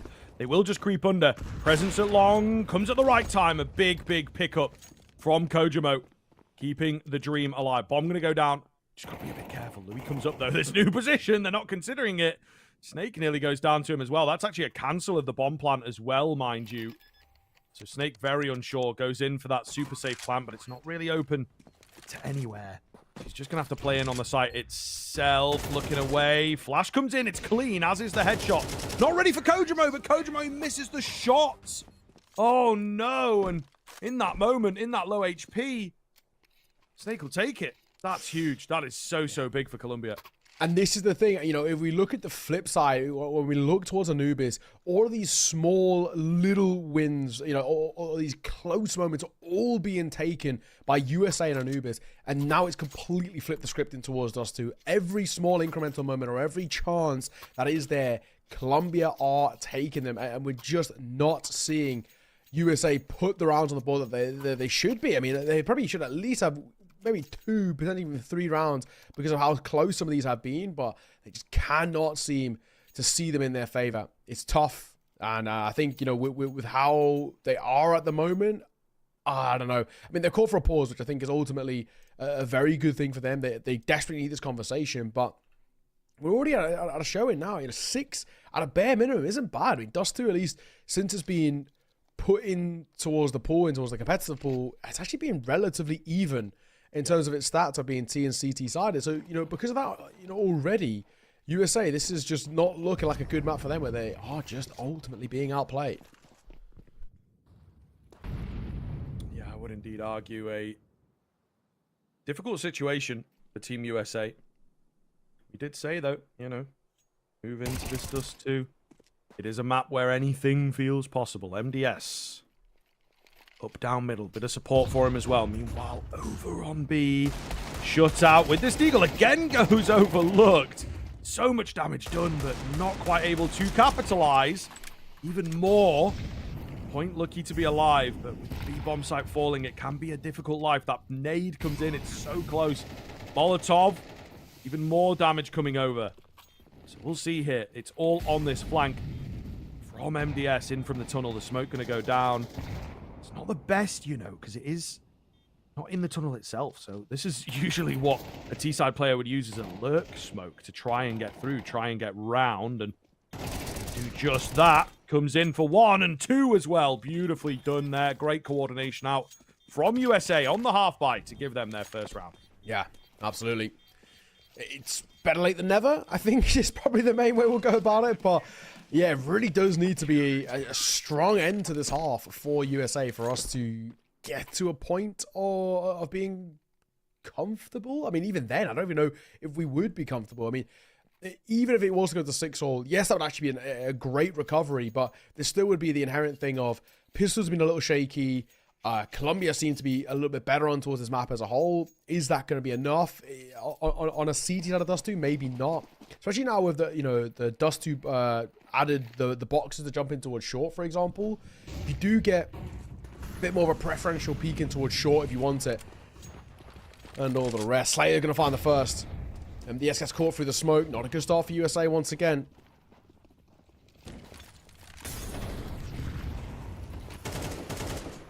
Cope working his way around here, trying to find the first one on towards that A-bomb site. Will do so. Can USA hold the line here again? A lot of damage done down. Shut out. Drops Cope, but the bomb's still going to be planted here. They're expecting them up close. Kojamo goes down. Maybe moving a little early, you might argue. And it kind of makes life awkward for everybody else. 3v3 immediately falls. That A bomb site super retakeable, but not here.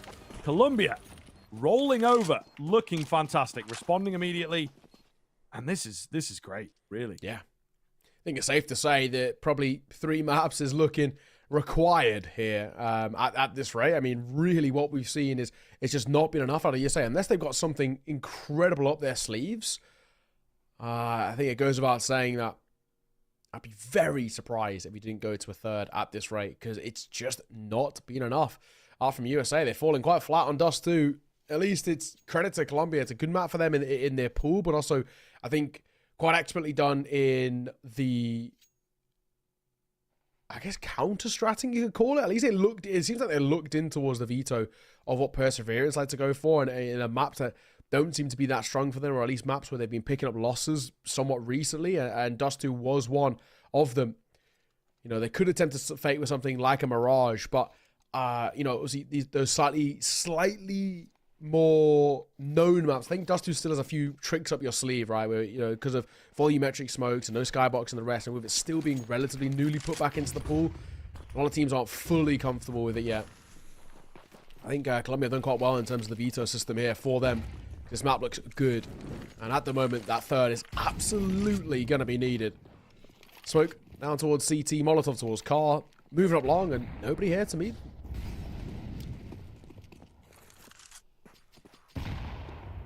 Ooh, Nade I was expecting a bit more from. Doesn't quite deliver. Kojimo, trained in, lands that first headshot. It's a scary A bomb site now. And he drops back, right? He's drawing a lot of attention his way and hoping to keep it off of those pistols that are close. We'll get the bomb going down. Louis hoping it was on his side. I mean, why would it be when they know that the AWP is around? But in comes the cavalry. MDS dealt with quickly. They know where a couple of these players are, but they still cannot pin them in. Slayer's kept at bay for a second here. Misses the shot, right? Bit too much pressure for him. It's going to be down to Cote. He's onto the Glock and the jumping up shot. Kojimo gets it done. USA on the half-buys apparently are playing a great game here, but unfortunately unable to turn it into anything substantial as yet. A little bit more room to do that. Colombia still on the verge of a really nice half. Yeah, I mean, at the very least, that seems to be where they find a bit of comfort in these sort of wackier rounds, so to say, but at the same time, you can't rely off the back of these low-buy rounds. I think is the main thing that we're looking at. Nicely done, all in all, but you know, it's still only a second put on the board for USA. I feel like we need to see them get at least that up to that fifth, right? Make this a tied game. Oh, not a tied game. Make this as close of a game as you possibly can, because you aren't able to tie this one up at the half, as we saw in a similar vein, or 7-5, of course, on map number 1. And then if you get a pistol, then you might be in for a chance. 8-4 is also workable, but I mean, I'm talking about rounds like 4 or 5, as if you say, you know, at the moment deserve that. I think probably the way they've been playing, that they don't. They've got to do a lot more to earn the right to get up to kind of 4 or 5 rounds, because at the moment they have been so janky in terms of some of these plays.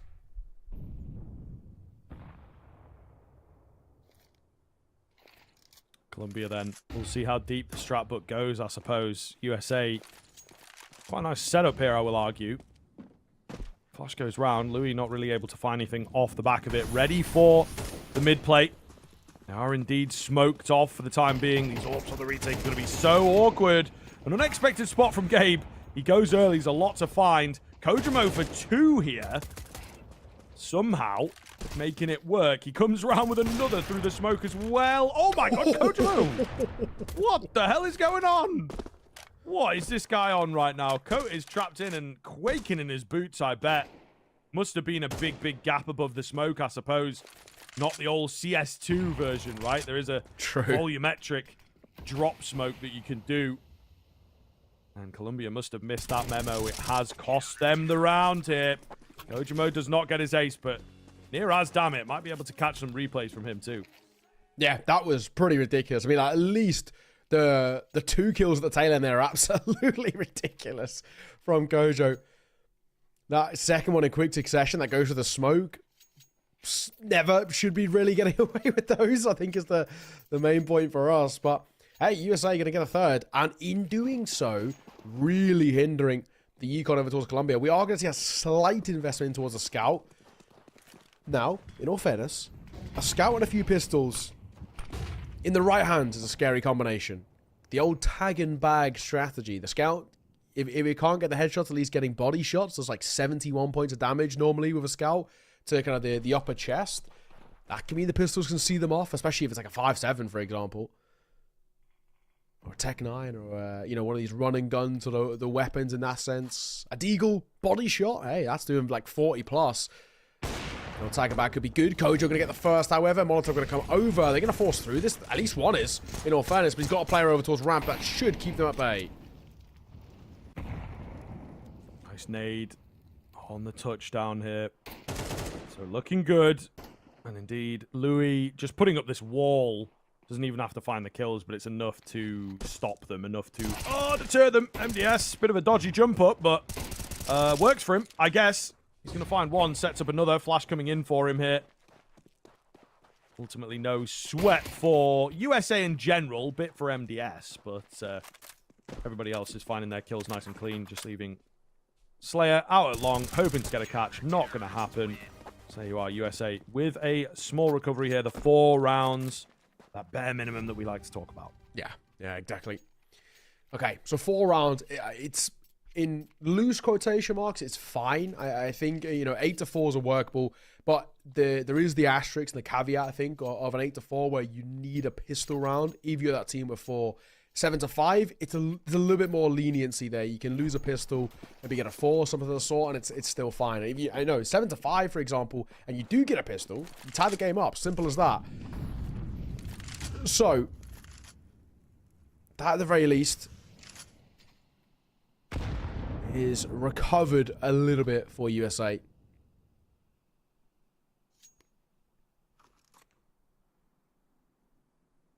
But yeah, I think for USA themselves, it's all well and good that they've recovered a bit, but they need to keep this level up. Some of these rounds have been a little bit close for comfort, more close than I think they would hope, and they don't want to let things slip away in the final ones and give Colombia a wealth of a lead of an 8-4. Yeah, for sure. Point. Oh, nice find. And he's the only one that's seen, right? It's the worst possible trade-off. Because he gets a kill, and there's just nothing there for USA. It's not like, oh, okay, well, we've seen 4 more, or we've seen the bomb, or did some damage, even. There's nothing there. So they have to expend resources to retake that area. They do actually get a kill for their trouble. B-bomb site is where we're going to end up. Oh, no, being drawn in here. Shut out on that difficult angle to beat as well. In a closet. Snake, though, he will do it. 2 versus 2. The bomb cross going to be difficult. Kojimo ready to go, and he lands it. What a couple of rounds that guy has had for USA. 17 kills at the turn of the half as well. Putting them in the backpack to give them 2 really, really big rounds and ultimately create this deficit as little as possible. Colombia, though, still with the upper hand. Looking very, very good in that first half, we have to say. And maybe putting themselves in position to find that 3rd map. That's a ridiculous shot from Kojimo, isn't it? That is something quite special. But yeah, honestly, I mean, what we've seen so far is a really nice recovery out of USA, but they still are 2 rounds in the hole. Pistol round absolutely helped them out in that sort of instance. At the very least, give them a chance in towards this, but they do start to dwindle again at the start of the half as they did in towards the first. Things could very, very quickly start changing from talking about the USA recovery to more about how will they recover on map 3. I think they're hoping, of course, that they can avoid that possibility. Don't want to leave it up to chance. No, not at all. Cross comes in nice and easy, though. Bomb plant comes in nice and easy. There's a kit available, so they are banking on this retake, Colombia. Easier said than done, though, man. P250 in the mixture, so keep your eyes on MDS and whether he can make it into that kill feed. The answer's going to be no. Oh, my goodness, the headshots. So crisp here from Colombia, and Spamsy just cannot stop. Oh, my. Okay, flawless on the retake, then. That's pretty nice from Colombia. It really just doesn't get any better than that. There's no complaints. Not a single person dying. I mean, the only complaint I guess you could have if you're being, real technical, is allowing USA to get a bomb plant. But my God, that was one-sided.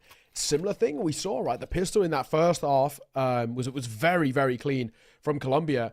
And, I mean, they spiraled in and picked up an incredible run out the gates where USA couldn't even really compete at all. Tough one. I mean, USA are going to force, which is understandable off the back of their bomb plant, but weird situation, I think, as well. For USA, you lose this, we're probably getting alarmingly close to talking about map 3. Yeah, for sure. For sure. Once upon a time, T-side force buy is really effective on this map, so we'll see if USA can roll it back a little and try and go for something simple. The mid to Bs, whatever popular. It looks like they're kind of in position for that, but opting to just see what they can get away with. As much contact as possible. Is there any presence? Is there any aggression from Colombia? The answer is going to be no. It's a very, very conventional 2-1-2 setup. Draw that mid player. Force a little bit of a peek there, but seem to be ready. Controlling their way in. M4 spotted. Coat got to be careful here. Sticks around. Does land a big chunk of damage onto MDS. They're going to go in for another retake here, but easier said than done at this kind of stage. They've got much better weapons for it this time, do Team USA. I don't know, man. There's no utility left for Colombia at all. Coat takes a tag. The scout looking deadly. We've got this FAMAS creeping in close here to maybe drop the first, but it's actually Louis that gets it done. Just got to stay chill here. Planted for these short players. Tap comes in. Advanced position. Going to try and go in for the hold now. Double spray down from MDS. The third as well will seal it in. And goodness gracious me, he makes that work beautifully. That's a beautiful setup, though, isn't it, right? Over towards short. The first two that line up. The Goose player probably shouldn't be peeking, I think, is the main thing. Sure. In that instance, or at the very least, if you are going to peek, it should be your teammate takes contact. If he falls flat, you swing off the back of it, because the spray at that point is already kind of like 10, 15 bullets deep, and it's going to be a little bit off center, and that's where you can make a move. But because he's lined up directly, that spray transfer at least is pretty simple, because there's no need to transfer. You just hold down the control.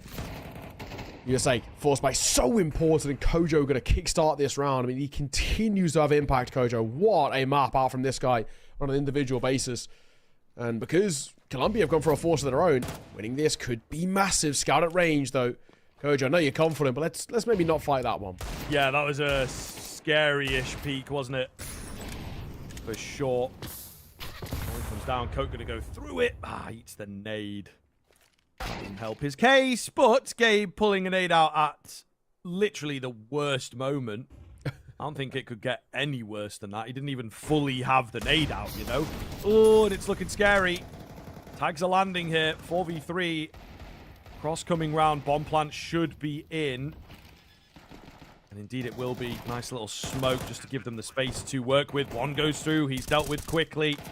Looking good here. The superior weaponry is helping them out. And kind of the impatience of Colombia as well, really helping them out.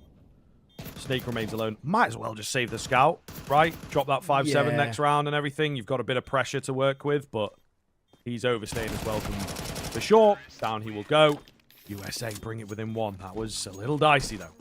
It was. There was, definitely a moment where it felt a little awkward. Thankfully, in the end, it's not. I think it's ultimately the main thing. One-round game, though. Now we're on to something. This is starting to really open up because we're in this close affair. Colombia, you can't really force here, but then at the same time, you're gifting up this lead that you've worked so hard for in that first half. But we saw this, though, didn't we, in towards map number 1, where Colombia had really good moments on their T side and at least, had this competitive nature about them, but the CT side is a different story. It's a tougher thing when you're maybe a little bit more of a mix, or you don't have that team dynamic set up as nicely to have a solid CT side. You're playing very much based on the back of the individuals, but on a map which requires long rotates, it's difficult. Yeah, not easy at all. Kojimo, nobody home.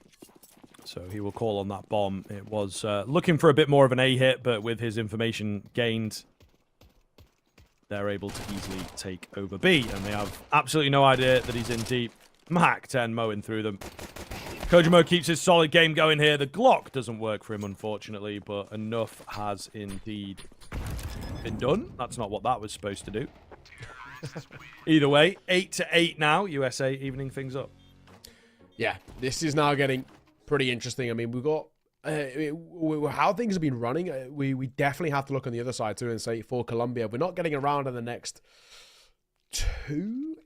Even that's being maybe a little bit kind, right? Because you got a gun round here. You lose this gun round. USA find 9 and then 10. And at that point, they're getting ever closer to the potential of that 2-0. So it is definitely a worrying spot that we're in for the Colombian roster. They're going to fight out towards long. Flash comes over. Molotov comes a little late, so they will get out in front of it. And Colombia are opting not even to fight anymore. Just dip away. Yeah, give it up. It's always nice, though, if you're able to take that long control as a T side. You have a lot of options available, really. So they're going to look to work around that. Whether they follow up on it is another question. Usually, it's a bit nice to sort of bait some players away. They will just keep it simple here. Oh, there's the nade! And that is a full towel drop moment for MDS. Caught like a deer in headlights. Not looking good. Slayer's going to find another round the smoke here. They're super prepared for this A hit to come in. OHP shuts out. Big fight to win, and he does indeed.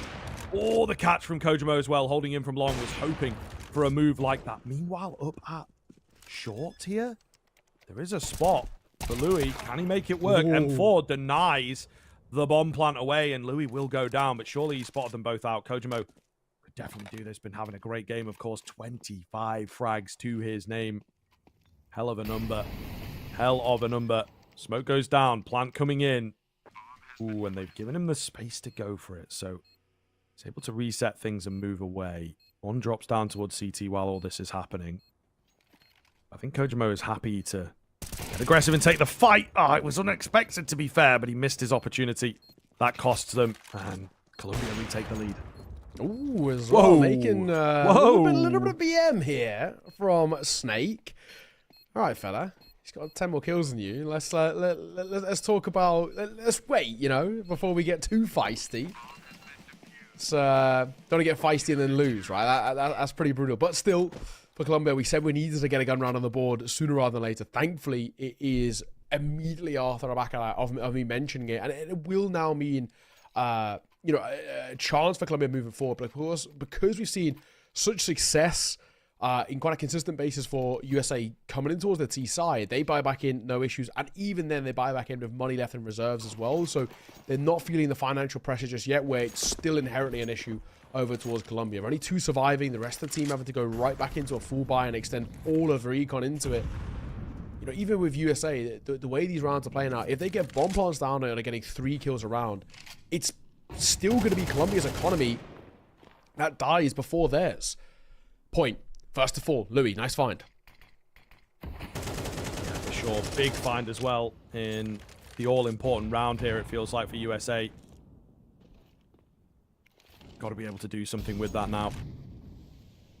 Ollie goes in sort of on the wrong corner of the mid doors, so his presence from Coke could still work. He hears them all moving up. He's going to start to make a move, but Louis, he's savvy, mate. He is savvy, having a heck of a round here. With that bomb as well, you know, really well found from him. Getting the trickle smokes in, although I think it's just the CT one, to be fair. No, there you go. There's the rail smoke, indeed. So they'll work their way around. Beautiful utility usage here from USA. Keeping it simple, proving they can.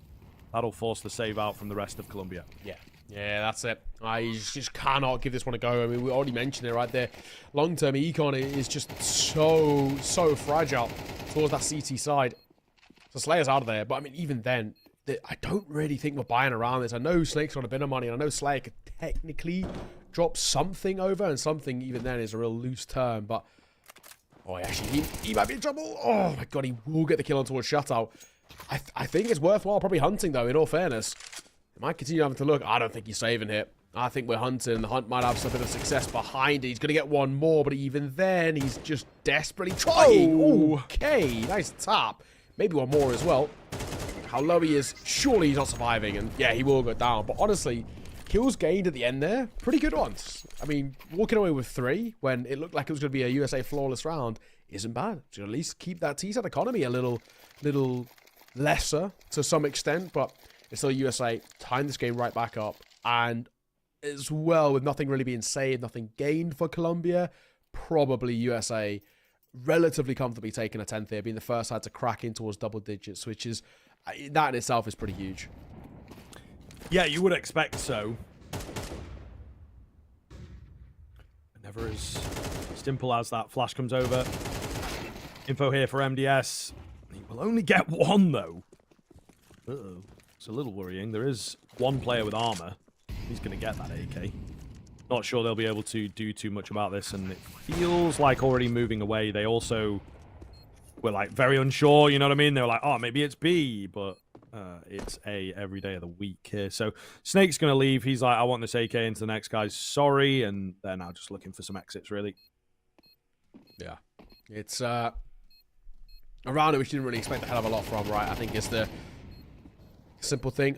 And even in this instance, do we hunt the AK? Probably not. I know we've dropped it over, but is it worthwhile? No. The pistol's going to have a look in to no avail. The AK is long gone, but we thought that last round as well, and Snake did get a couple of kills, in all fairness. This time, I think he's going to give him the respect, and he should keep it alive. USA, they're going to find 10. That's big. Very big indeed for USA, who are now getting closer and closer to the 2-0. Bit by bit. Inching their way forward. I think on the other side too for Colombia, not many chances left in. There's probably there's like 2 gun rounds, if we're being honest. You know, gun round here. If you lose this, USA found 11. Probably get the 12 with your money broken. Then they're buying for overtime. I mean, it's as simple as that. You don't have any chances. Basically 2 chances, and even that might be a little fortunate. Just flash himself. And yes, going to get both before he falls to the flames. Honestly, good work to even get 2 out of that, because I didn't even think he'd get the first. He self-flashed himself.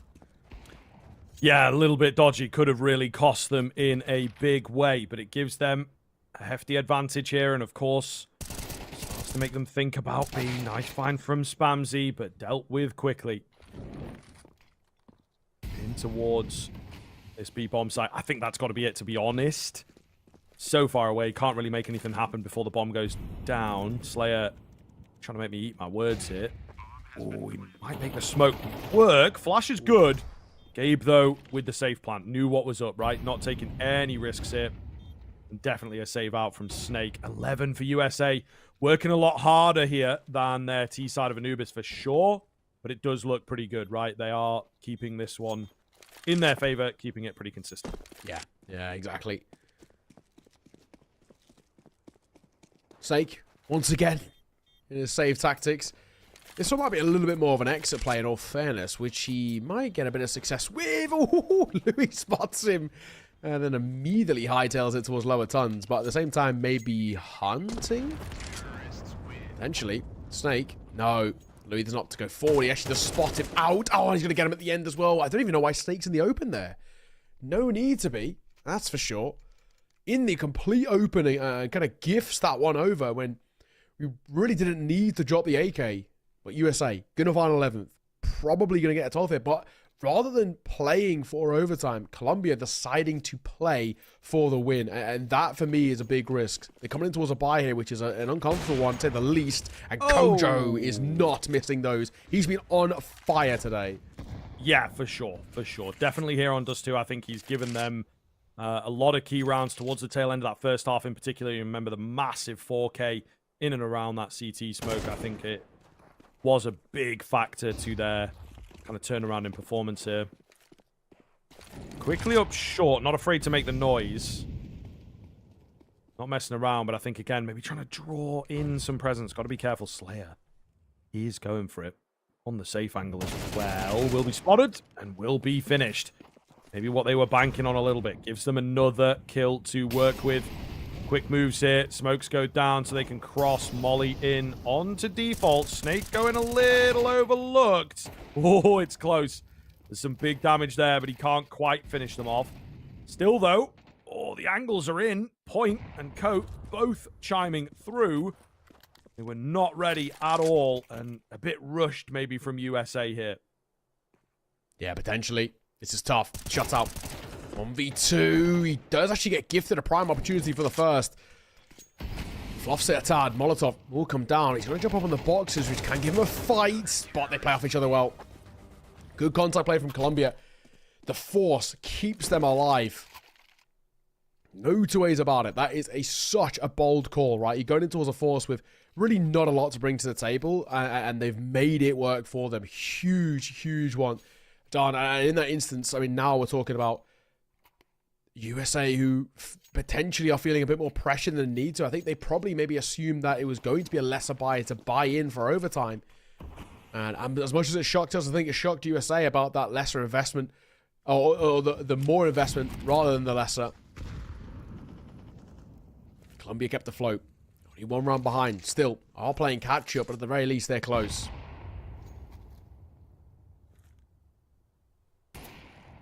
The setup looks good. Flash comes in. Coat turning away. Ready to go here. Might need a bit more out of him than just one. Indeed, especially with Gabe being annoying towards middle here. It's a nice find from Spamsy, but they need a hell of a miracle to keep this one alive. USA going in for the tried and true B rush. As old as time itself in this game. Yeah, Spamsy actually knows well. I've benefited from saving there, but I think trying to go for it. Looking good here. 12 landed for USA. Money is not really available for Colombia. They have to stay alive on the weak buy. If in doubt, B-rush it out is what I've heard. And, well, for USA, it worked well for them. It's a tough buy for Colombia, though, isn't it? You know, potentially the final round in this map, in this series. We're coming through with a Scout FAMAS, double MP9 and M4. It's not exactly luxury in this one. Oh, one spotted dropping towards Pier, and he has actually made it, in all fairness. Spamsy might be in a strong position. They're going to come over. It's just decent damage. The Molotov will force him further away, but they walk straight towards Kojo's orb. I mean, that is a tough one. And Spamsy can't do anything from Pit either. No, a little bit tough. A little bit tough, to say the least. It is looking all but over here. Point. Slayer to try and keep it going. And my guy Point is unfortunately distracted over on B. We'll get the kill, but I think it's good work for Team USA. Slayer is waiting for the Hail Mary. Oh my goodness. Okay, wait a second. Wait a second. He's dropped the bomb. There's enough time to get it recovered here, but they do have to be careful with how they play this. And we have seen Team USA just get a little caught off by these faster rounds, these more panicked moments. How is it going to pan out? Slowed down a little bit from Colombia to allow that bomb plant to come in. There's no kit available for them here to work with. Creeping forwards. It's a nice little move. Could find the first. They do indeed. Point keeps it going. Oh my goodness gracious. Koja Mo, of course. Who else? To clutch it up for Team USA. Finds the first. Spotted out the second. Trying to draw him away.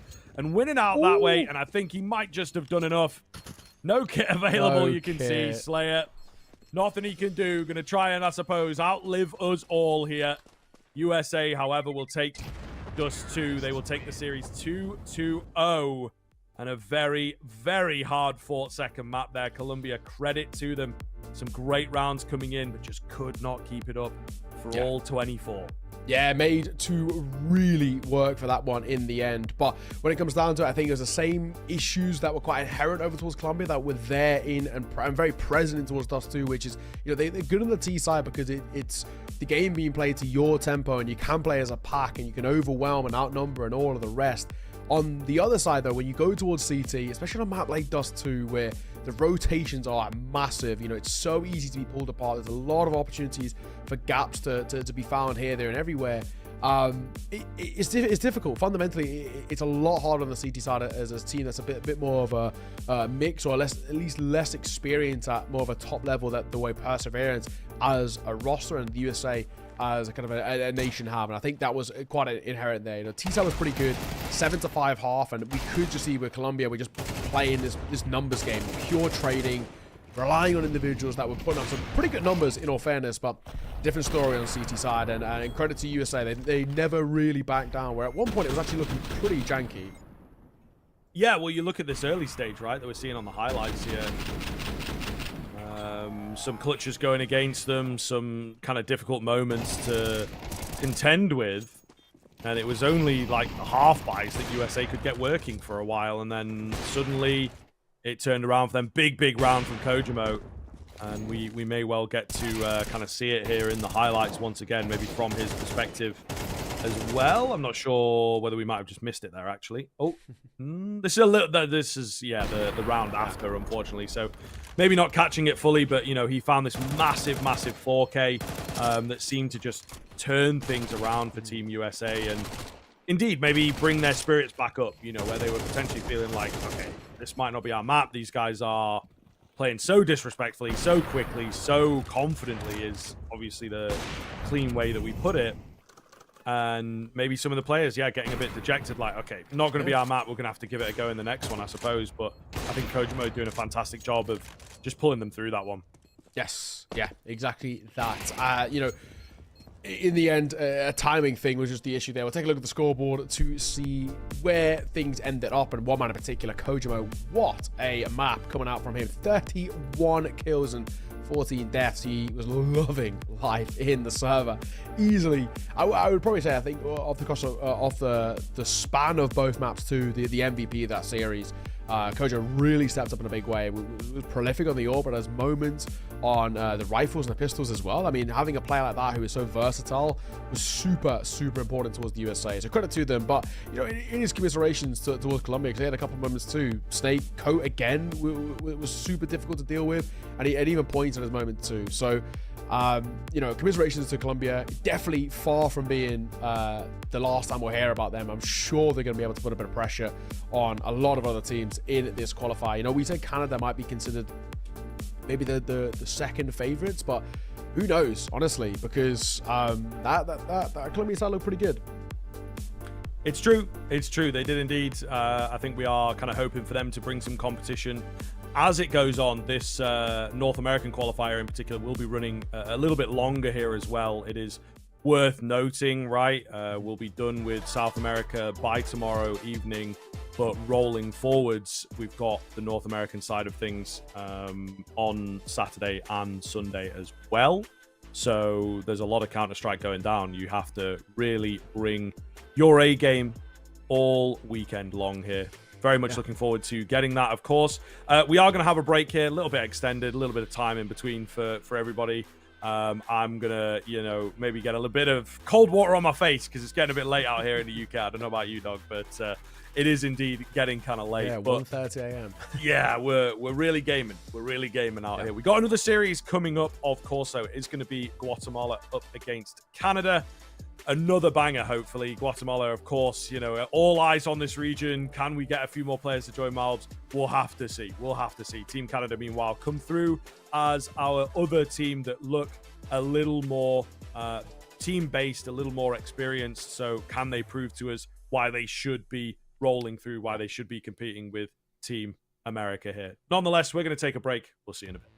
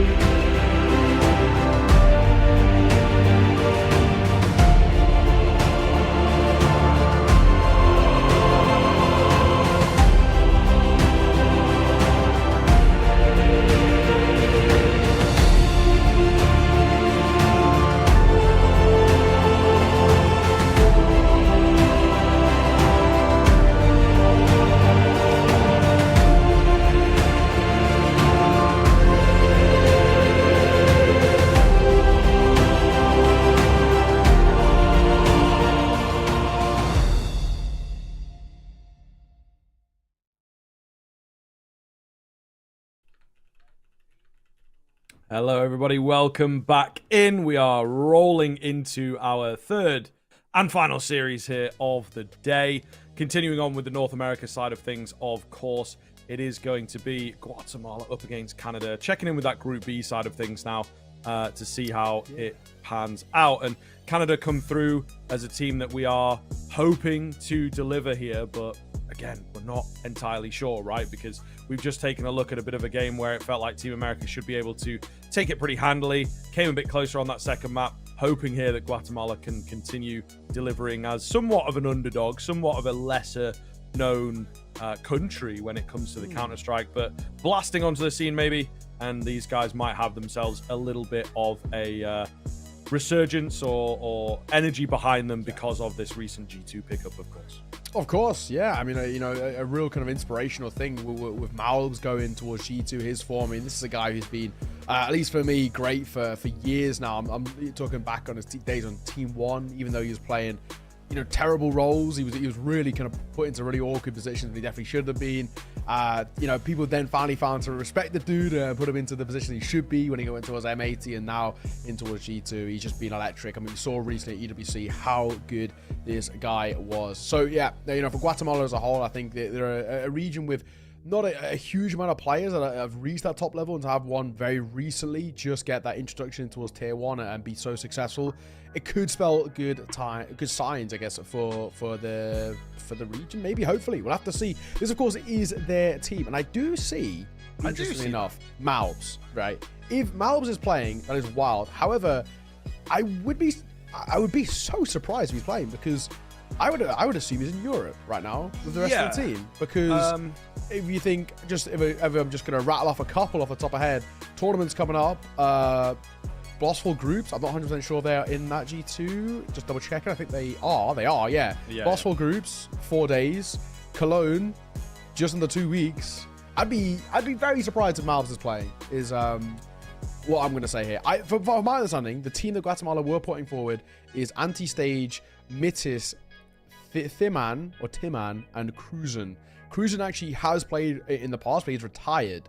But I'd be very surprised if Malbs ends up just playing, because of the tournaments coming up in like 4 days in Europe, and this is an America's qualifier.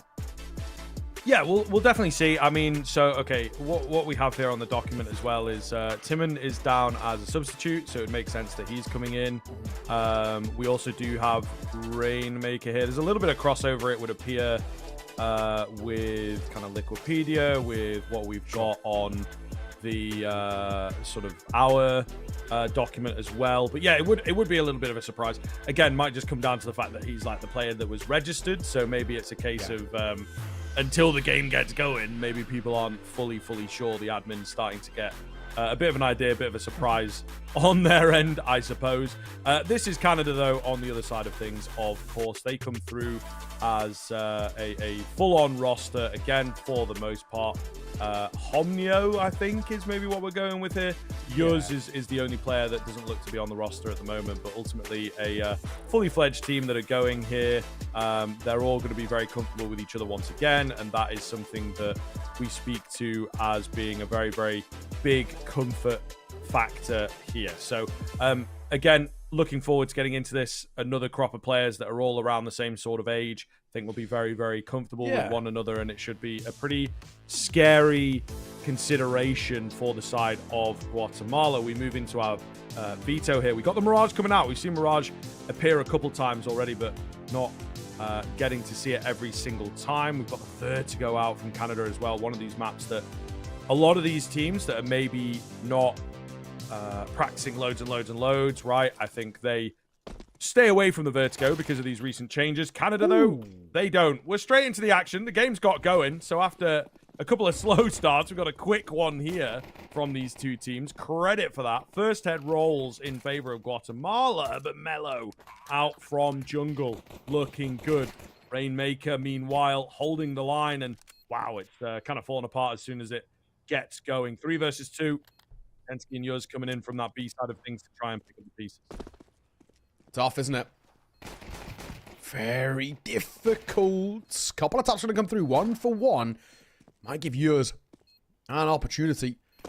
Not all the time, it has to be said, though, however. No kit on his back, and there might be one drops on the floor, but I don't know if he's recoverable, as most people died over towards jungle, and Rainmaker going to see it off. Yeah, as expected, of course, Malbs not in the server. I think it was probably a case of when the team list was made and when they were submitted. This was back when he was on M80, so he probably could have actually played back then, maybe in a little bit higher ping, but I'm sure it probably wouldn't have made too much of a difference for Malbs just because of his individual level and all the rest. But yeah, one of those where he was probably submitted, and then obviously got the move to G2, and obviously now can't, as he's in Europe somewhere.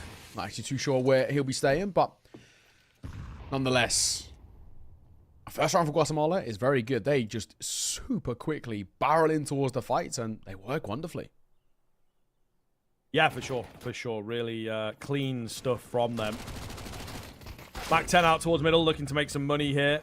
Will go down quite quickly, but looking good. A bomb site taken, right, is the big thing here. And we should see kind of a pan out here for Guatemala if they play their cards right. Exits being held for on the Canada side. Certainly could happen for them. Nice little setup in towards CT. And they're kind of on here. Some damage landed. They may well know this. This connector player is proving to be troublesome, to say the least. Not a lot of time to get rolling. They know where these remaining two players are at. The bomb, of course, planted quite nicely for them. Tap onto it. Trying to just take some guns away, really. It doesn't even look like they're fully dedicating in for the round itself, to be honest, and they've done a good job at that. They will win it out. AK might make it away. I think he should be... Oh, no, I was going to say he should be okay, but without the armor, it's difficult to always remember, nonetheless.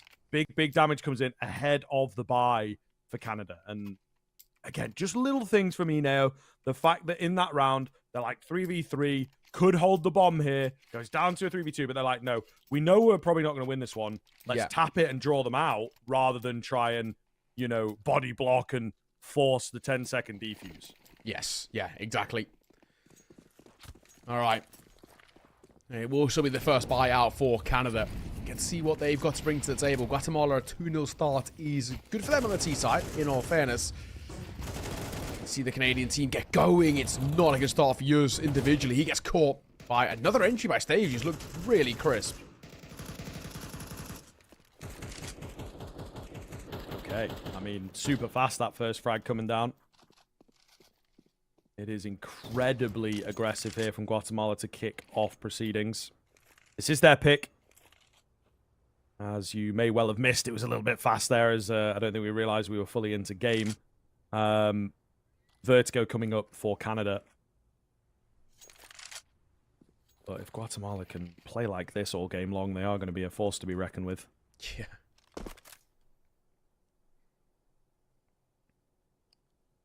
Okay.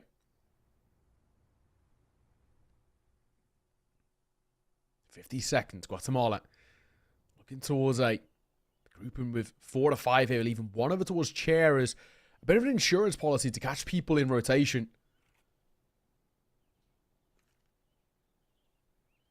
Gabby going to tuck himself in towards on the bow. This could be a strong position. Coming in late, about 30 seconds left. But there's 3 players here to meet them. First 2 go the way of Canada. Uh-oh. This hold is great. And just like that, Guatemala leave things way too late. Canada rotate over, and they'd realized by this late point, nobody had gone towards B. They checked it towards unders and top mid and spotted nobody. It has to be an A finish. The Guatemala, which started well, they just left things too long. If they'd made a move 20 seconds earlier, they would have been in for a chance. Yeah, a little shaky for sure. It seems that force I was talking about has dropped off quite quickly, even into the round itself. So they will be kind of kicking themselves. And the thing is as well, you usually see a lot of teams be able to buy back up. But because of the way that second round went down for them and how costly it was, they're unable to put anything up yet. A little bit of a drop down there in the B apartments. Not going to be too much of an issue. Melio does manage to find himself an early opener. Mitis push back here. Got to be careful when the Deagle's on the other side, especially when you got nades in hand, but the backup from Iesf looks clean. Down to just 2 for Guatemala. Make it 1 now. Should be that second round for Canada with minimal damage. Yeah. Should be the case. Still, a Deagle. I mean, Stages looked pretty crisp when he's had his opportunities. I'll give him his credit. He's been pretty good. But this one is just asking a little bit too much, isn't it? Kind of going to tie this game up, and if they can do it with 4 to 5 staying alive, it's pretty decent overall. Not a lot of complaints from us. Still looking towards mid. Gabby's going to be basically holding the entirety of the A site here, but then we're dipping back over, and Stage is taking his sweet time to go for a peek here.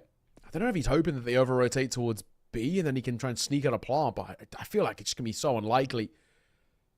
25 seconds. And in all honesty, is he actually even going to move? Who knows? I mean, it looks like he's tempted, but then he dips back. So, who knows? Now he's on a look in. Spots nobody towards stairs, but should get spotted here. Oh, it's a nice shot, though. He will hit his. Maybe a bomb plant on the cards here. In all fairness, yeah, he's going to get it. Minimal damage from the nade as well. He's got the drop here. Jumps the gun a bit early. Shoots the gun a bit early. Could have had another one out there. Make it cost to get a bomb plant. Really solid result, but it's not going to happen. Still, they'll be happy with that. Gives them something to work with into this follow-up round. And kind of an overspend from a few players, it looks like. So I don't even know, actually. Should have been able to buy it, it feels. But yeah, maybe a few too many Deagles across the board. Without the bomb plant and without Deagle's ball, I don't know that they would have had a comfortable buy. So weird economic situation that Guatemala find themselves in, ultimately. They'll try and put a bit of something together. We got a Galil to work with. Got a B play coming in. Going to be this burst here. Plenty of utility to get it going, particularly the flashes. And a great round to go for it because not fully isolated, but that short player's pretty far away from the action here. So Tensky going to have to try and stay alive. He gets a massive nade down before dropping back. Jols is in to help out. They can't make it through the wall on B here. Down to just Dimon. Does manage to find one, but easily dealt with. Very well played by Tensky, you know, in a position where he could have instantly dropped. Doesn't happen, however. He keeps that spot. He keeps that presence in and around the apartment. So good stuff from him. Canada fend off the half-pipe. Yeah. All right. Not bad. Not bad at all. I like how Tensky's going to play that as well. I mean, that nade does, I mean, it must have done about 150 plus damage across the board. Then he dips back over towards Jail, waits to bait them in, and he does a good job. You know, plays anti for the first fight, and everything sort of slots itself into towards place. The classic smoke in towards back pillar as well. Everything that could go right does. No complaints, really. So, Canada gonna find the opening 2 kills, which is big for them. The first gun round in a while for Guatemala is not going well. Oh my god, they're down to 2 and already feeling the pressure. Oh, I say that. Hang on. Anti gonna get a double. Round could potentially be on here. It's slim, but with that AWP still in play, you do kind of have a hope, don't you? However, it's this position here. I think we'll go overlooked. Because, in theory, should be able to drop this bomb. No bother. But we'll see. Slow creep up coming in. Every angle being checked. Anti, though. The first one he overlooks is exactly where yours is. And Stage, of course, distracted away. Another key round coming forwards for Canada. Looked really good from Guatemala in those opening ones, right? Yeah. Super aggressive, but I think very quickly Canada have said, okay, guns up, got to be careful not to get taken out while we're quick switching, etc. But it's a dangerous look now for Guatemala. All of a sudden, the game getting away from them. Yeah, exactly that. And they need to be careful now. We're talking about what is probably going to be a 3-round game in the bare minimum. Canada putting up a pretty stable CT side. Nice shot from Melio just before that smoke plumes. And also from Guatemala going a little too early there as well. Under response, though, Raymaker, it's a bit of a banger himself. Melio on top of this smoke. Going to have to flick down to save his teammate there. A little bit dangerous, trying to follow the traces here. Not quite going to happen. He's tagged down pretty low. We get a bit of pistol action from Guatemala, but again, no real sweat off the brow of Canada. Back round to another serious round here. Game's moving fast. Scoreline and the gap in between them is getting bigger and bigger.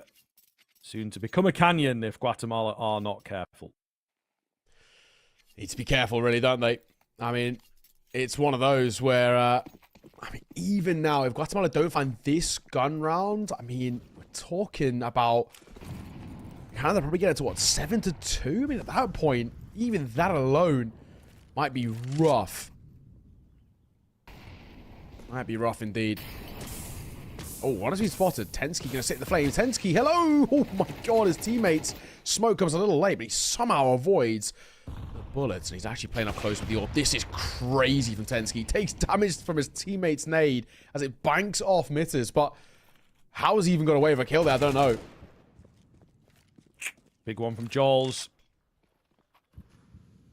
Bomb going to rotate around, but Guatemala have got to lay down a kill here. Some low HP players, and there's the lower half of Melio spotted out. Actually a pretty big name to be taking. Clean one onto Yuz, and suddenly it's a 3v3, but you've just taken down two incredibly healthy players. So it really does make a difference here. Anti has to be careful with this bomb, however. For the time being, he's all alone. Yeah, more feels like I guess sort of maybe a 1.5 now, but I mean, even still, Joel's the healthy player, happy to take fights in the open, does well. Oh, Tensky, nice shot, good reaction as well. And last one left of Timon. I mean, honestly, an argument to be made about keeping on the AK, in all honesty. Looks like with 20 seconds, he's going to make a move towards A. He has no idea what the setup is, where they are, or how he's going to make this work. And, of course, most notably, the bomb, too. I mean, no control of it. With 12 seconds left, good luck. I think he probably should be calling to save here. It's a hide in plain sight type of strategy as he's just tucked over towards ramp. But not losing that AK, I think, is probably the main thing for us. Good work, Joel's. Super important double out of him. Tensky in the AWP as well looks very, very comfortable. We do see Canada extend this lead now. They're guaranteeing bare minimum, right? That we're up towards that tied game. But the way they're playing, I think I'd be very surprised if we don't see Canada get up towards probably at least 8 at this rate. Guatemala are in a tough spot. Things are not working well for them. A saved AK, lost bonus, will mean a buy-in towards the next, however. So seeing double AKs come through, one being saved, triple Galil, and actually more utility than I expected. It's not terrible. No, it certainly is in a position of playability here. First couple do come in as it's a heavy, heavy fight towards middle. Not going well for Canada. Big damage done again, though. You know, these rounds are really on the knife's edge. But as that headshot lands, you feel like Guatemala should have done enough. The B-bomb site completely open, right? So it's looking very, very good for them. Might even be sort of one of those soft save situations here for Canada. Stage moves up. Missed shot from the AWP means that he... Well, actually, no, it does land. Tag shot from the AWP means that he will go down. Gabby miles away. And nothing that he can really do for this. So they have plenty of cash, but that futility angle, no point really going in for it. He might be able to scoop up the AWP as well. It looks like he'll have a player to get through if he wants to do that, but that would be kind of nice for the team as a whole. All the same, Guatemala will be back on the board here. Okay. I think in general, for Guatemala, that's a round that you can really work off the back of. All 5 staying alive. I mean, pretty crazy one in total for Guatemala, which is definitely something that they can sort of work off. I mean, at the very least, the hope for us, for a Guatemala side who've been struggling a little bit on this T side, they do need to be putting up consistent rounds on the board. I mean, probably at least up towards 5. I think any less, and they're probably in a really troublesome spot. That's just where Canada, I think, as a team, could probably build upon a little bit in towards that second half themselves, make these T-sides work, and being this is Guatemala's pick, so far, 6-3 still just doesn't really feel enough. Tough is the thought process that we're kind of got here. It'll come over. Fairly decent chunk of damage in all fairness. Both Mitters and Timon taking pretty alarming chunks, and Mitters also gets dinked, but by his team this time. Yeah, that's never ideal, but it does happen from time to time. Juls looking for a fight here. Kind of begging for a fight, to be honest, on the other side. Slow roll this time from Guatemala. It's the flanking from behind of Melio that will cause the rest of the boys to get rolling in. Fantastic stuff. Jules runs out of ammo at the worst possible time. Could have netted another. It's looking good. It's staged on this AWP to do it all. Not going to happen. Flanked out from both sides. And Canada right back in with it. That's a big sign for them and a bad sign for Guatemala, ultimately, that they are unable to string a few and turn the one round into sort of that serviceable 4 or 5.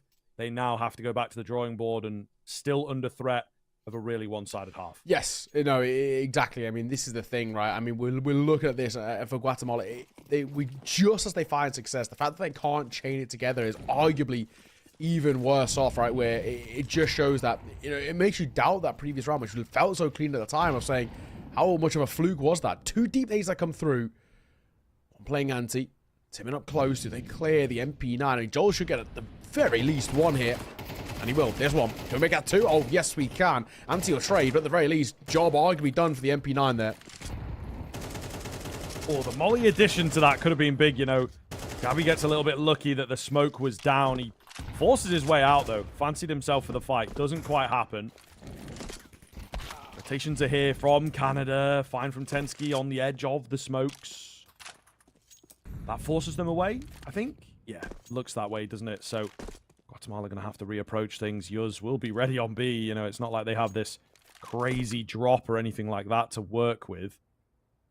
Just trying to reapproach. Might even be a mid-angle.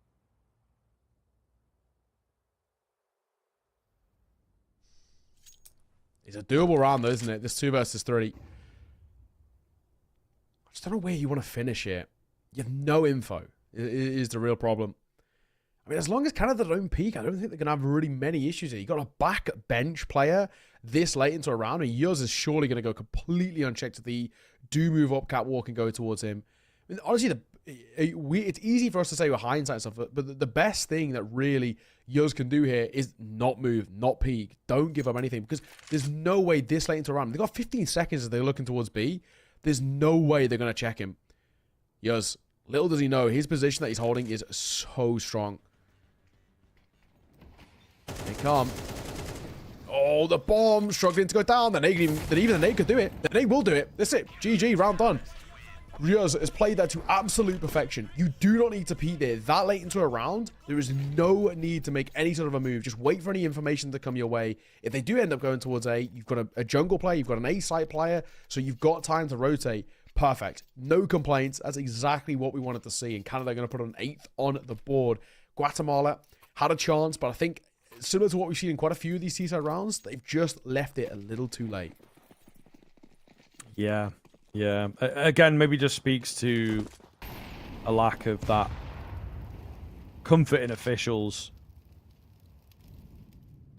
putting too much pressure on themselves, too much weight on each and every round. Sometimes you just got to try and go with the flow, right? It's easier said than done, and certainly not a headspace that I've ever needed to be in, right, in a super competitive environment, but you have to be able to do it at this level of the game if you want to be performing well here, and unfortunately it's just not happening for them. Early peaks, aggressive peaks, all too easy for Canada. Down to Anti.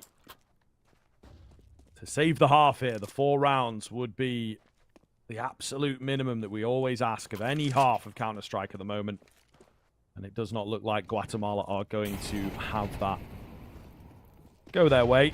Anti's position now known. Surely a dead man walking. He is indeed. He will go down. 9th to come through for Team Canada. Super, super clean. You can see 6 in a row. 9 in 10 is really, really one-sided stuff. Guatemala, I'll say it again. I mean, they started very well. I was like, okay, here we go. This is looking super clean. And even into that first rifle, they had themselves a good advantage, but just could not make anything work in those gun rounds, unfortunately. And now we kind of worry. Look, we've seen already today in this region, the flip over can make a big, big difference. But absolutely, whether that's going to be the case here is, of course, difficult to say. I mean, this is a map which is inherently CT-sided, right? You know, second most statistically, but it's not about the statistics. It's about kind of how these teams, the composition of them.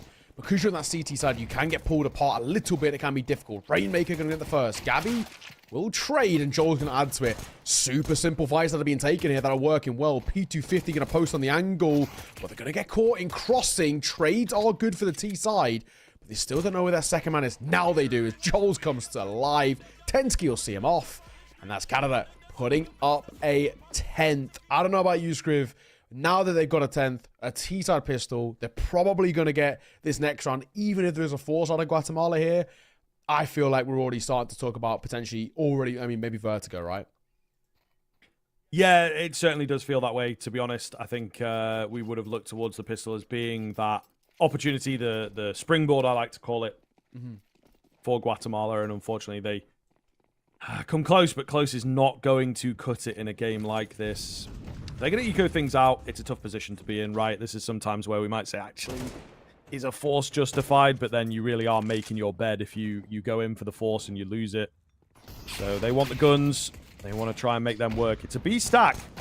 Walking into B here. They will indeed go through a bit lackadaisically after finding those first couple of kills. But it doesn't make too much of a difference. The weaponry is massive here. Stage in on the site. Not seen? That's crazy. Gabby goes down. AK recovered. Bomb, I would have said, would be getting the hell out of here. Oh, goodness. Oh, goodness. We got a Nova and a MAC-10. A little dodgy, but they will take him down. They keep their cool there. It's a bit of expense, but an 11th round getting ever closer to the victory. Yeah, I mean, the going in towards the stack like that was worrying. I think is probably the main thought process. I thought for a second that could have been a lot more concerning than it ended up being. Right, in the end, all that matters is winning out. But yeah, like you said, a little bit more expensive than it probably should have been. But fundamentally, 11 on the board now, and probably the last hurrah for Guatemala. You lose this, I don't think we're talking about anything more coming to fruition. Oh well. For Canada, not a good start, but ultimately, where they are at the moment, they've got so many rounds in arrears. I don't think they're going to be too worried, even if this one is to slip. Oh, Jules, that is criminal, man. Huge kill from him. Gives them some good control over here on the B-bomb site. Mitis needs trading, and he will be by Melio from short, in fact. Bomb is quite far away. So they're still going to go for this B hit, but there is a case where it gets cut off. Melio, did he give his life to allow it to cross? He may just have done. Pulling away here. Flash going to go in. They don't know that, of course. They can't really base it on timing. So a nice little flash to allow it to happen. Molotov tags up one. Yuz not getting that bomb down. Not rushing it, right? Going in for a frag opportunity. So very low on the other side of this. This is a doable 1 versus 2 if ever I have seen it.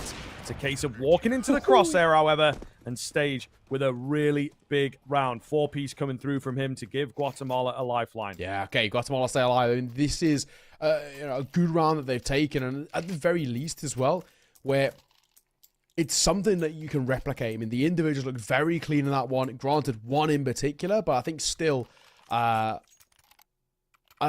position where I think for Guatemala they can work off the back of it. Canada have been, at least to a degree, a little bit starstruck in that one. They've just been shunted off the rip and no real way of responding. I think maybe got just a tad too quick, and they're still just trying to force it in their favor, and it just doesn't end up working. Nice shot full blind from Stage. Looks for a second, does miss, but information gain. Yeah, absolutely. And, you know, a lovely little piece for them. At the moment, we are talking all about the second map, but maybe Guatemala can keep us in this a little bit longer. Not if you're going to be losing fights like that, though. On towards A. There's a lurking presence at B as well. It is for 1. Pretty big deal. He's got some support coming in from short as well, but this is where the activation of Yuz comes alive. Kind of need him now. Got to even things back up. I think he will be able to take this ladder room player. He says he was looking away for a second. It's a keen flick. Meanwhile, the bomb actually hasn't been picked up here, so I don't know that they ever would have dedicated towards A. Yuz gives his life away, however. That's one of those moments. 11-4. You feel confident for it, right? He will lose it. So it's all on to Melio. This MP9 and a Tech 9 on his belt. maybe a timing to get across towards B, but he is really banking on that luck factor. Yeah, not, with where we are on an MP9, I mean, now upgraded to a FAMAS, in all fairness, I don't know if that would have been heard. And, hey, I mean, by the look of it, it hasn't. I mean, Guatemala are giving him the B site. I don't hate the idea of playing together, but a wild one all in all. He is giving a bomb on here. I mean, good luck to Guatemala, because they're going to have no clue about where he's going to play up. And a fairly long rotate over and retake him with an AWP now as well. I don't know whether Stage maybe wants to potentially drop that over. Picking up Util, we're taking our sweet time. And Melio gets all the time in the world to set up into his door. This does not look good. There's not a lot of time on that bomb either, right? With that kill, he might just have done enough, to be honest. Stage is going to have to play it cleanly, and yeah, he's just got the complete upper hand, doesn't he? Knows he's not on it. Very cleanly done by Melio. They gave him too much room, too much respect, and ultimately too much time. He can't save anything across, but I don't think they'll be bothered. That pretty much secures the factor here. It's just a question of how long is it going to take them to get there against a buy like this? You would assume not too long. Yeah. I mean, for Guatemala, that's a pretty damning round as well, right? It's 2v1 generally. They played together, which is honestly not the worst thing in the world. I mean, it's a very... I think generally just playing as a pack or playing the numbers game, playing for the trade is fine, but they just play it so badly. They take so long to go in for the fight. It's super costly. Ooh, but an MP9 and a Deagle making this a little bit more problematic than they would hope. Another gamble stack, which is becoming quite deadly as Yuz left all alone, and they're going to win it out. Guatemala walk away with a round that they didn't even expect. They dump nades in towards ramp, and they just stack the A site. And Canada, they didn't even bother to do any sort of checking. They just try and fly into fights. Second time that's happened now as well. Yeah, kind of wild. It's kind of wild. I think, again, it just comes from a position of being a bit complacent with where their scoreline has ended up. But Guatemala's still giving us a bit of something to say, okay, hold on, let's see. Can they make this work into a second map?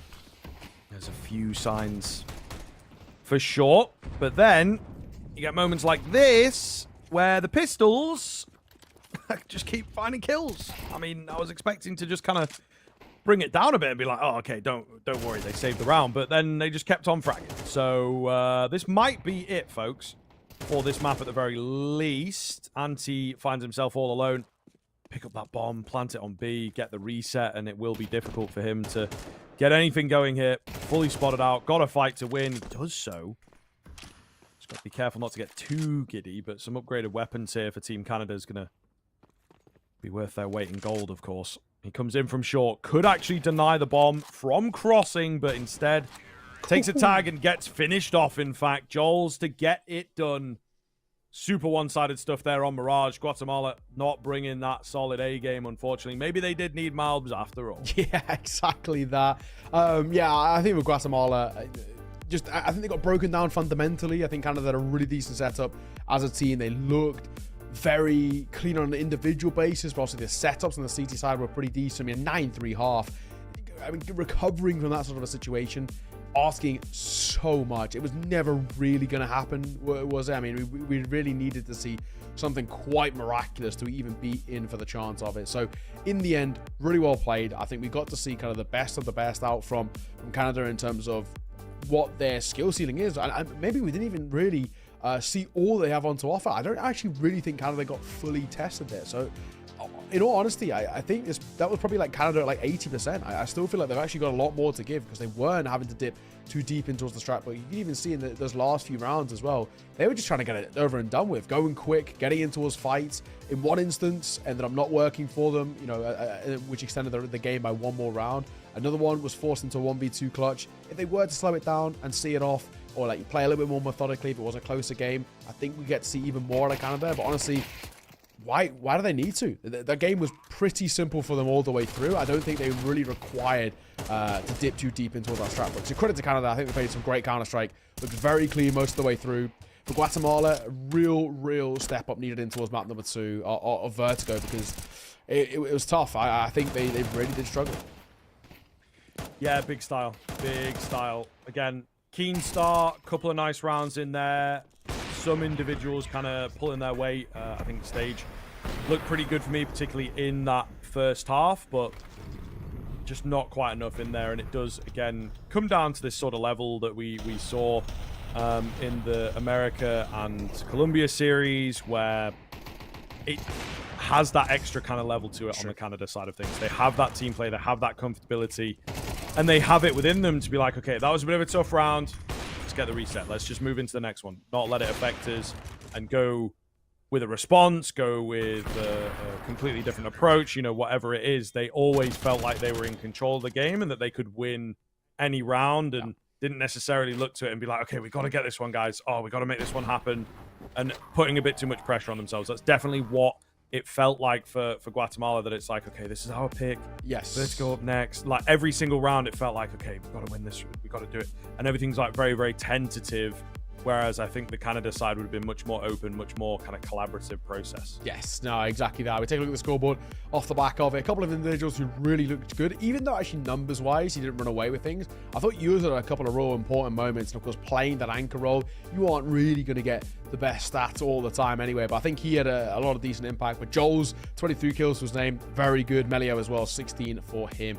Pretty solid. Stage on the other side did look pretty good. I think on that T side, particular, I think he got a lot of entries, but unfortunately they were sort of entries with no real impact off the back of them. You know, the rest of the team really struggled to kind of keep up to his sort of level, and for Guatemala that could be the case, and maybe the tale of things to come with Vertigo heading up next. Yeah, for sure, man. It is going to be a challenge here. And the thing with Vertigo as well is it's a really difficult map at the moment. I think if you're not comfortable, if you're not ready, if you've not put the work into the newer version as well, you could very much get caught off. We saw for a good while there, teams just did not want to play it, particularly in these IESF qualifiers, because I think you have a few teams that come in where sort of going through the motions, playing a few hardcore pug games every night, but maybe not got the time, the resources, the availability to just go in and have a deep dive on every single map, right? So maybe that's where Canada are coming in to this tournament, that they've got the Vertigo in the back pocket that they can have as a bit of a secret pick and a stronger pick. We'll see. Time's going to tell. But all eyes on this Guatemala team as to whether they can bounce back or not onto their opponent's map pick. Not going to be easy. Not going to be easy for sure. But we're going to have to take a break first. Before we get in there, make sure you stick with us. See you in a few.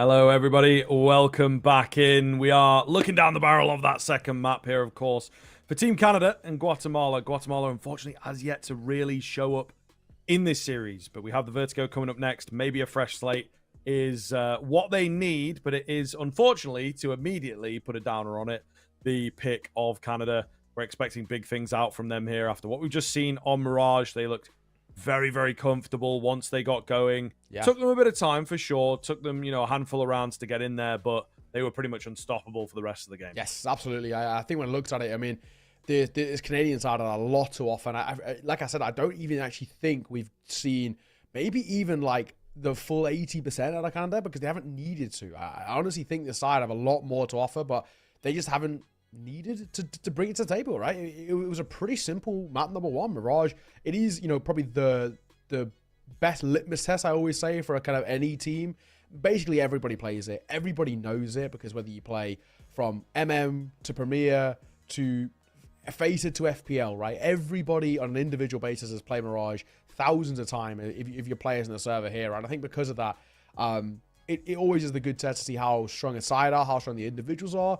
And there was, one in particular stage on the other side who looked pretty good, but we just didn't see enough out of Guatemala that at least made Canada feel uncomfortable. So the big thing for me is I'm looking at this and saying, can we get a little bit more out of Guatemala? Can we get a bit of a stronger start, I think, fundamentally, too? And then can we see if they can kind of prop them up in some way, get the foundations and maybe building up a bit of a competition here. But I think they've got to take it in small increments.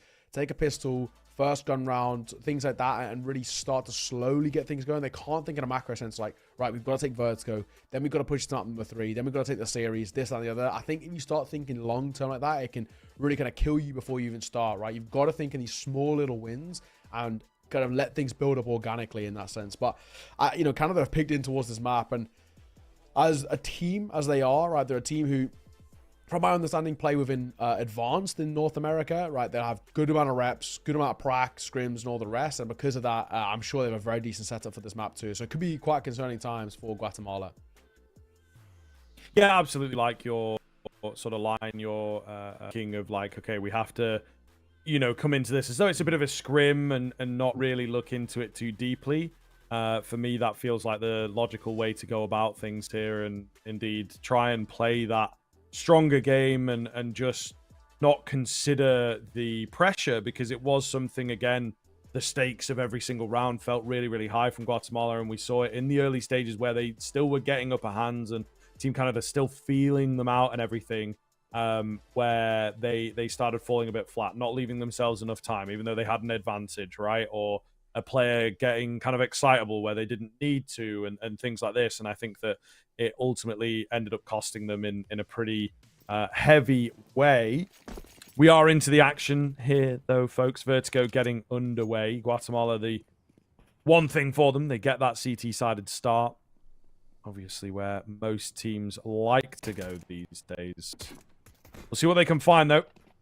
Simon going to be the first port of call. Little bit of a mid-crunch coming in, and it works out quite nicely, beating out the back-gen player, dropping the kit.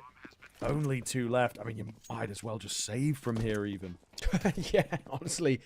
Half armors, let's just keep hold of them, right? I mean, it's better than nothing, but... just holding for the last... a flawless one taken for Canada. They are not even made to work for that one at all. Barely even taking any damage. That is a beautiful, beautiful start. It has to be said. Really, really nicely done. Really, really good round coming through from Canada, and starting in towards map 2 as they finish in towards map number 1. Confidence, individuals look great, and yeah, exactly what we wanted out of this side. Come in towards your own map pick, set the tone nice and early, look really comfortable, and that's exactly what they do.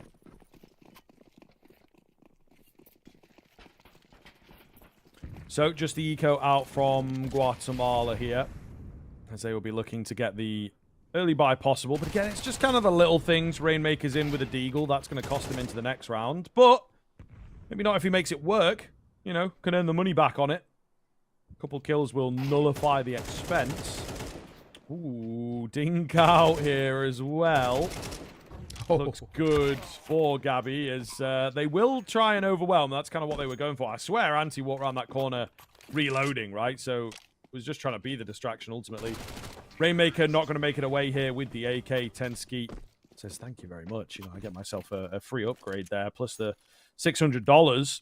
But Rainmaker getting his 2 kills, so it's all good. It works out quite nicely. The Deagle almost paying for itself.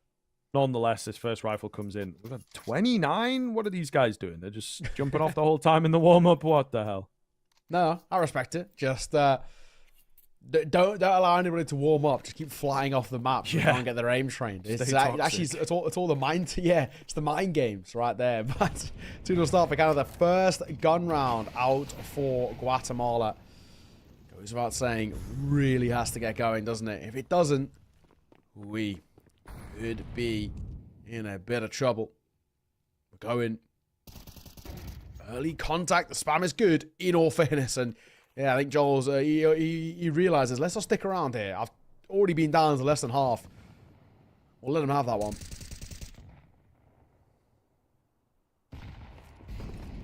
Oh, the B play. Got a player boosted up here quite quickly. There's nobody around, unfortunately, for them to capitalize on it. Nice find from Rainmaker. Oh, they're a little bit on top of each other. Slightly panicked, and there it is. Yeah, the flash comes in, leaving them both very vulnerable. Double spray down for Yuz. Immediately pulls them back into contention here. Mitt is trying on the edge to spot an opportunity. It's not there. Meanwhile, Yuz continues being a nuisance, and they finish off Mittis eventually through that smoke. Canada moving up to 3 pretty quickly. It looked good for Guatemala. They just get, again, a bit ahead of themselves. And that slow, calculated execute coming in from Canada is what makes the difference. Yeah, no, exactly. Every time we start to see maybe a little bit of something out from Guatemala, unfortunately, it's just not quite working out. Bit by bit and moment by moment, we're just seeing how good Canada can be. Full buy. Oh, it's the first true full buy. It doesn't work out. Mac 10 gonna get 4 out of 5. So much money in the back pockets there. Nice and easy. I mean, he's got 12k to work with. I mean, on Tensky, I wouldn't even be against it if he wanted to upgrade. Normally, I would say there's no point. Play with the force buyers. But when you got 12k, I mean, at this point, you're rich anyway. Going to keep out of that Mac 10 regardless. But 4-0, back into the buyer for Guatemala. Man, if they don't get success in this gun round, I think they could already be in for quite a damning position. Yuz, nice pickup from him. Stage has made himself known, however. So we'll see. Flash comes in. Tierman. Oh, he was so blind. Tensky could have had it and thought that he would be there. Loses his life. Gives an opportunity across for the multi-frag moment. So here we are. The B bomb site is taken. They have to put some respect on Yuz here, of course. He found an early kill. Will they be prepared for him through this smoke? He's opting to actually not really take the fight, it looks like, and just play this corner angle, which can be very, very hard to clear. Distraction in, flash comes round, and that's one way to deal with it. All going to be on Melio. He gets traded instantly. And Guatemala on the board. So Canada, where it was looking like, you know, after that first rifle round, maybe this is going to be all about them. Not the case. Not the case at all. And indeed, Guatemala keeping things alive. They've got to turn this into a few, however.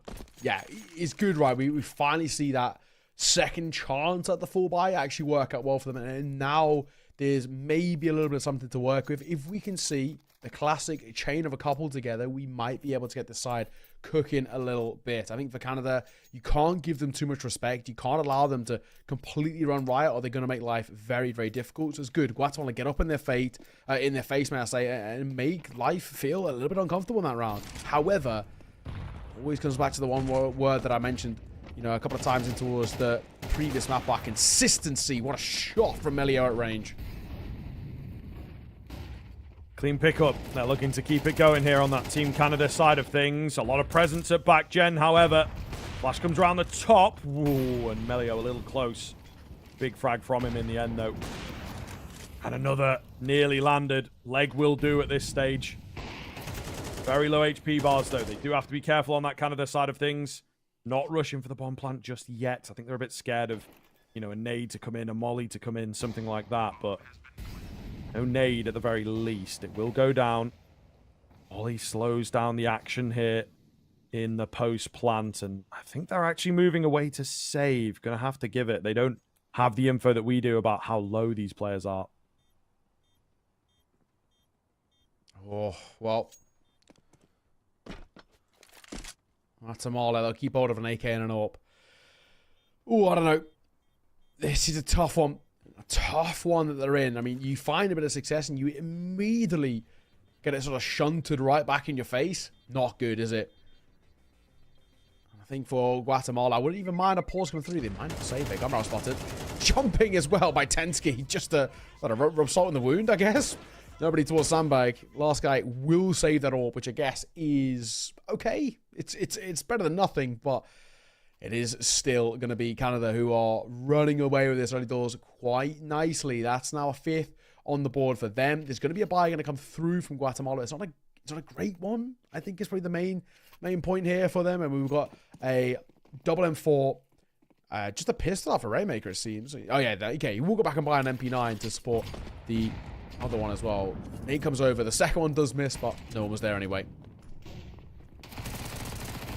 Oh, goodness. That could have been awkward for sure.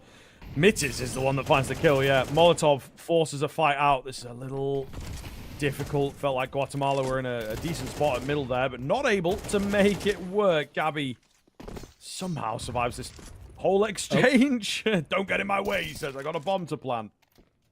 Stage emitter is going to save once again. Although that kill might call them to action. I don't know, though. Their position's going to be known pretty well here. Still giving it a little look in to see if there's any more adventurous players. And you know what? There is. Down to a 2 versus 2 where it was a 4 versus 2. So missed shots could cost them everything. Melio keeping his trigger discipline soundly, and he'll get it on the Tech 9 as well. That one did make me worry a little, but Canada, they keep winning out in these crunch moments. Yeah. Every single time there's a potential close moment or an instance where maybe something can go forward for Guatemala, it is still Canada who are looking at the slightly better side of it and just having this opportunity to make life pretty uncomfortable in the server. Yeah, tough. Tough one that we're in at the moment, where for Guatemala, they thankfully can rebuy back in towards this loss bonus, keeping them afloat, but I think generally time feels like it's dwindling a little bit. I mean, what are you getting? Slightly excited about them. I mean, Canada are just flying into fights. I don't blame them. 41 in towards double stack. The Mac 10 does so much damage, and it will be seen up by their Glock as well. B-side taken. That's the round. Indeed. Starting to get problematic now, similar to the way that Mirage was panning out once they've got a feel for it. Canada is rolling through. I think they've come to the conclusion that this B bomb site doesn't really know how to handle the executes, to be honest. Guatemala may be getting a bit frustrated with things as well. Again, potentially should have been another save angle, but trying to go for it in the 3 versus 2. And this is only one half of the map. You know, as soon as Guatemala maybe get a hand on it and get like 2 or 3 rounds in a row, they're going to go A. So, yeah. You know, there's a lot of options available for Canada right now as they move up to 7. Yeah, what can you do, really? What can you do? Bombs go off, and yeah, that'll be that. I mean, nice and simple. Taken with ease.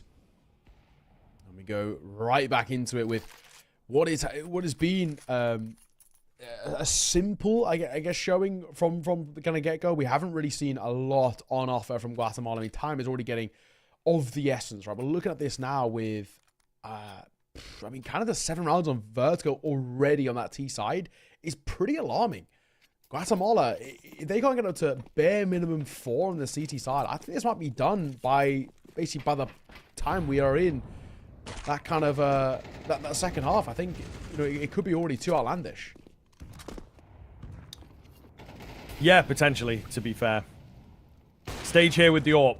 Ooh, good for one. Good for another. He's keeping them in this round for sure. Although they are only MP9s, it's still weaponry to work with here for the rest of Guatemala. Could easily be upgraded. Gabby, ready and waiting. We're going to see some A action here. It is out of the sandbags. We'll see. It's been a little while for Canada. Can they keep the discipline? No Molotov to clear him out. So that bomb He's got to be very, very, very careful. Spotted now, and maybe a move going to come in from Mitties. He hears the footsteps. However, he's going to get checked, but he drops him all the same. AWP retrieved, and he's looking to do some damage here. Misses the first shot. Second opportunity at it does not go his way. One will be recovered, but teammate lost. 1 versus 3, essentially. Certainly the 2 here has to happen. Resetting the game, slowing things down. Walking in to this A-bomb site. They're not going to give it to him easily. Could go all the way around, though. This is the maybe advantage for the T side. He's got a massive gap to work with, of course, into the one-on-one. Keeping the guessing game going, but the AWP comes out at the right moment to give Guatemala the all-important second. Mate, oh, this is, I mean, good from Guatemala.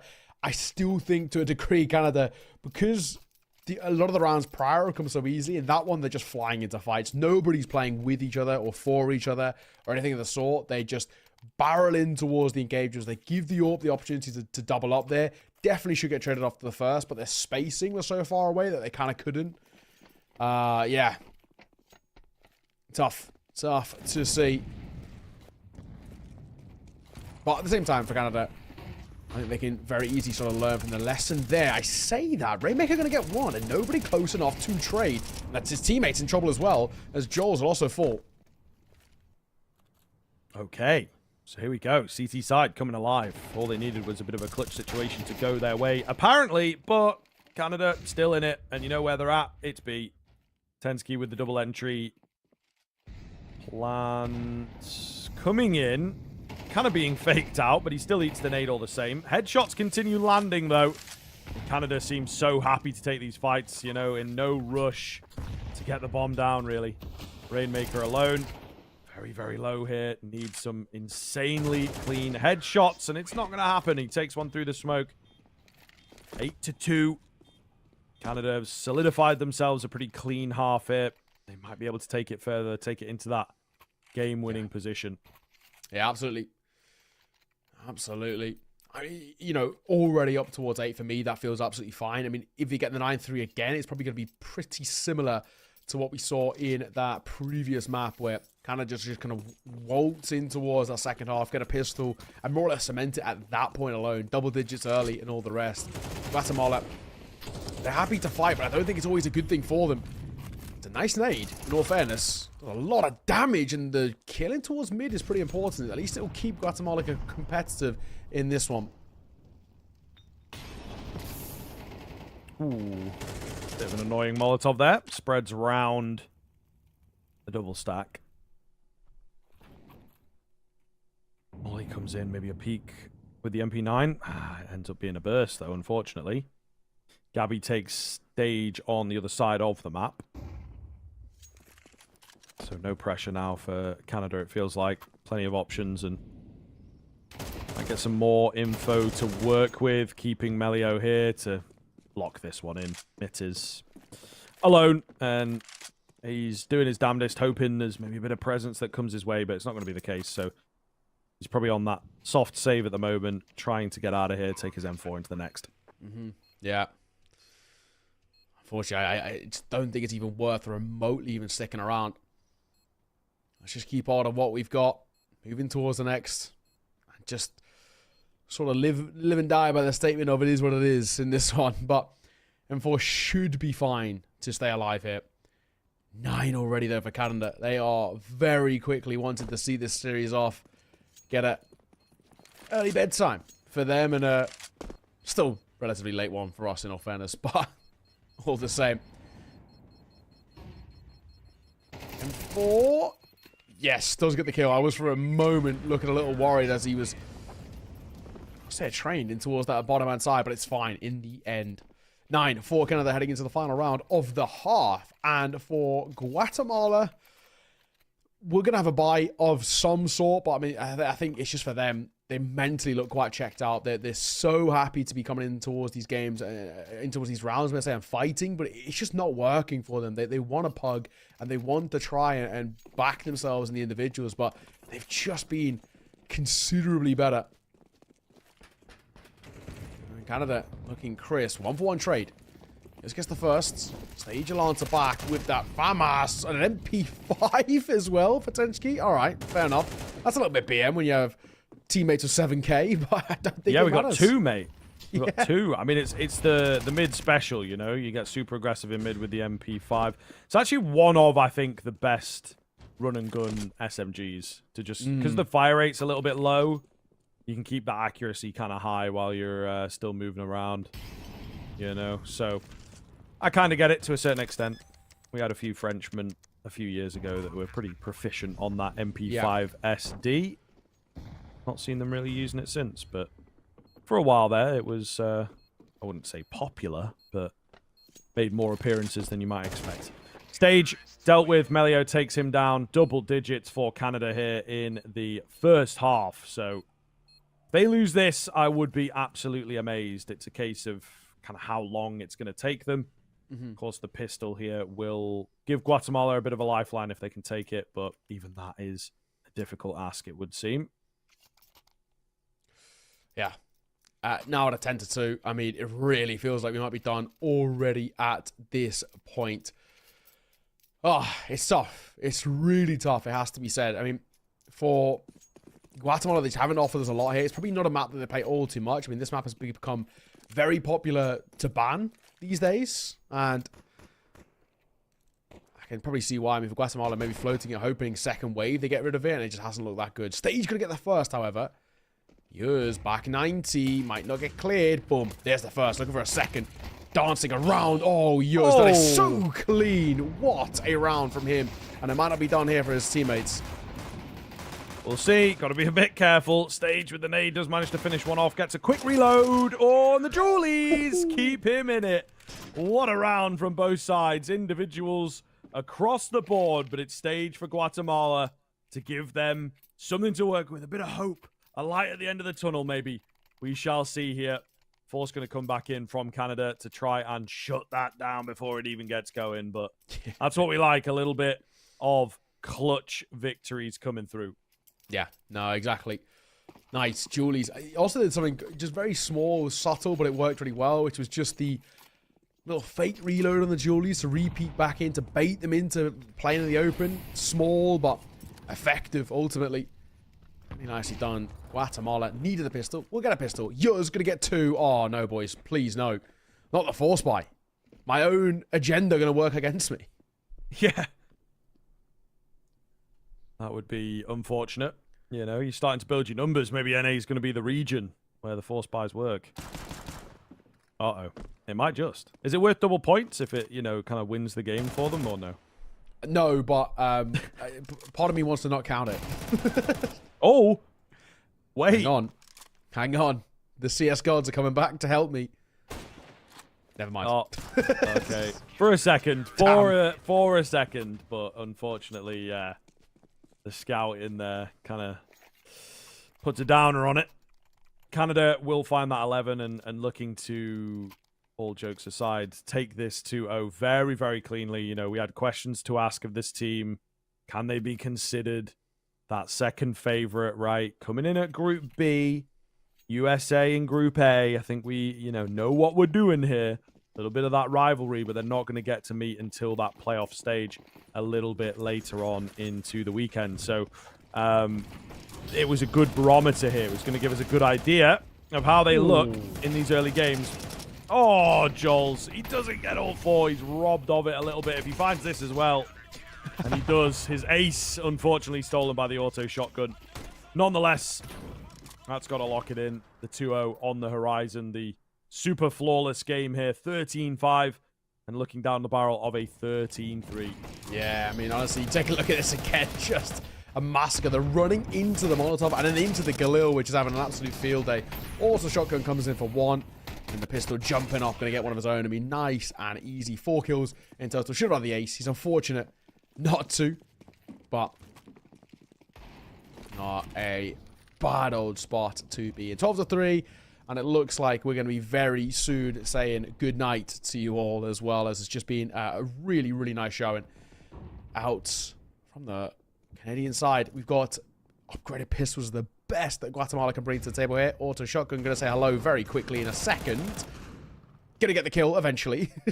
Took a few more bullets than I think Gabby would have wanted, but kill is a kill, and that's all that matters. Yeah, absolutely. Definitely at this stage of the game as well, right? Get it locked in. And indeed, like you say, get that early finish, but also get yourself in consideration. Oh, for tomorrow's games.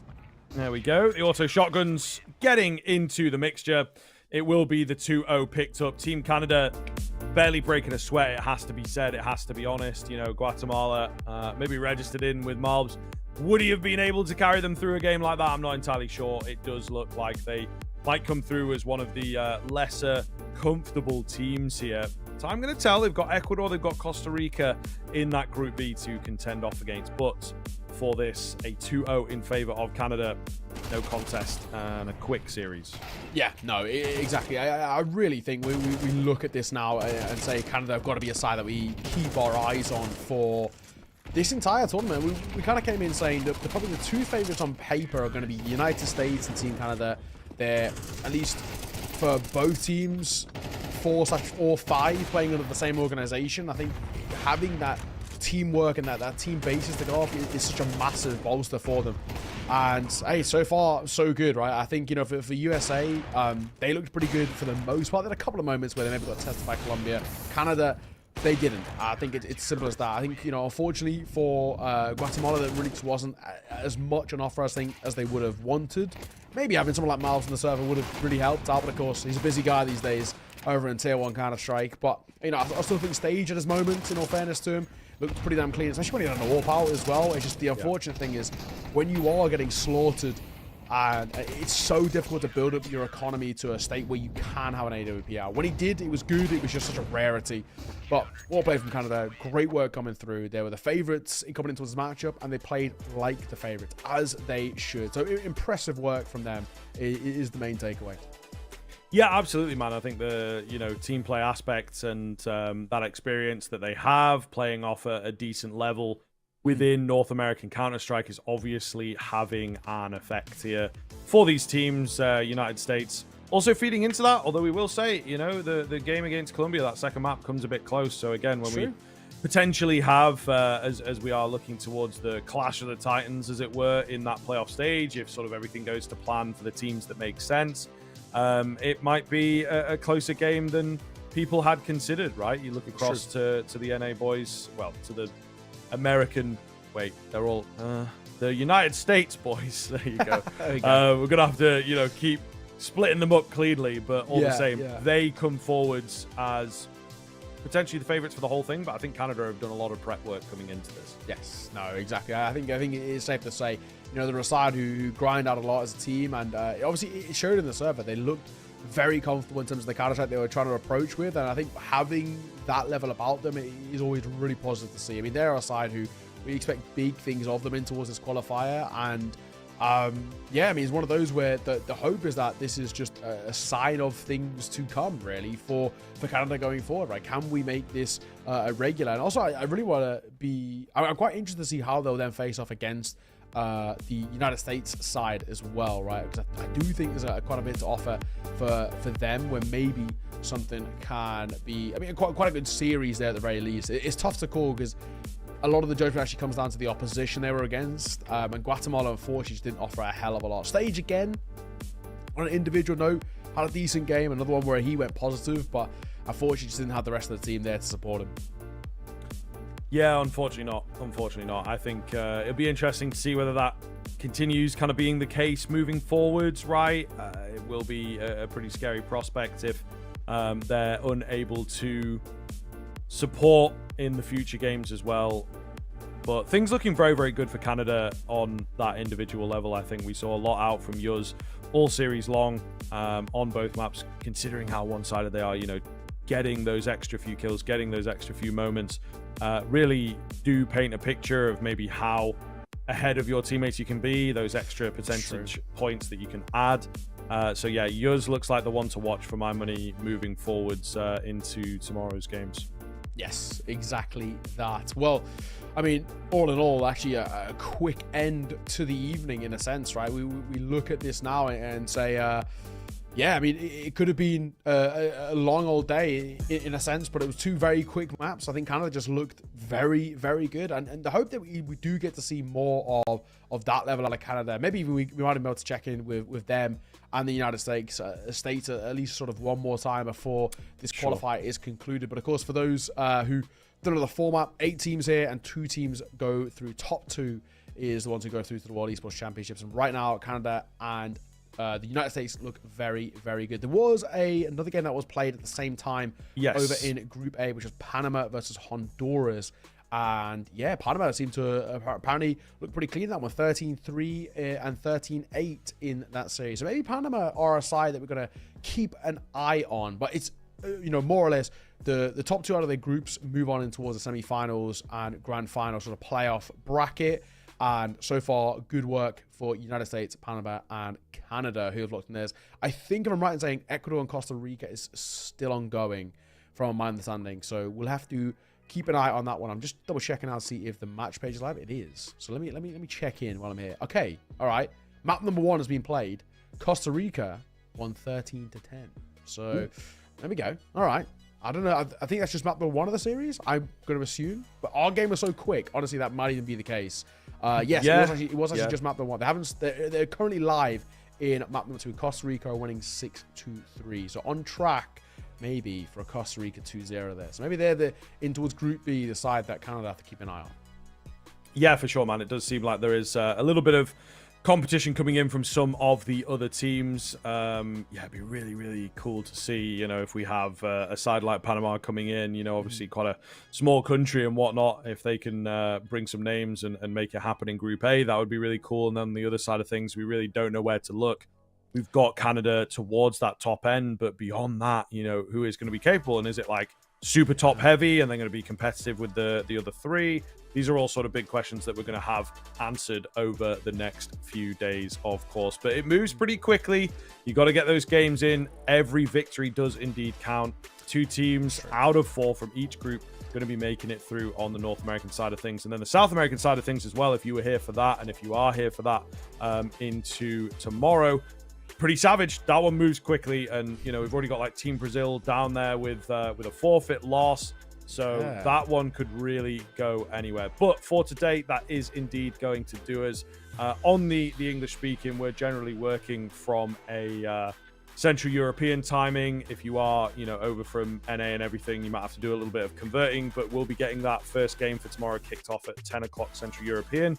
We'll be live on cams maybe 15 minutes before that. So make sure that you're around for that. But for today, I bid you all adieu. Thank you very much for watching. From myself and Neo and everyone at production, cheers, and we'll catch you tomorrow.